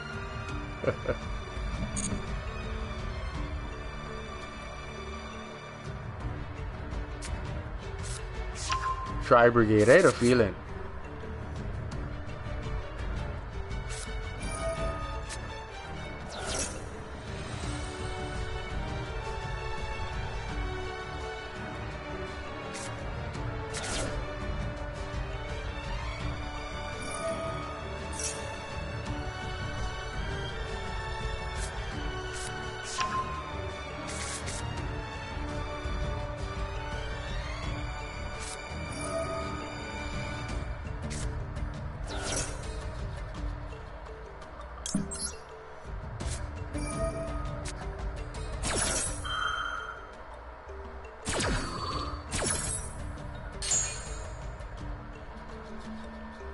Oh wow, I'd probably love to see that.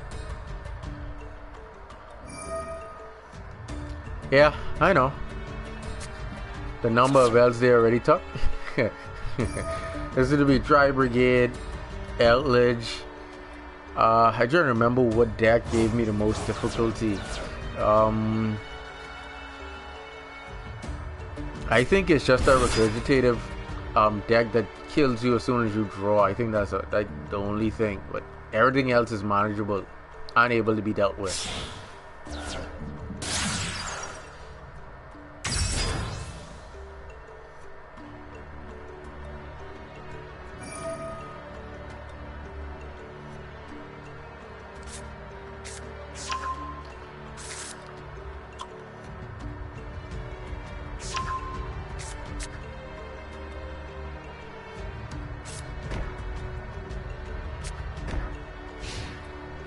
Alright, my opponent just set 2 cards face down. Time to rectify whatever delusions of grandeur they have. Alright. There's pain. Oh, no. You know we can't have that. First things first. Good thing I added in the twisters. Alright, now we can send readiness. We're gonna take out these 2, because we all know that he wants a disruptor in my turn, and that one.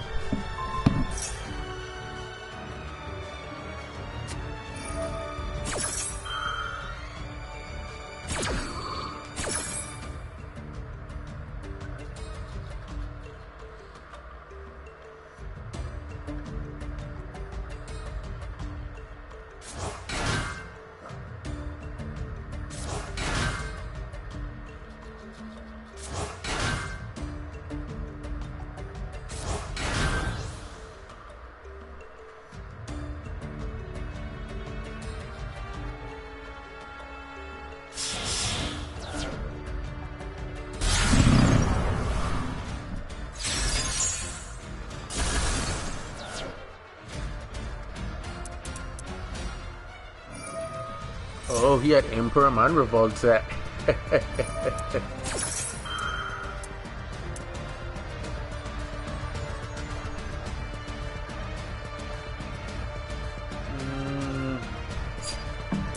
Went off. Sent to the graveyard. Premier deck to the graveyard, and I think his went off. I think he can add one to hand.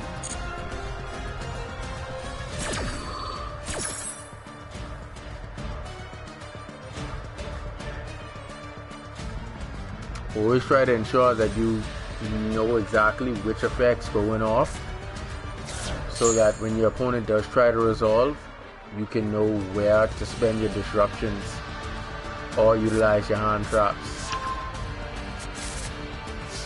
Alright.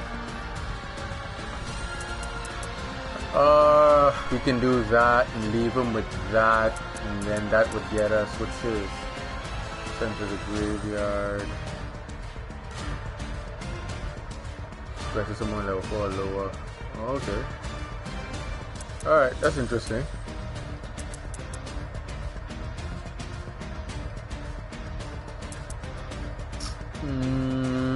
We can do that. Make that. Oh, I don't have that my extra that crap I could OTK. This is the other one. Alright, if I do that, make him. Yeah, I do a full combo. What's going to be face up? That and that.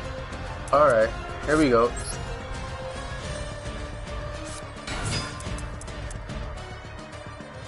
But we know he don't have a hand trap in hand, so the most he can do is just special summon. We'll see how far that gets him.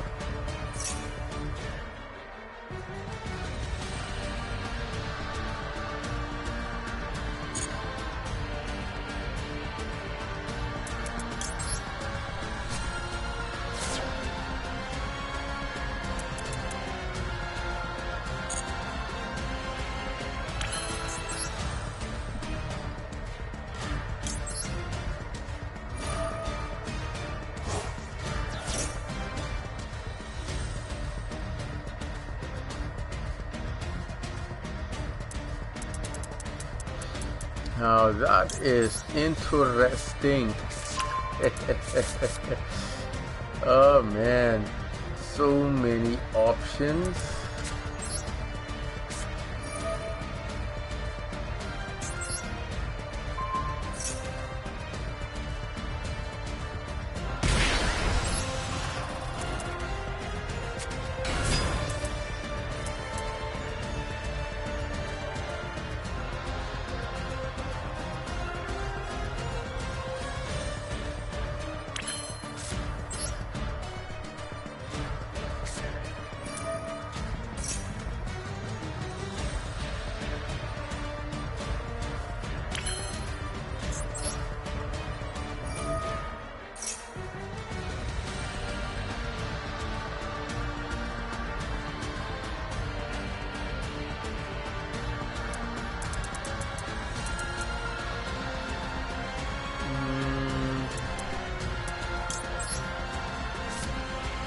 Oh, my fuzzy lumpkin's shiny.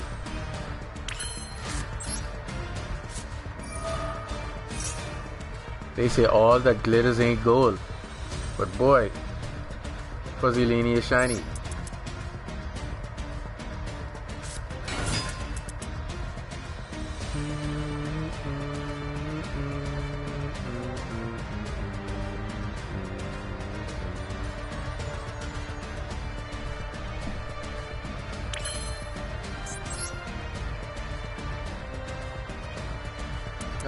Link. You and you.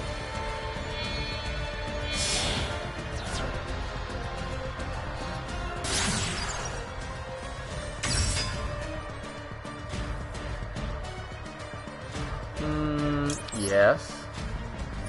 Don't see why not. And yes, sir.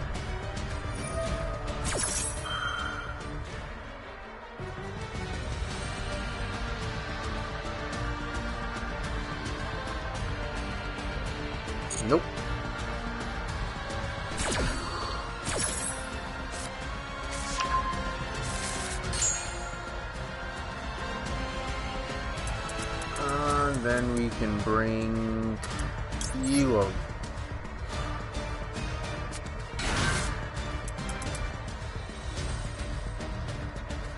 We're not done yet. Let's go, because that's in there. Alright. You.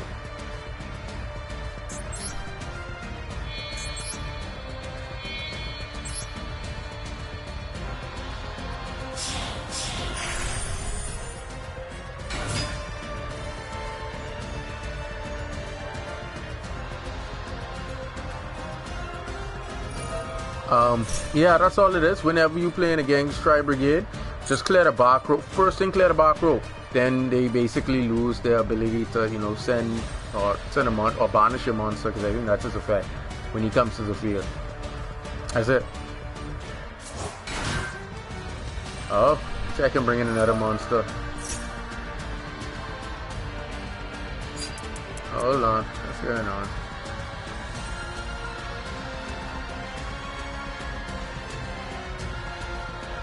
Oh, wow.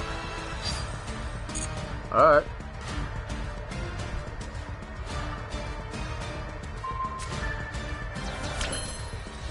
That hurt. Didn't know that worked like that.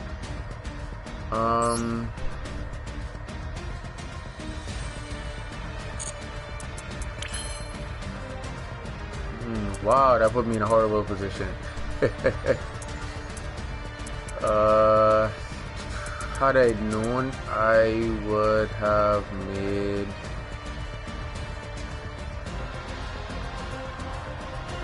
Nope, I did not a good make to make. Alright, that ends my turn. Crap, and I have that sitting up on the field.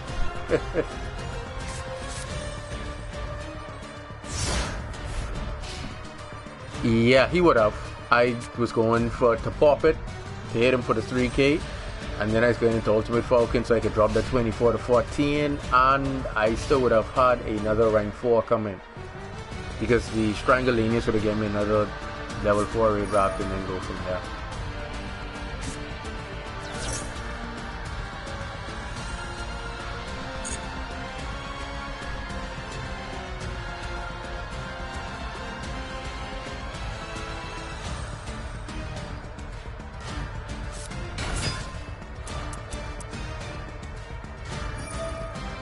Oh, so that's gonna keep happening. Dang.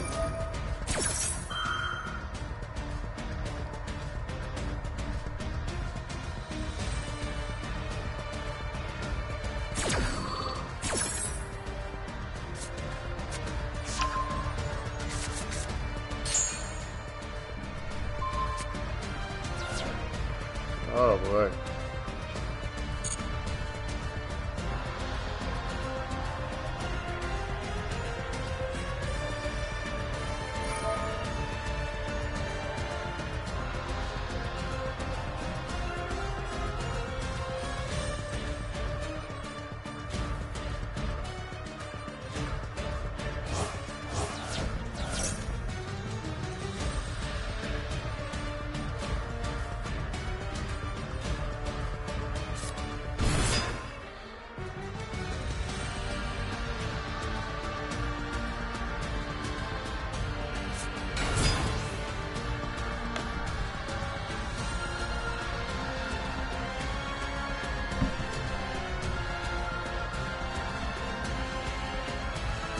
That looks like a game.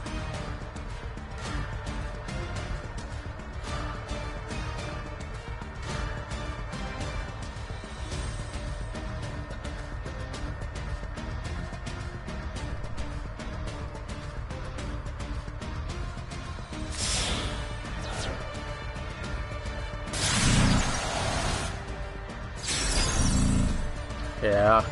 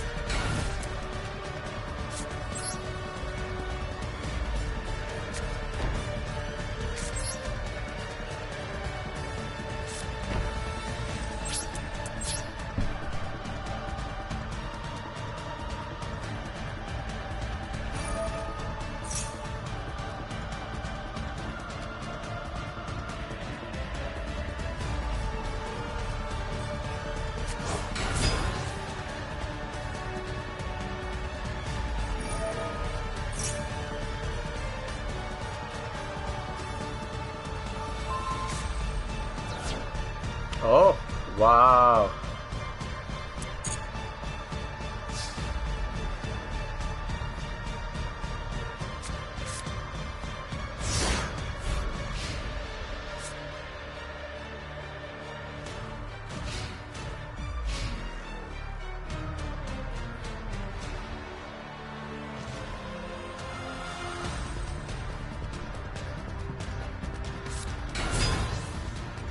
I mean, I shouldn't be expecting to win because this is my fun deck. This isn't the competitive deck. So if this was that one, this would have been over.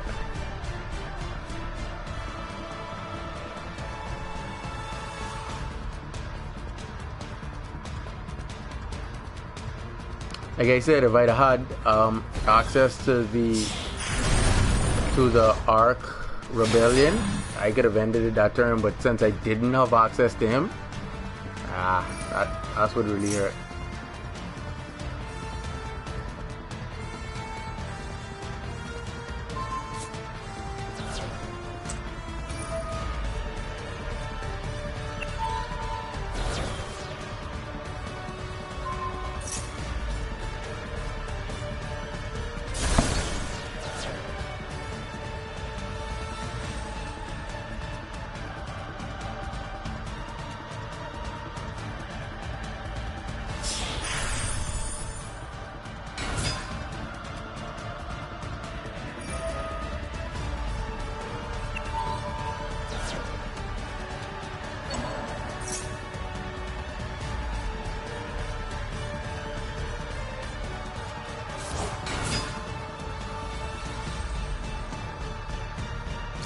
Crap.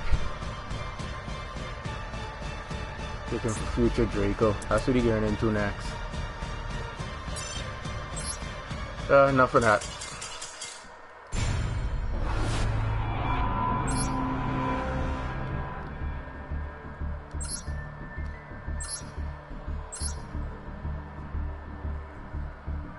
But yeah, you guys know the consistency of the other one.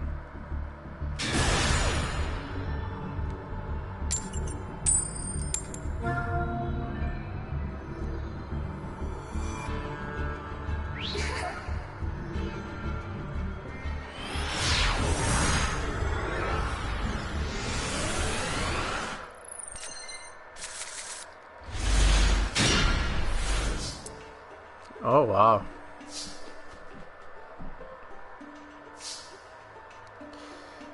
Oh crap. Alright, do this first, do this. I have to remember that I can't play it the same way that I'm used to playing the other version.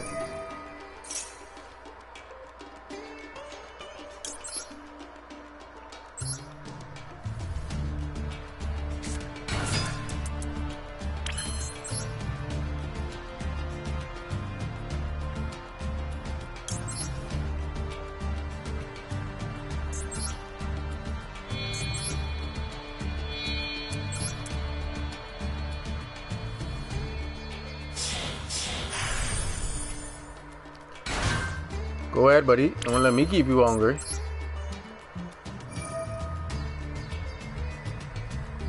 That's to go to grave.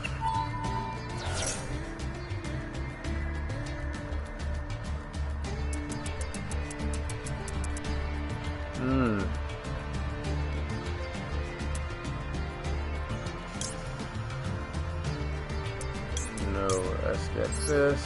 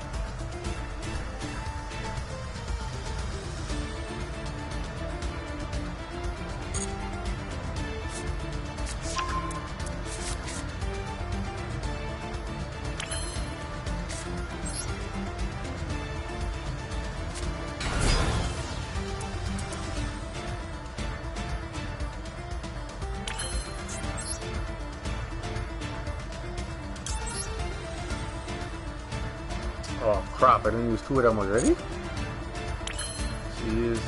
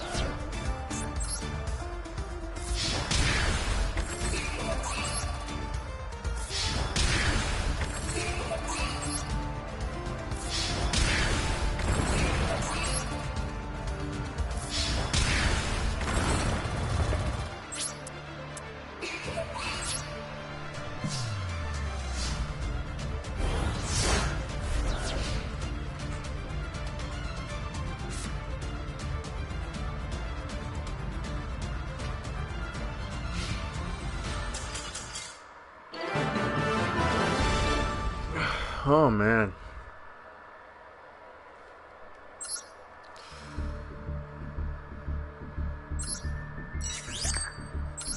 Trust me, if you don't know your players, it then becomes a whole lot harder than it really needs to be.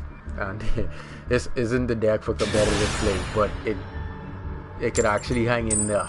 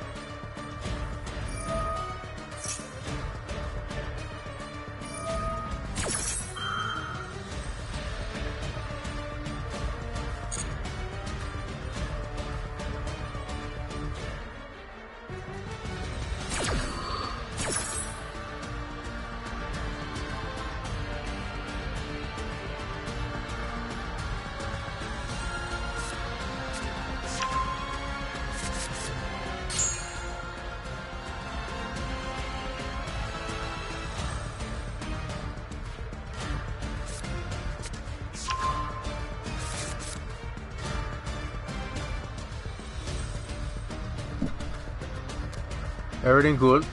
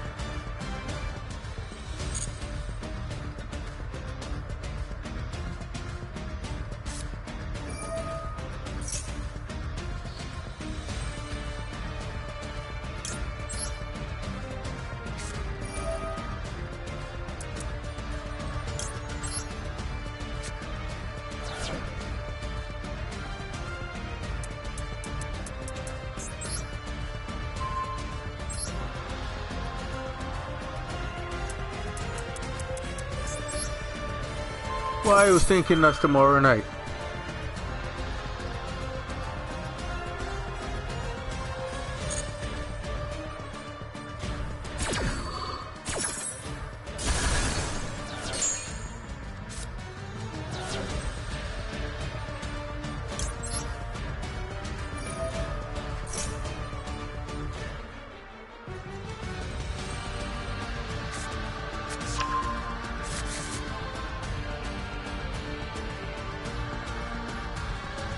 So tomorrow night then.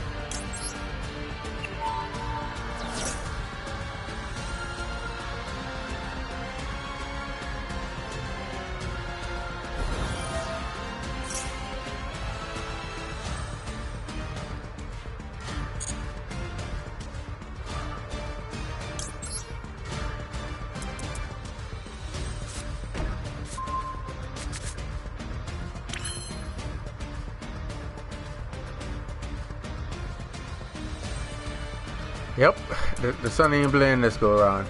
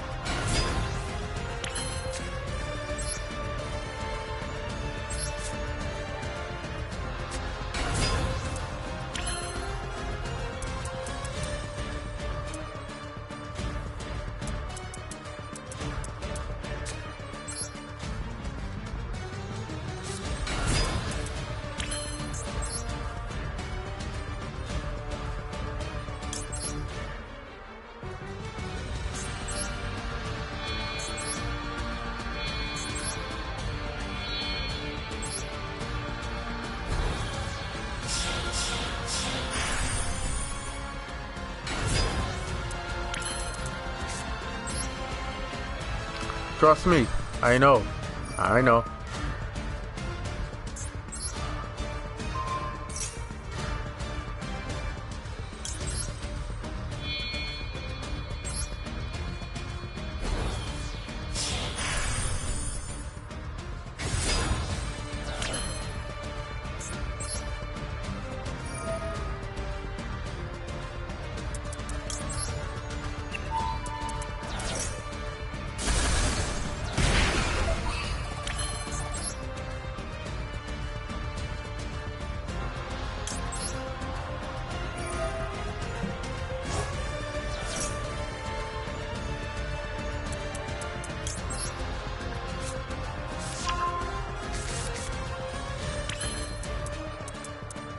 Wait, I don't know what that was yesterday.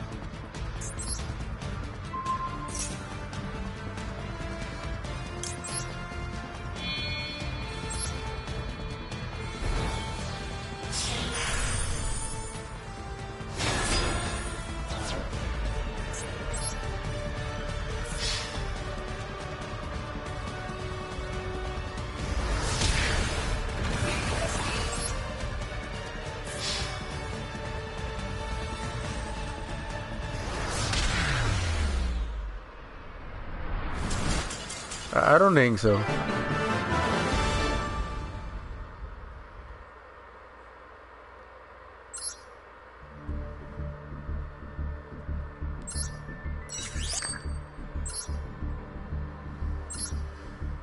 See, we get the platinum 5. When we get into platinum, then I gotta switch to the more competitive version.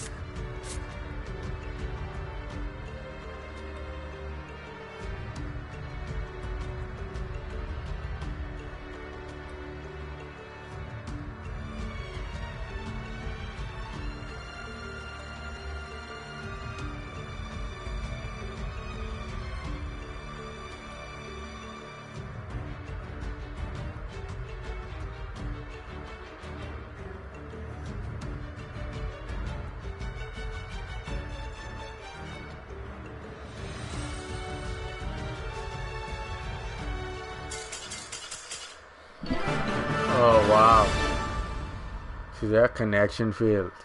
I don't know what's going on with that. But I was really looking forward to that because I wanted to see how far he was going to go. And the Nibiru just sitting up in my yard catching dust. So you guys already knew. Just making sure you have what you need main deck so that you could actually stand a chance against the meta. And I get my 200 gem bonus.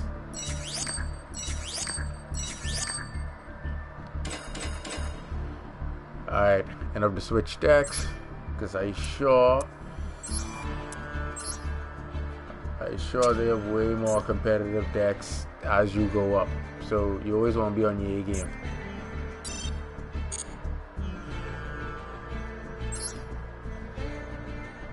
This probably will be my last one for the stream, and I gotta go get something to eat. And I gotta upload a couple of videos for you guys, so hang tight.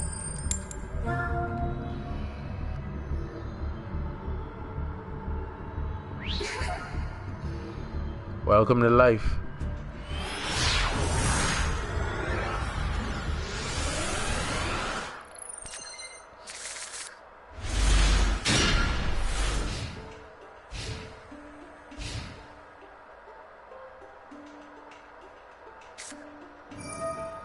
Oh wow, look like Tri Brigade.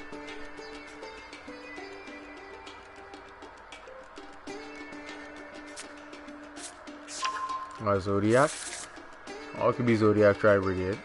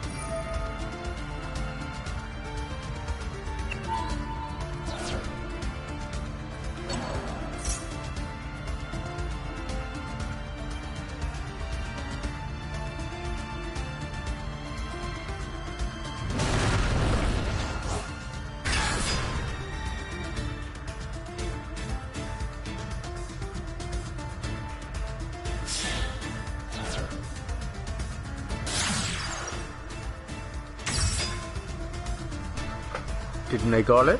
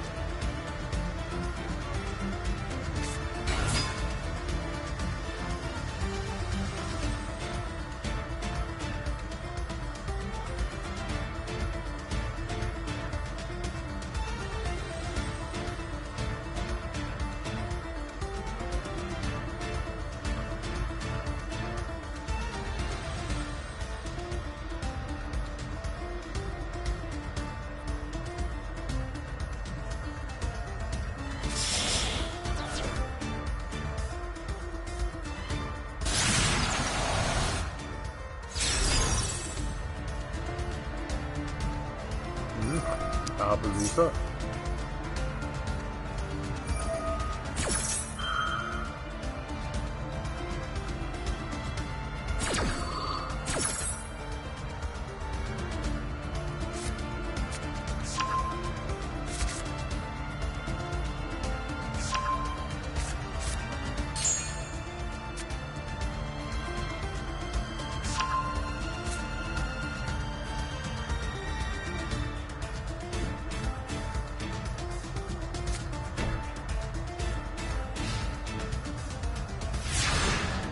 Alright.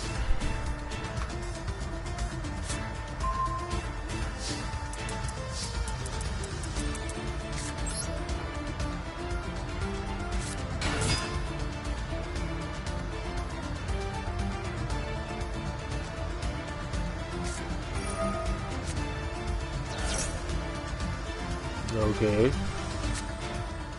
Sound like I have a choice.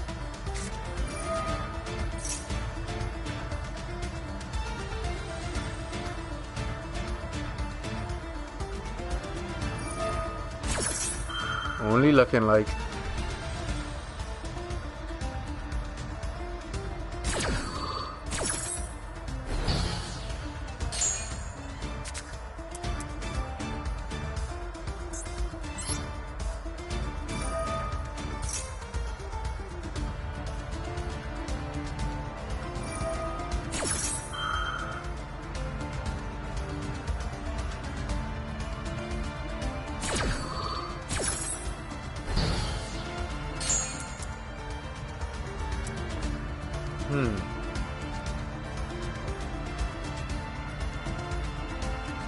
I don't understand. I don't know. Honestly, I don't.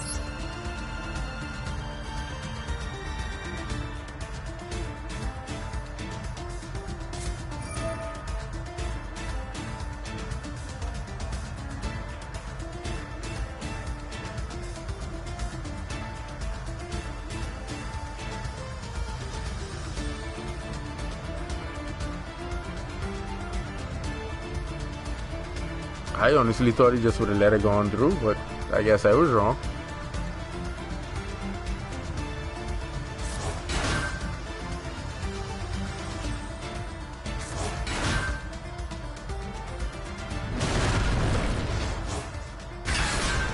Alright, Dryden, we know you just came to the field.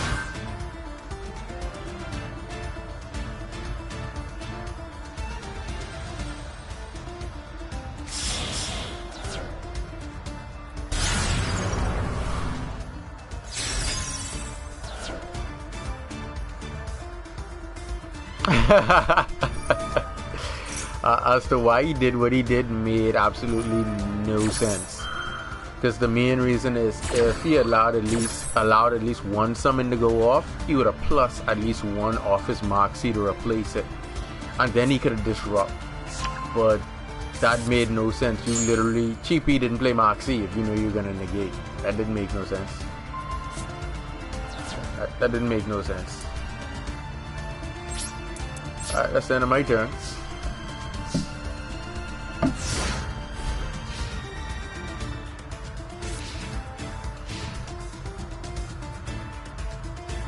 Like I always say, the more resources you have, the more you can play Yu-Gi-Oh! But well, you can't tell that to everybody because they wouldn't understand.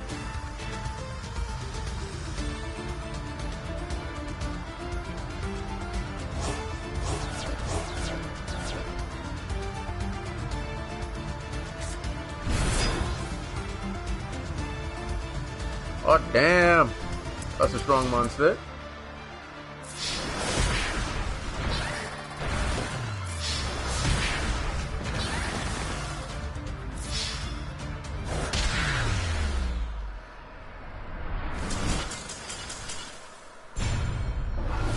Now you see why I say I would much rather open up with cards that are either going to give me extension or prevent my opponent from being able to go off. Alright, that was the last duel for this stream. Well, I could do one more.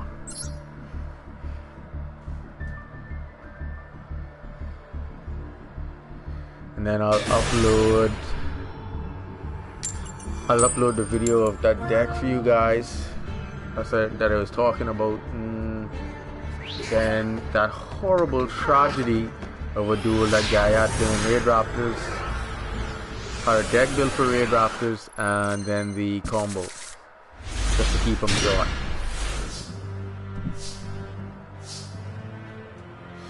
Alright, first things first. Ethereum.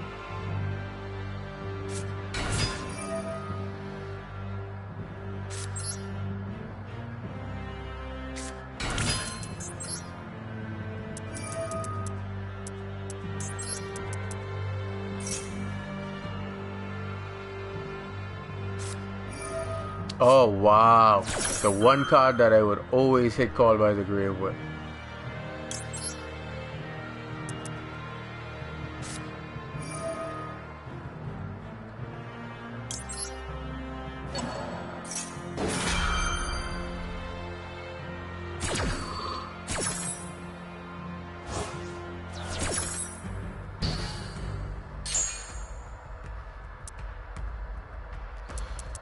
Send that to Grave.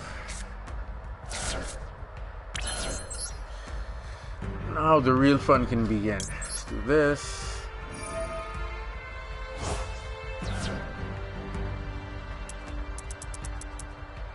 Get this.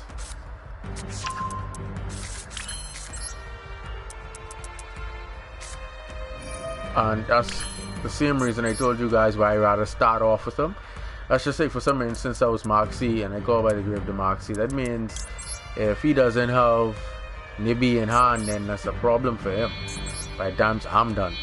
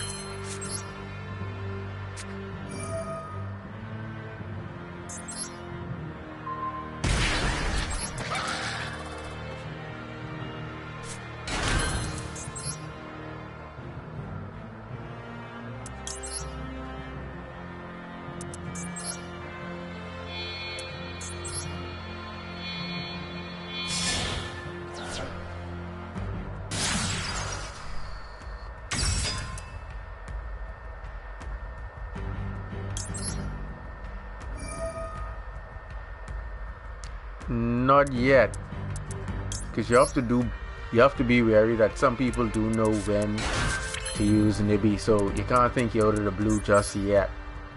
Only until I reach a certain point, then I know I out of the blue. Because by the time they Nibby, then it'll be Ultimate Falcon on board, and it won't matter. So you still gotta be patient until you're sure you're out of the deep water. You're swimming with sharks now.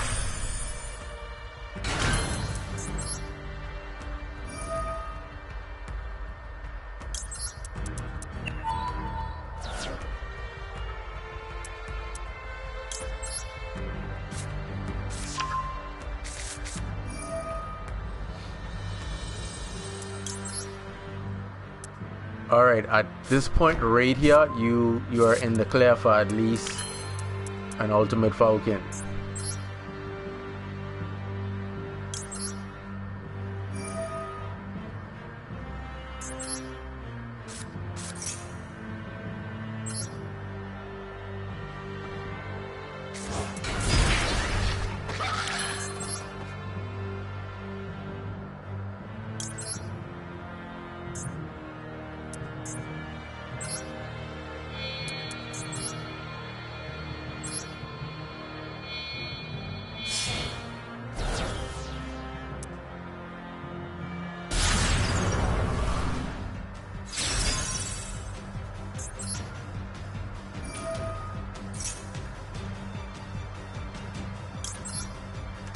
Hence the reason why I told you why I play 2.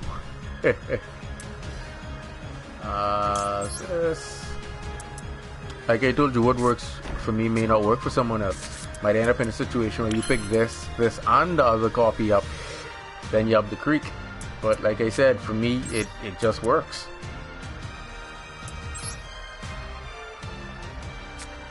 There we go, lovely.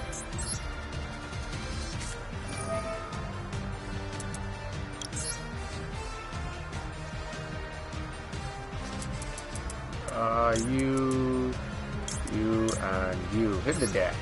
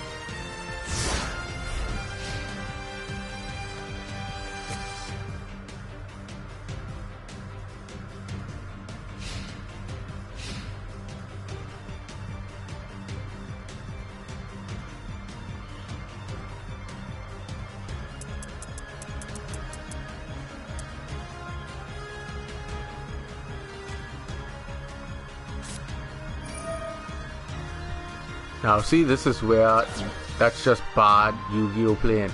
Right now, I ain't supposed to hit this combo. I ain't. And this is why it's important to ensure that you use that R1 trigger and have it on and not auto.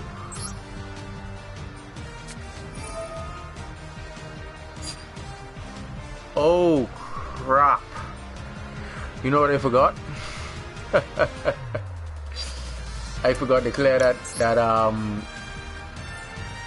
unit off of Arsenal Falcon. Oh boy.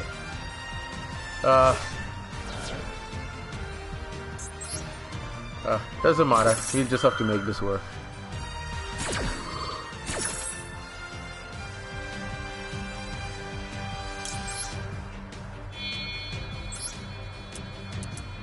You go here.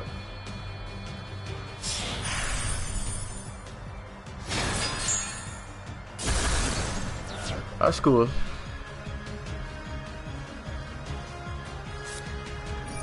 Yeah, I know. Wow. Wow. I should have put him in defense mode then. Oh man.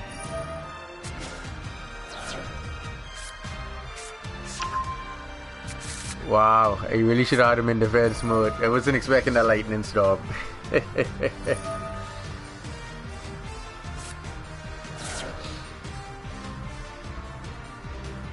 Yeah.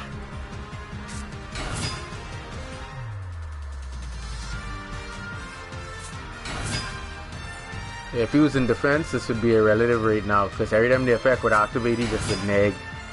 He'd neg, and he would destroy one of them. Oh man, that's tough. This shouldn't even be happening, because like I said, I'm supposed to take that off, so the whole field gets stunned. That's just very hungry.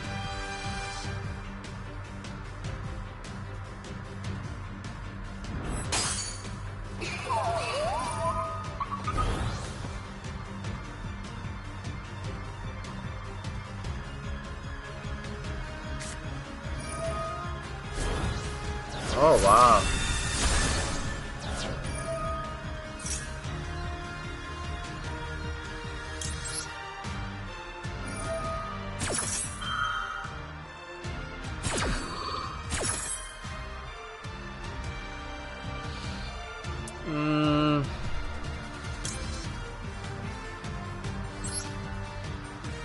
I don't even think I can survive this.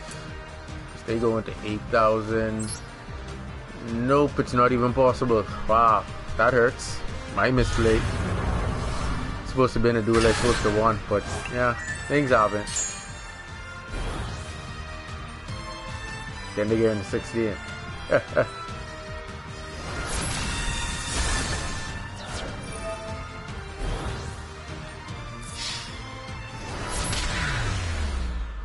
Can't believe I botched that one up. Like I said, that field was never supposed to get created. Oh man. Yeah. Yeah.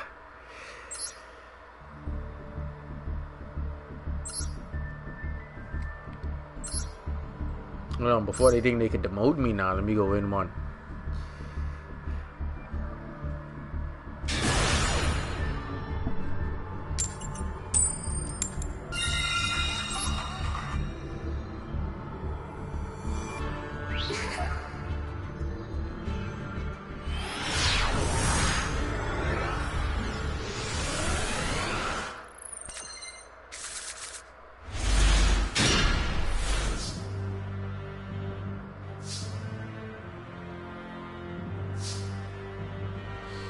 Alright, not bad.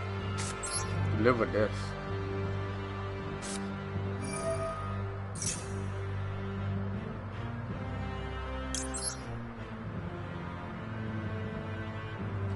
I will ensure not to botch this one up.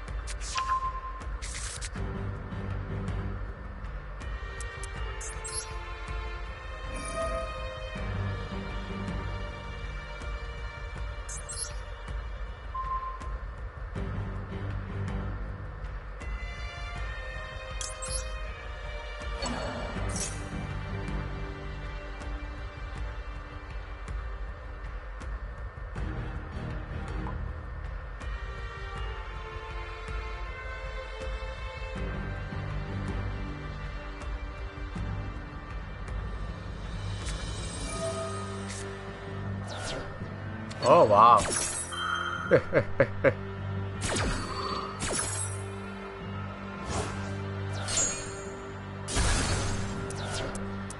Well, guess that foils my plans.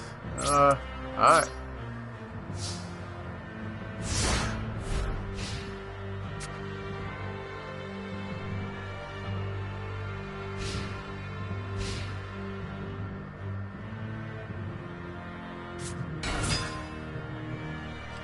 Oh, yeah, live twins. Jeez. Stop that right there.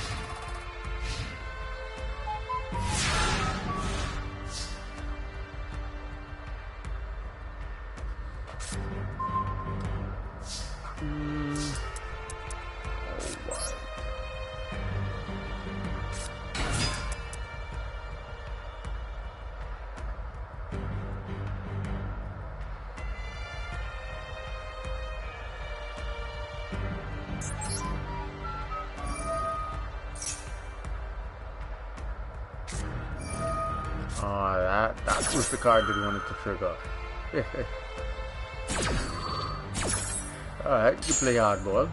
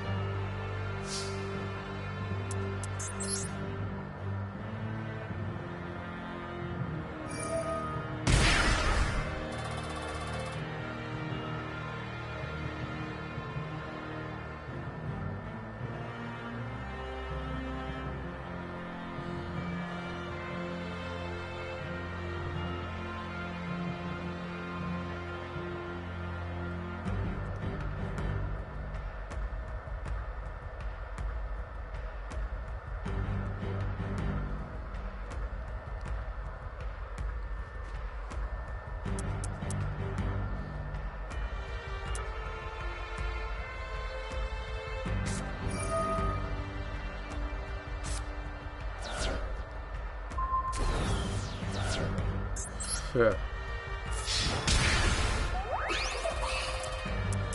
That was dirty.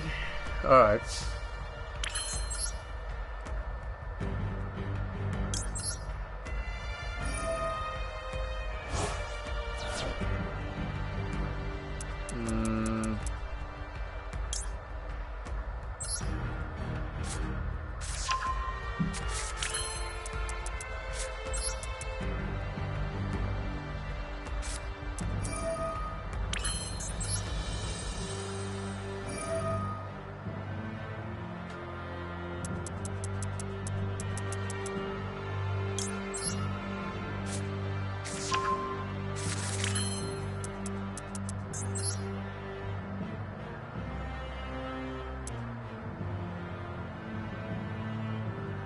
Boy?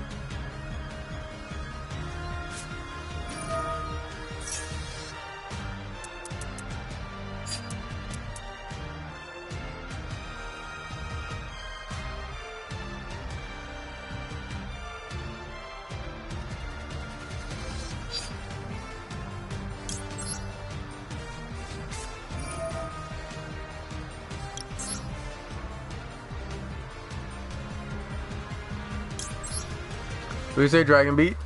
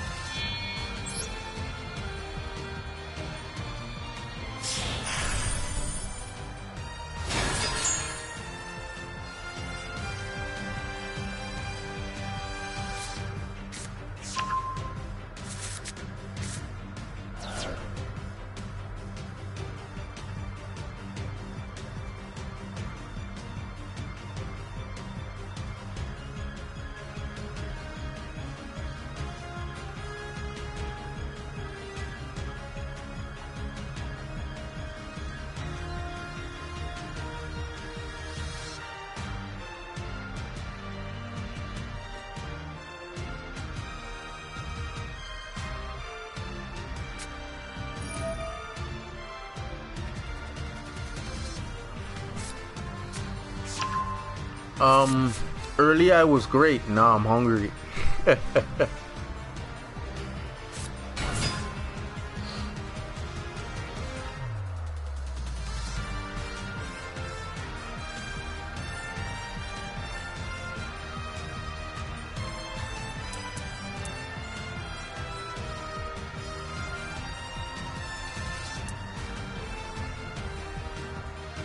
Yeah, I done almost 6 hours into the stream.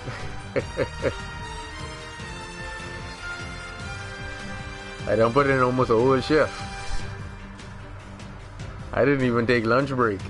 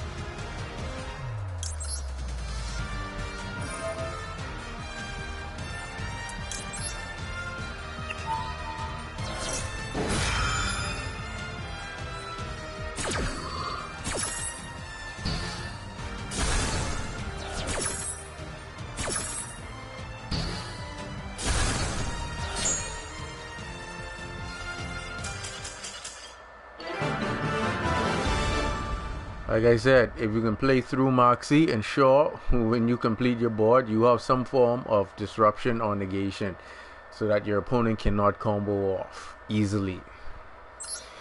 But yeah, that's gonna be it for the stream. I will immediately upload that deck for you guys.